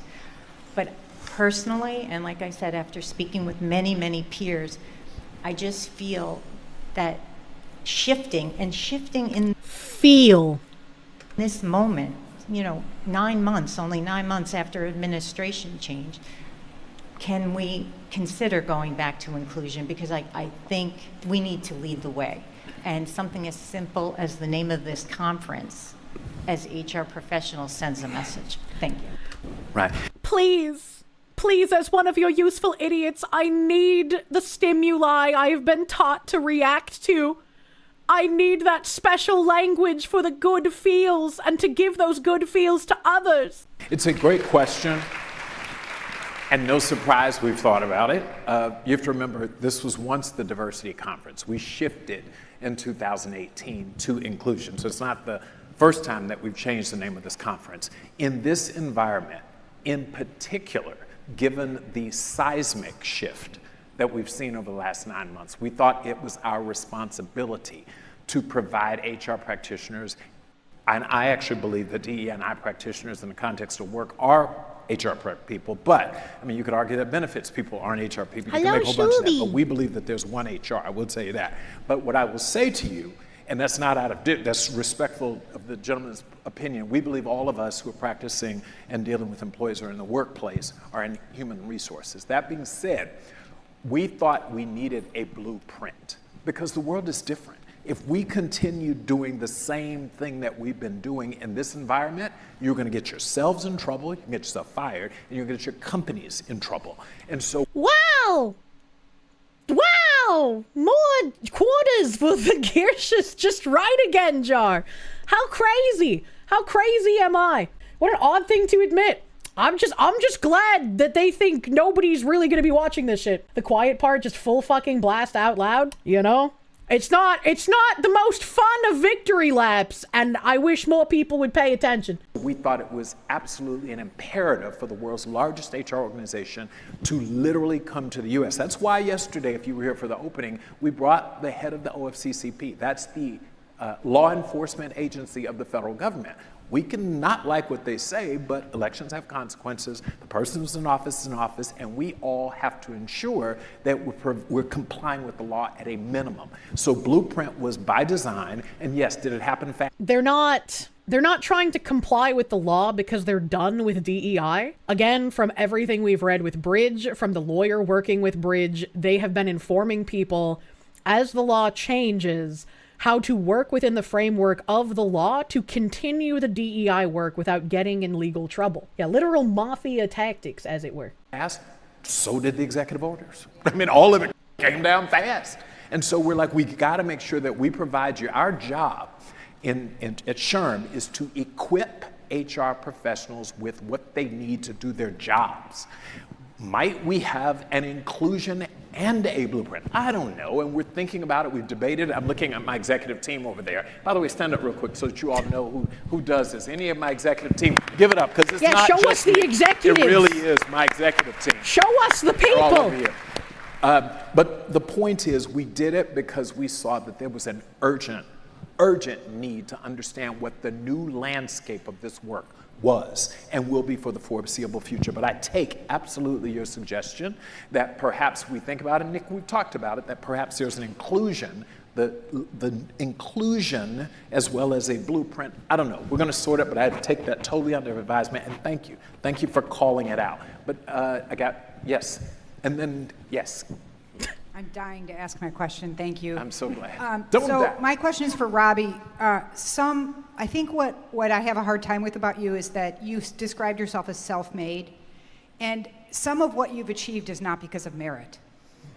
You have an advantage when you walk into 7-Eleven and nobody assumes you're going to shoplift. You can keep your hands in your pockets if you want. You can keep your hands out of your pockets. My 13-year-old black son keeps his hands out of his pockets. So I guess I'm just wondering if you can acknowledge, like Van did, who has helped you? What policies, what practices, what attitudes have helped shape you to be a success today? I think if he walks into a 7-Eleven with a suit, yeah, they're going to assume he's not going to shoplift because he's wearing a suit. If you're like a white kid with his hands in the sweatshirt pocket and his hood up, yeah, they're probably going to assume you're going to try to shoplift. It's not the color of the skin that matters here, lady. So that's an interesting question. What policies have helped me to be a success today?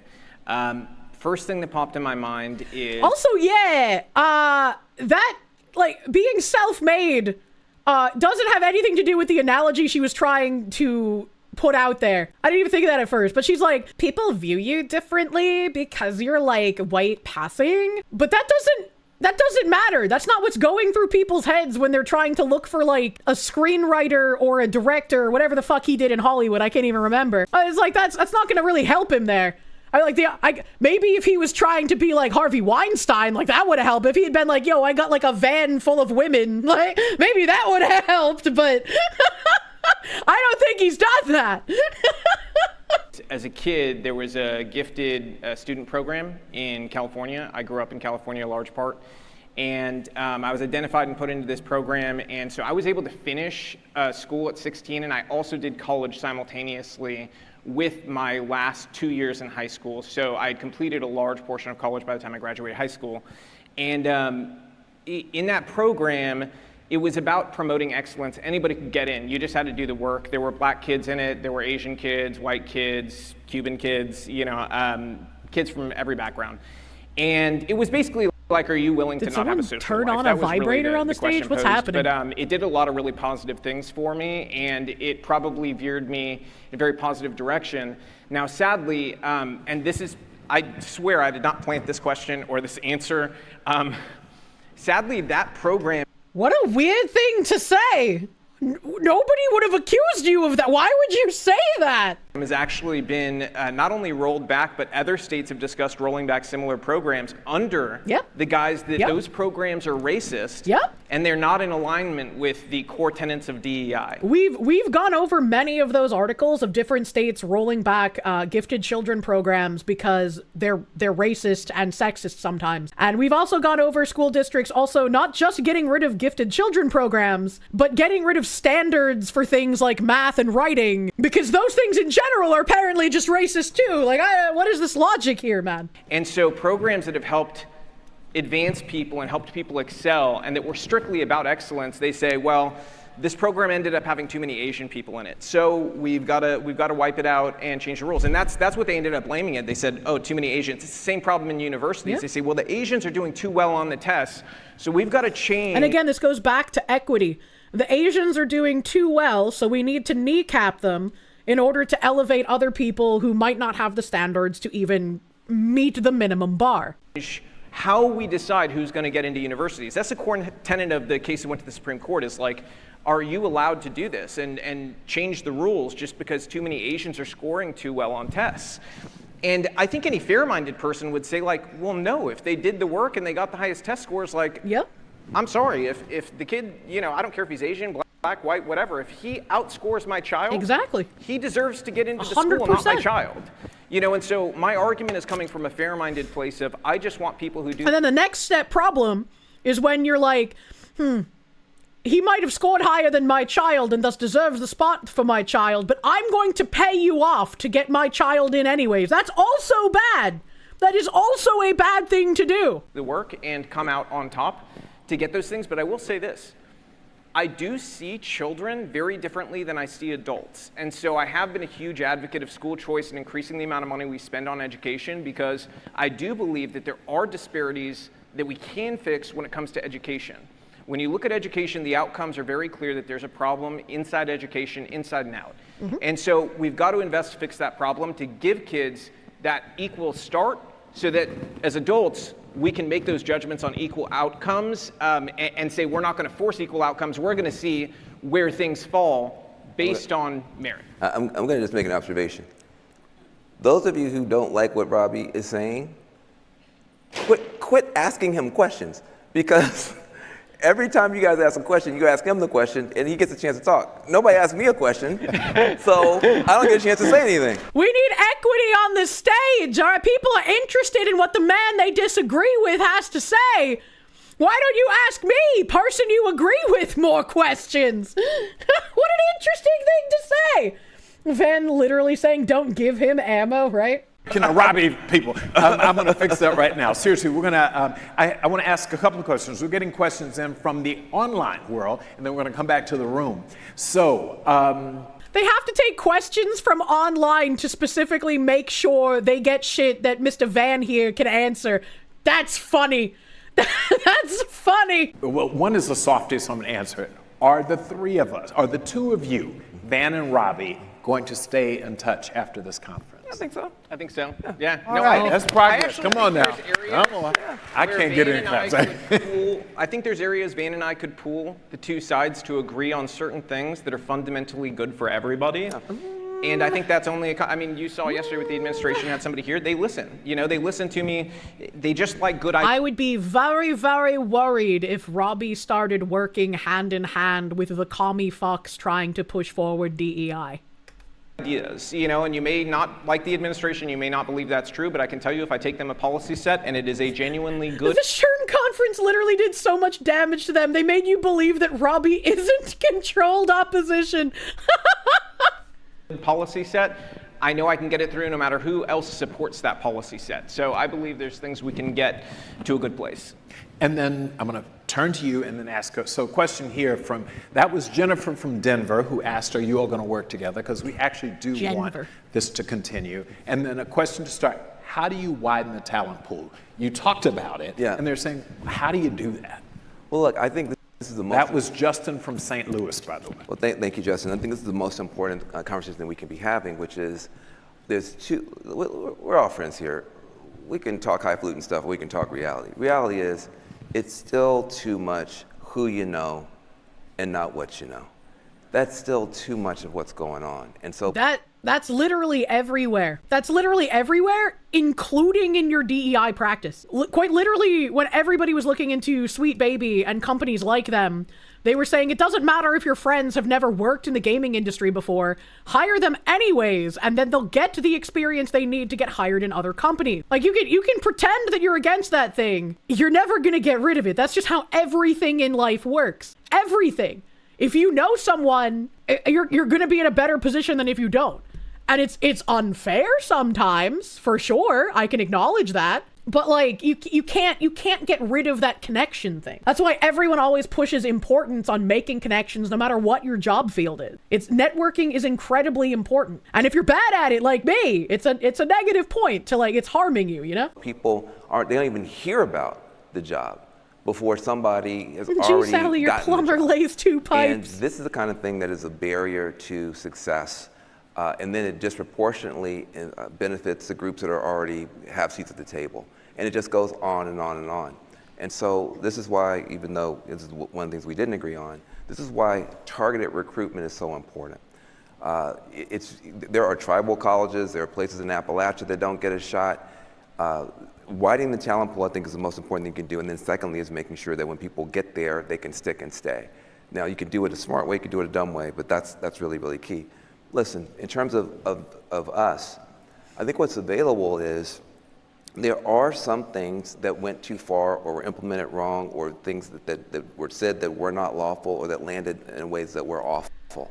That's pretty nice that one of these people pushing ahead with DEI literally says out loud, yeah, maybe we were doing some things that weren't lawful.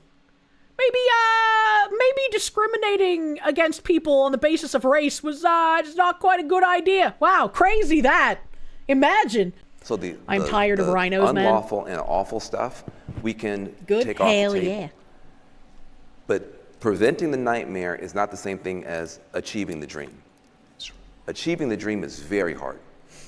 Getting all these people through a fair process and working together is very hard. And so it's the two things together that I think are going to be required for us going forward, and I'm looking for. Achieving the dream, man. Achieving, like you said last year, the cultural change. Do the work, chat. Forward to being a part of that. One more question in the room. I'm going to steal the unlawful and awful, by the way. That's a great way to put it. Yeah. Good morning. Good morning. Good morning. Very excited that we're doing this. Thank you, Johnny. I love conversations around diverse perspectives and how we come together. I'm Freya from Georgia. And just hearing the different views, this is my life's work. I love bringing diverse people together to talk. How sad if your life's work is literally DEI. Holy fuck. Converse. Van, big fan, not trying to rhyme, but you're a man. Van, big fan. And Robby, again, thank you also for coming. I benefited from a STEM program. I'm sorry, it is what it is. Growing up in the 70s, I was an intern coming from Claflin University, oldest historically. HBCU in South Carolina. Went there on a back. I was about to say, why would she apologize for benefiting from a STEM program? Because if it was a STEM program, then it would have been an equal opportunity thing. But then they mentioned the HBCU, and it's like, oh, well, now I'm unsure if it was actually a STEM program or if it was an affirmative action program for STEM. Basketball scholarship was my privilege because being black was not. But I had to have access to get into Savannah Riverside, the company that gave us internships. So whether we want to believe that or not, those programs benefited. So Robby, barriers still exist. Did she just say she was in a STEM program there on a basketball scholarship? Am I deaf? In South Carolina, went there on a basketball scholarship. She went there on a basketball scholarship and she said she was in a STEM program. What the flying fuck? She wanted to get into a company, I'm assuming whatever company name she just said is like some sort of STEM field company. And she's saying she needed access to get in there for internships. I am very confused at like her entire story. She's a DEI of DEI. Exist because even the case study we're working on now with our cohort and all of us, it's the barrier. They had a black person that couldn't even get the interviews or be qualified. Isn't she just pointing out that she benefited from DEI? Yes, that's exactly what she's doing. So even though, you know, we're coming from this approach of... She's saying she benefited from the DEI, but not enough because she said that she didn't get an internship or like didn't have access for the internship. So DEI didn't go far enough. Because that's my background. I started doing this DEI work in 2007 in parallel as a STEM programmer, computer programmer. They didn't look like me. But I've been doing this since 2007, with major corporations. And I've seen it done right. And I think I'm just really concerned about when we try to say it just doesn't work, because I've seen it with EBRGs, business resource groups. Corporations have used those BRGs to target different consumers to generate more money. Mm-hmm. So the BRGs she's talking about, if you don't remember the acronyms, are the employee resource groups. So they would have like the African American employee resource group, and they recently changed it. So previously it was like you could only be a part of like the African American resource group if you were African American, right?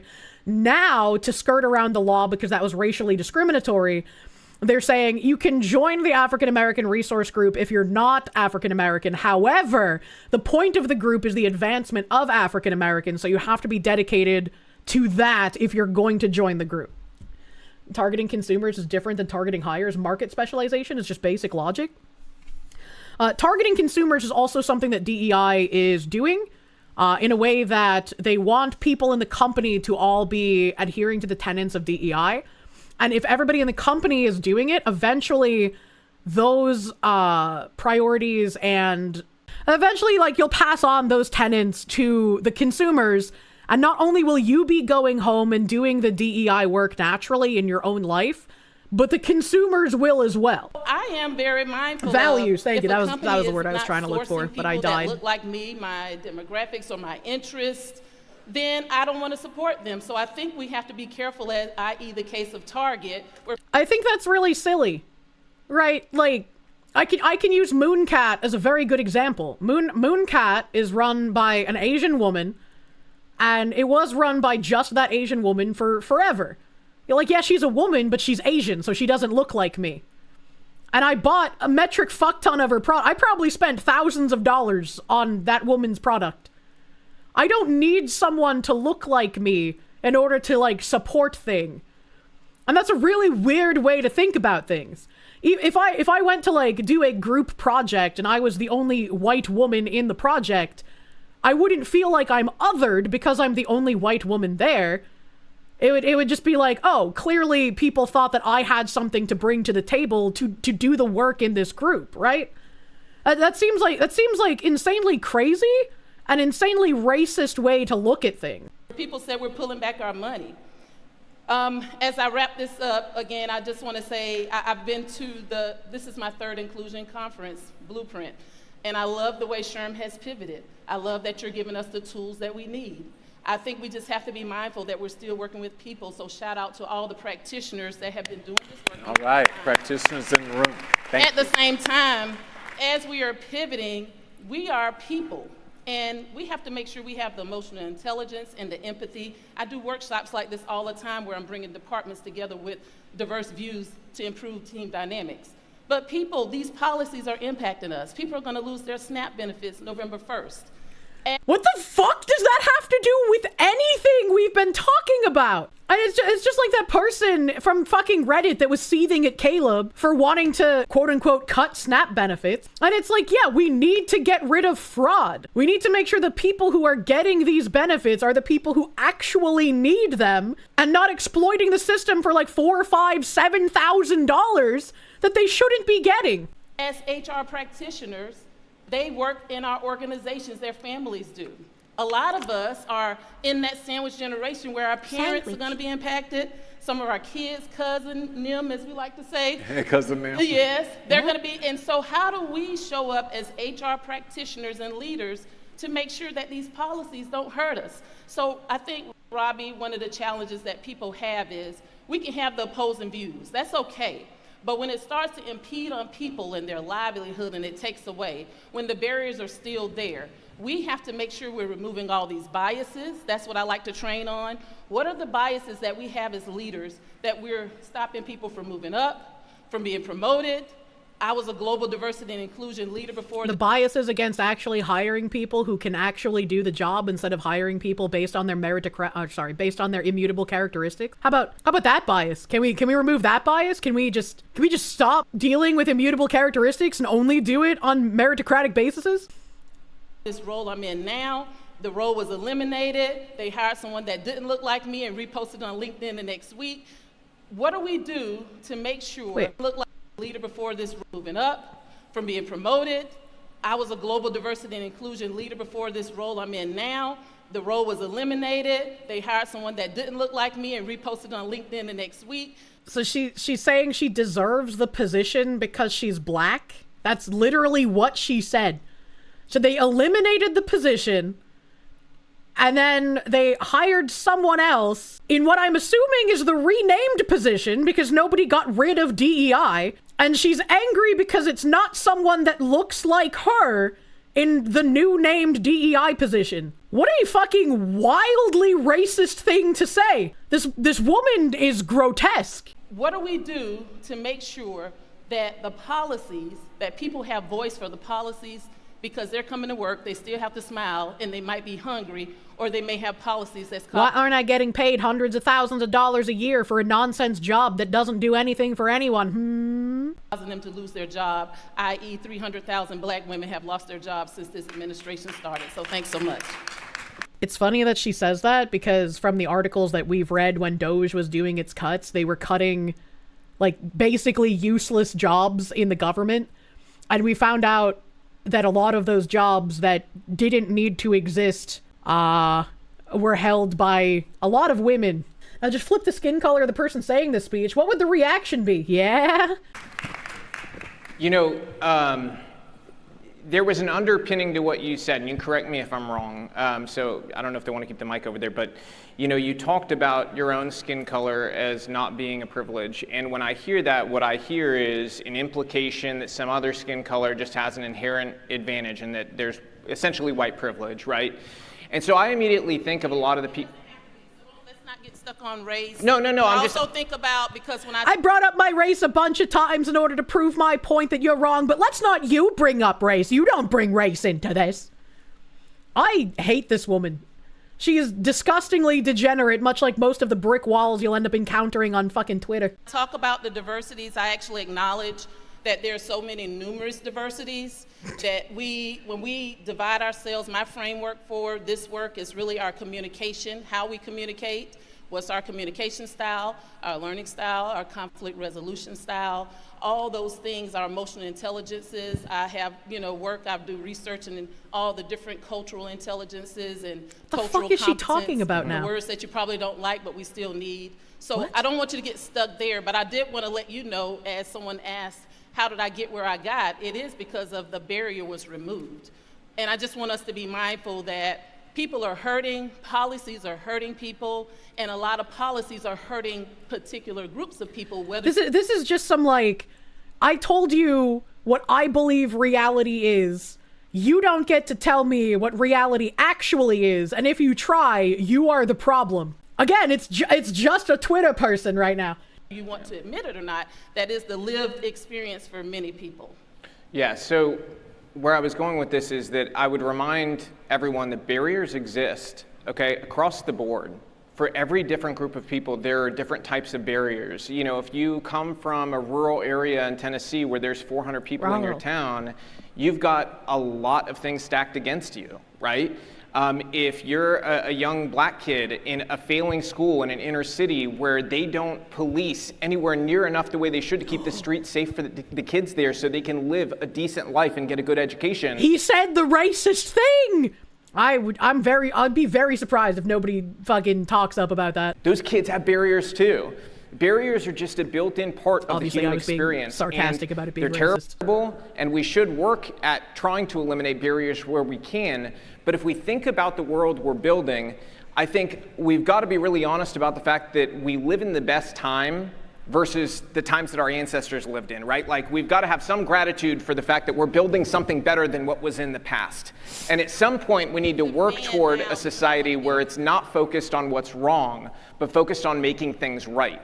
And so I think that the idea and part of the conversation where it's gotten messed up in recent years is this implication that we get divided into these immutable groups that none of us chose. You know, I didn't choose to be a man, you didn't choose to be a woman, you know, I didn't choose to be Cuban, you didn't choose to be black. I think these are the wrong frameworks for how we judge one another. See, when I see you, what I think is, you know, anybody with your background, if they do an excellent job, should be hired. Unfortunately, sometimes when I talk about these policies, people hear me say, I don't agree with DEI, and they hear Robby hates black people. And I mean, again, that is the shaming tactic the communists use to prevent any kind of criticism. And it's unfortunate, but that's just what they're going to keep doing. That is the whole point of it, and it's especially useful because it works. People are deathly afraid of having that mark on them because for some reason, companies will continue to capitulate to these people who just lie. That is the totally diametrically opposed position to what I'm actually saying, which is that I think there's excellent people of every race, and I think everybody should be judged fairly. You know, 100%. So in terms of what you're saying with policies, you know, I disagree fundamentally with the idea that the policies coming out of the administration are just hurting so many people. But let's say in the case of one specific policy, there's somebody... They're hurting people that had useless jobs and they were getting paid way too much money to do literally nothing productive. And now they might actually have to learn to do something productive in order to make money. In your office who is struggling to make ends meet. I mean, all I could tell you as an HR professional is look at what you can do to provide resources to that person. But I fundamentally disagree with the core assertion of the question because I just don't see that happening across America. I think we're seeing better outcomes, you know, month over month. And honestly, it takes a little bit of time to get economic policy fully in play. Mm-hmm. Listen. Remember now, remember our goal. You ask him the question, he gives you the answer, you take of it what makes... Van? Look, It got real tense and real quiet in there. I like how SHRM men had to come in and be like, now children, what did we say? people are hurting and uncertain, and it's going to impact a lot. We are in different algorithmic universes, so you know that since Trump came in, black unemployment has skyrocketed. Overall unemployment is President Trump. I'm okay with you saying just Trump. Fucking got him! They wanted to shame Robby for not saying Vice President Kamala earlier. This guy just went with the Trump. So thank you, SHRM, man. You know what I mean? Somebody's offended on the other side when you... Like, this is the point, guys. I wasn't trying to be glib. No. If all of us have got to glib lift is a good word. up how the other person feels. This is what empathy is about. In respect of the woman here who raised it. And I forgot your name. What's your name again? Courtney. In respect of what she said, that means you can't, if you're going to call Vice President Harris, then you have to call him President Trump. And we have got to be willing to own our own stuff. That's leadership. You know what I mean? You can't say one thing, and that's not enough. You know that. No, that's leadership. That's leadership. I'm sure men is clever, if nothing else. If you're going to propagandize people, and if you're going to be effective at subversion and convincing people to march toward an erroneous cause, you have to be a good orator. And you know what they say, Hitler was great at giving speeches. I appreciate it. But since President Trump came back in 2.0, there has been a real cascade of pain in the black world. And people are unaware. So it seems like, oh, you're just complaining or just recycling the same old stuff from like, there's new, fresh pain. The Doge cut. But if everybody is feeling pain right now, why would we focus on one specific race's pain instead of trying to address everyone feeling economic impact, right? And again, he's going to bring up Doge. He just said the word Doge before I paused him. But the Doge cuts were getting rid of busy work, make work, jobs that didn't need to exist. Sometimes he cut some jobs that needed to exist, and those people got reinstated. They were probably rightfully upset about it. For the most part, it was a lot of schlock that was cut that didn't need to be there. And hopefully, more schlock can keep getting cut. Hit the public sector hard. Well, the backbone of the black middle class are college-educated women. College-educated women are disproportionately in the public sector. So when those Doge cuts happened, it was disproportionately black women who were impacted. Now, that doesn't mean that was the intention. But remember when we read that article about the specific county that had the majority, black economy because the majority of people who lived in that area were all black government workers, and a lot of them got their jobs cut from Doge. And so a lot of people were looking to move out of the area because they could no longer afford to live there after the Doge cuts. And the article was focused on how all of these black women had come in and set up these, like, I don't even know what to call it, like weird astral fucking spiritual shop things. And the spiritual shop people were like, we're going to go out of business because people here aren't going to be buying our products as often.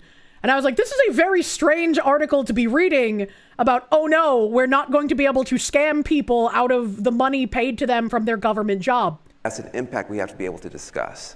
That's going to show up in people's lives. It's going to show up in people. So being able to talk about these things. When DEI positions start actually getting cut instead of just renamed, yeah, there's going to be a lot of people out of work because they've been doing fake work for so long. That's going to have an impact. I think the frustration is, well, there's almost an automatic response. If we raise the question of black, well, then we're just being woke or we're just kind of being, and I think that is a missed opportunity. That's right. I don't think anybody, I think most people in this room are probably as sick of talking about race as you're sick of hearing about it. We would love to be in a better place. I see we're gonna have to wrap up. Can I just say two things? Please, we're gonna wrap up, and as I said, before he shills his fucking product again, the AI thing. I got the same plane catch you got. Okay. So, I'll stay and answer questions till you guys run out of questions. Yeah. But let me just say a couple things.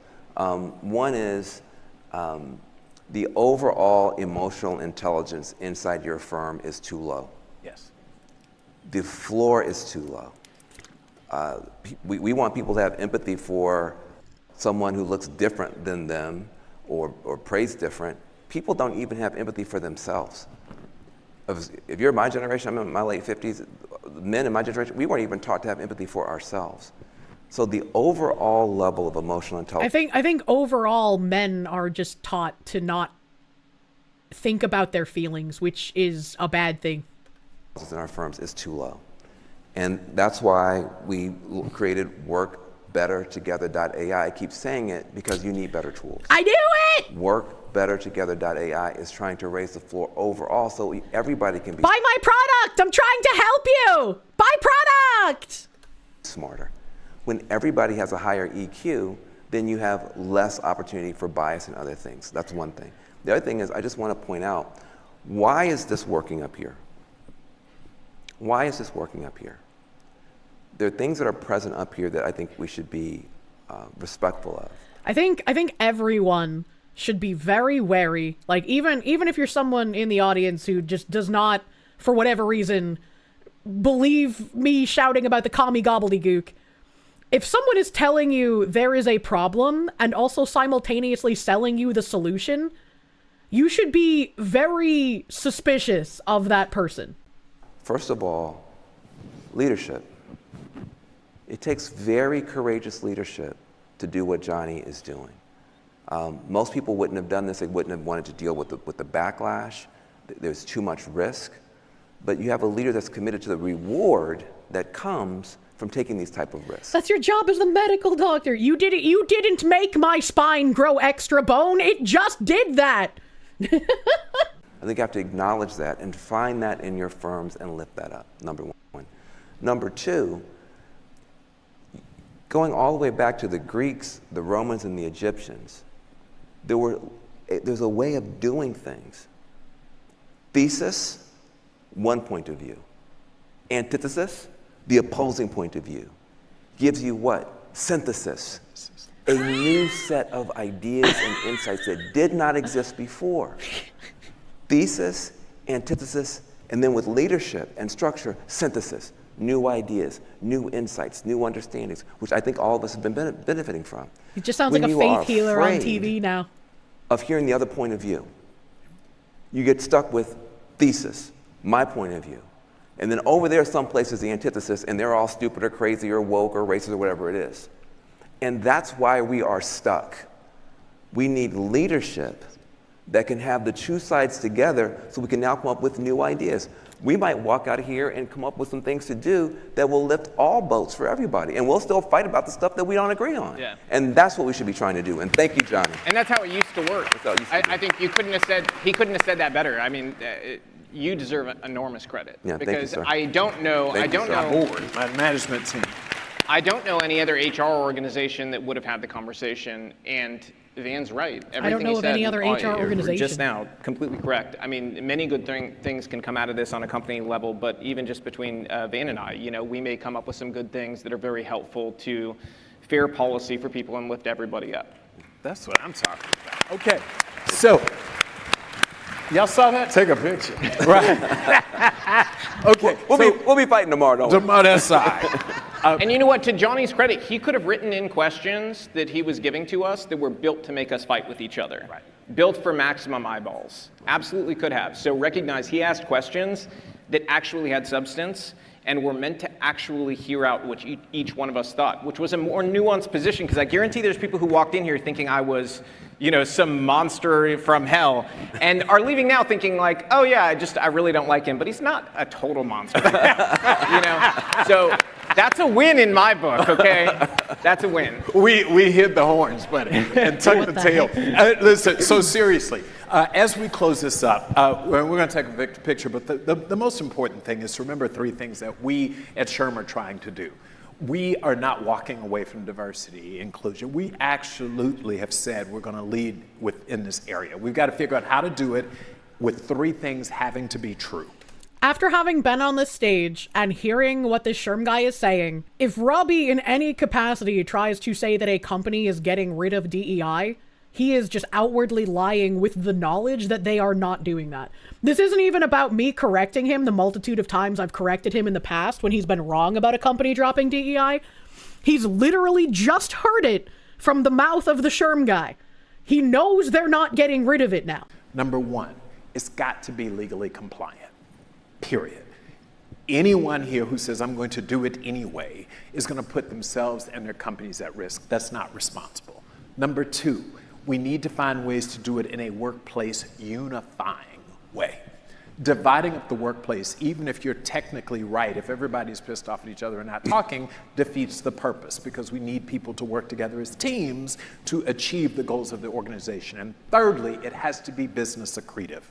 Your businesses are not going to do this because what you think is morally right, someone else may not think so. So the moral argument is important, but at the end of the day, this has to be good for business. So what we've said is legally compliant, workplace unifying, and business accretive. If you use that framework. And this is the Bridge framework. This is what Bridge has been doing for the past year and some change, is informing companies how to work within that framework to still do the DEI work while not running afoul of legalities or catching too much public attention that could draw too much ire and hamper the work they're trying to get done. To do your diversity work, your DEI work, your IND belonging, whatever you want to call it, if you frame it up that way, you're going to be okay. And that's what your SHRM is going to be here to do, is to help you ensure that you don't run afoul any of those three And then we advance this work. Last thing, and I got to give a shout out to Dr. Alonso because he's in the room, because you talked about it. Dr. Alonso is, again, head of our data and business insights. Wait, hold on a second. You keep bragging on your people. Tajio, stand up. That's my guy. That's right there. That's right, Tajio. Work better together. Right. AI. That's my guy there. So you go ahead and brag on your people.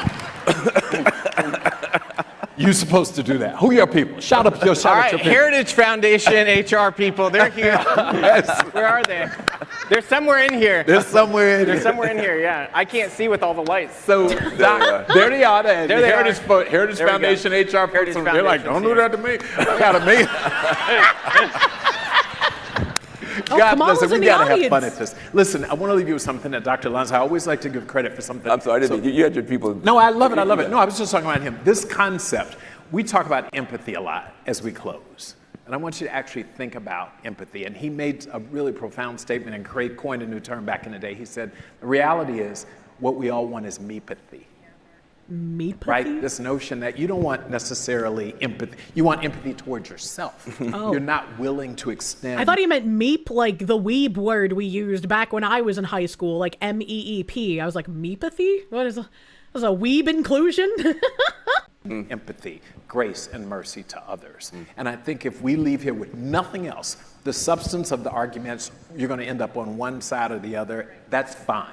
But this notion of trying to abandon this concept of me-pathy and recommit ourselves to empathy is what SHRM is. Is this like the nice way you have to tell the narcissist, hey, maybe don't be so narcissistic. We're trying to reach a common goal for the greater good. Trying to do. I want to thank all of you for coming. Robby said he'll stay. I gotta go. Van has to go. But God bless you all, and thank you for supporting SHRM and our profession. Thank you, Johnny. Good brother. You're a good brother. Thank you. And that closes out the SHRM's October Blueprint Conference. That was a hefty one. That was longer than their July conference. That was hefty. And I think we got a few good points out of this to know the direction that they're going in, the direction they're trying to go in, how SHRM's language is still lining up with what Bridge is doing, and how Bridge is still very much a intrinsic part of the DEI conversation happening in corporations. So, sorry it took me so long to get to the last half of this, but we fucking made it. We fucking got through the corpo slop, brothers.